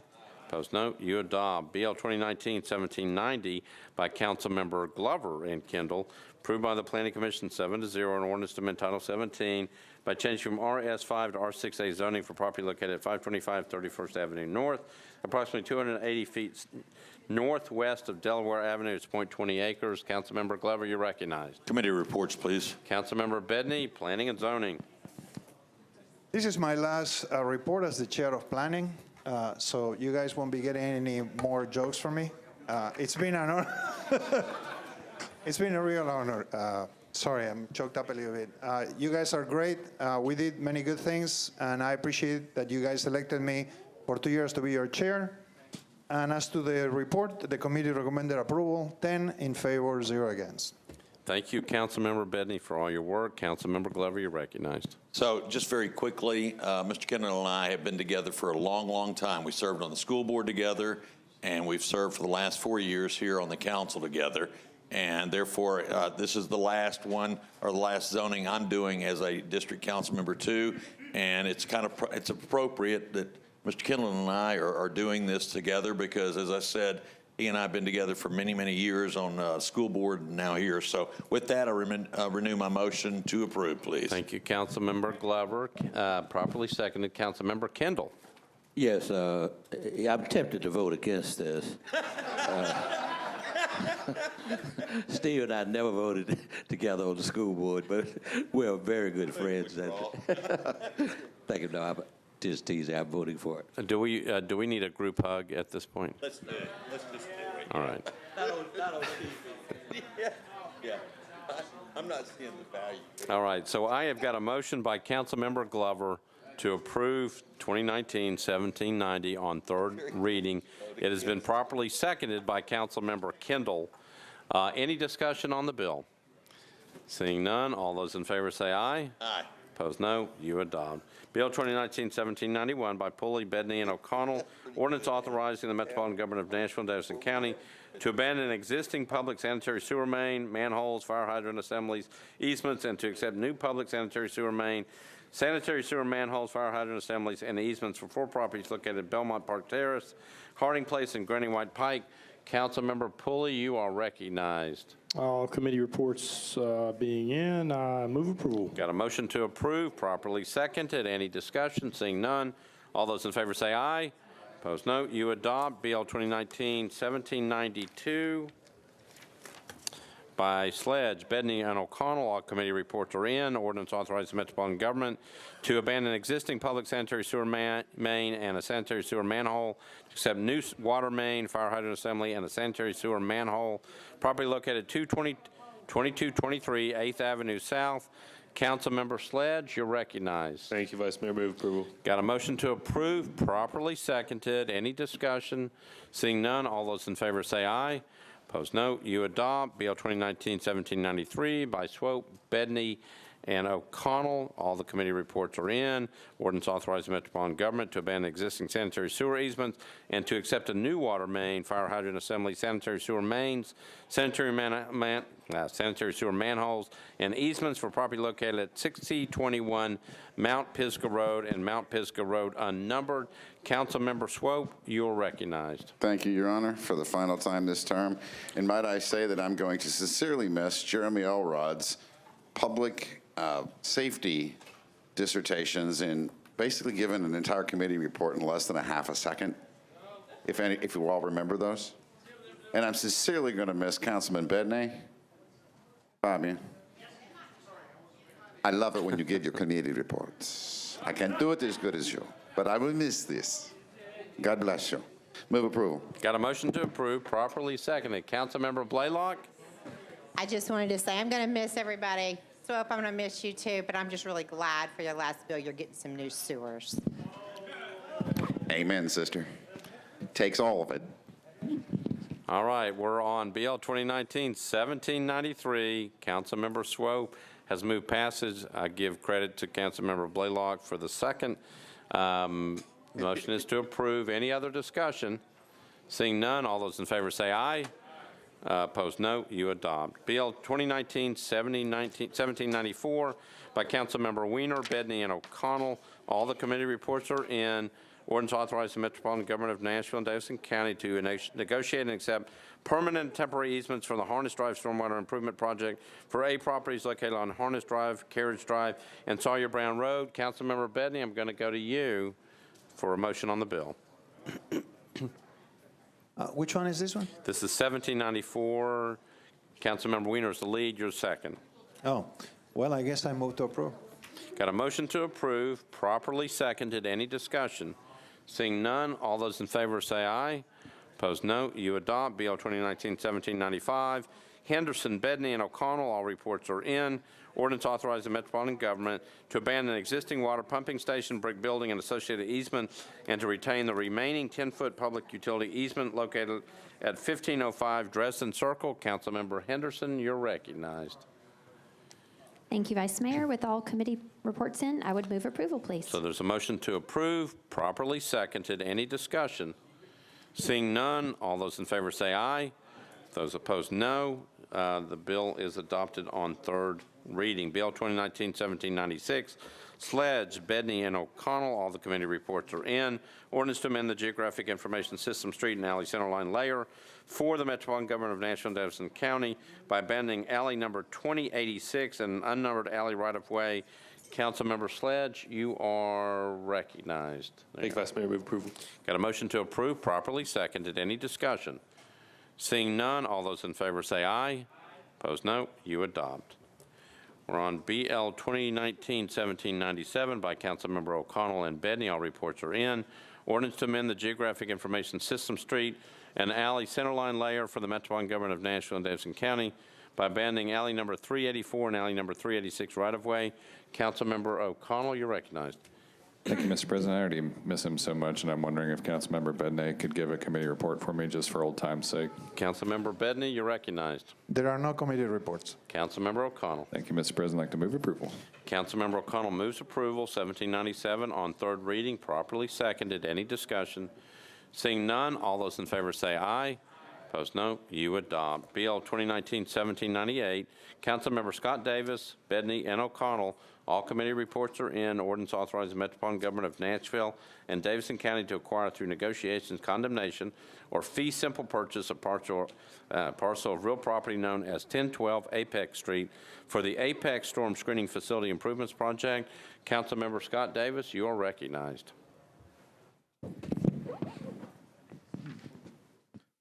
Let's go home. Move for approval.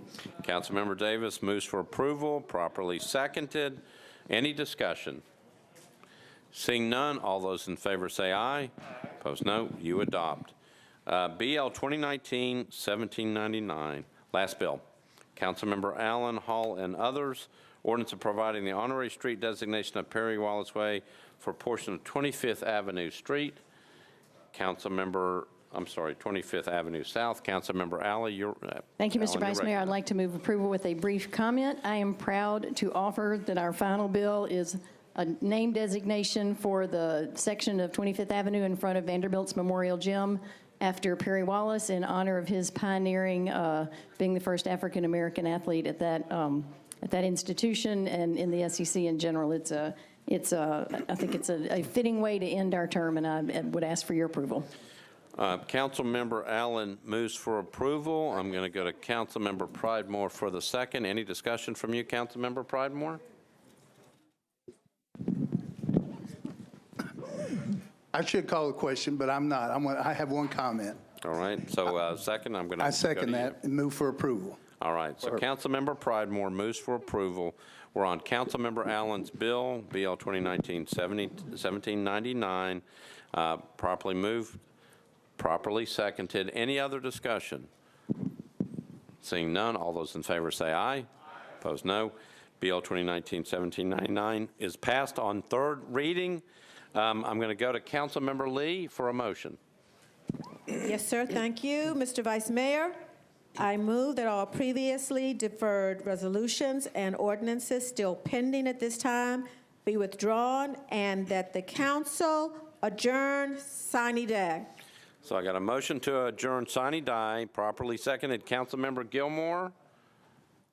Thank you, Vice Mayor. I just wanted to say before we close out, I wanted to publicly thank you for your leadership. Also thank Attorney Jameson. A lot of people don't realize that we send them lots of legislation. We have to give it up. Sometimes we send it in the middle of the day to be amended.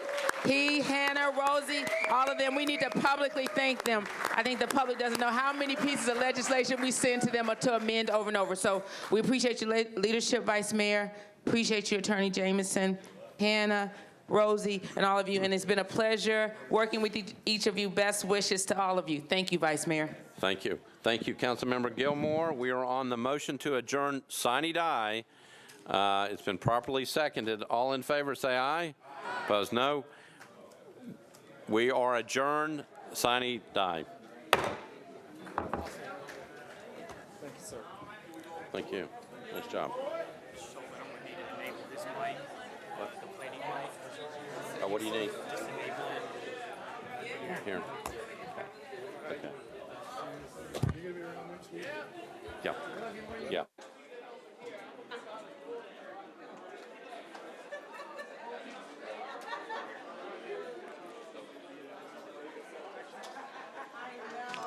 And so the 14th Metro Council is history, adjourning after about a 4-hour meeting tonight. That may sound like a long time, but last meeting before that, 2 weeks ago, was over 7 hours, so that is almost half of what it was before.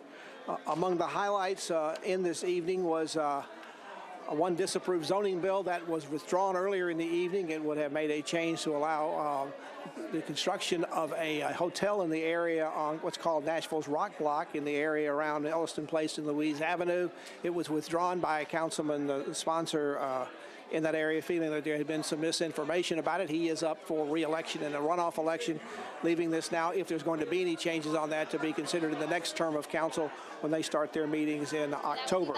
The council did spend quite a bit of time tonight wading through a lot of zoning bills, a number of which were approved, but a couple, particularly those that were disapproved by the Planning Commission, seem to fail tonight. That's a little bit unusual. Some of them actually failed not not because they didn't get 27 votes or the 2/3 required to approve a disapproved bill. They couldn't even get the 21 votes to approve. Council also spent a good bit of time on changing short-term rental properties. This has been a source of controversy throughout the 4 years they have met. This new bill would prohibit any new non-owner occupied short-term rentals from being allowed in any areas zoned residential, including multifamily dwellings. There was a substitute put in that would look like they were not going to allow the extension of that particular ability to do that after the property's been sold. The earlier bill had allowed it to be sold as much as 2 times with the ability to continue to have a limited short-term rental property to be allowed to continue to go on there. When the bill was first substituted, it only had 19 votes, which was too short of what it would needed. But after some further discussion, when the council took its third and final vote on it, it was 25-5 in favor of approving. The council also decided tonight not to ban electric scooters in Nashville. This has been a constant source of controversy for this council as well. A couple of weeks ago, they adopted a bill that would put in additional regulations, cut the size of the fleets that would be allowed, do more housekeeping to keep them clean up along the streets. There was a lot of debate about it in the council tonight, but they decided to go ahead and allow scooters to continue to operate, get this process, which is being put together by the Transportation Licensing Commission to formulate new rules and a new RFP so that current operators can continue to operate under temporary permits in these smaller fleets. But there'll be additional rules coming out in the next couple of months, and that will not be something the new council will have to deal with, at least not immediately when they come in. Also tonight they approved a new noise ordinance for the city. There had been some talk about expanding that, but it was staying where it is. What it did more than anything else was codify it all in the same part of the law to be able to deal with it that way. Council also decided not to go on record with a memorializing resolution to ask for no more demolition to be going on at the fairgrounds. That concerned the construction of the MLS stadium. There is a lawsuit pending about that. Some council members said the bill ought to continue. The bill ought to be passed in order to give the courts time to work this out. Others in the council did not feel that was necessary, and the resolution was defeated 10-4, 17 against with 4 abstentions. A couple of late resolutions to mention tonight. One, there was a letter sent by the state comptroller Justin Wilson to the council and to Mayor Briley asking for more information about some of the city's budgeting processes and also about how the city is handling some of its debt services practices. That would also somewhat include some of the sale of city assets and properties, which has been a source of controversy in the last couple of budgets.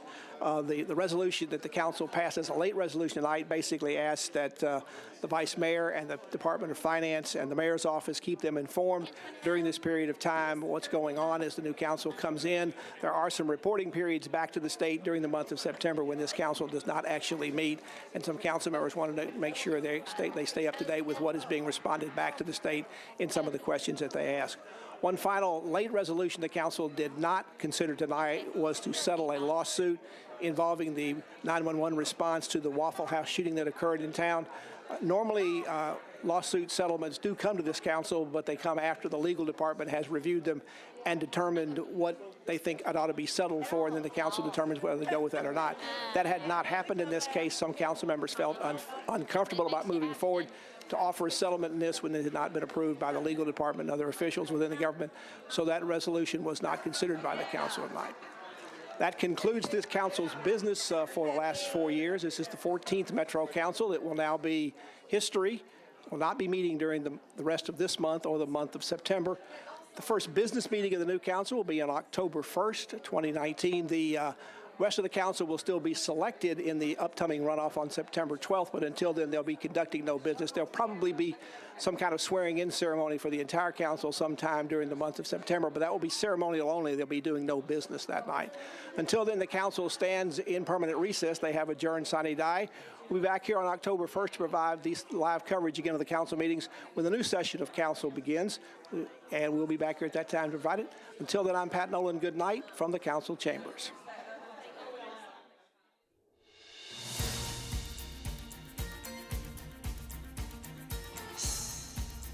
This has been a service of the Metro Nashville Network. If you would like to see this presentation again, or for more information about this and other programs, visit nashville.gov.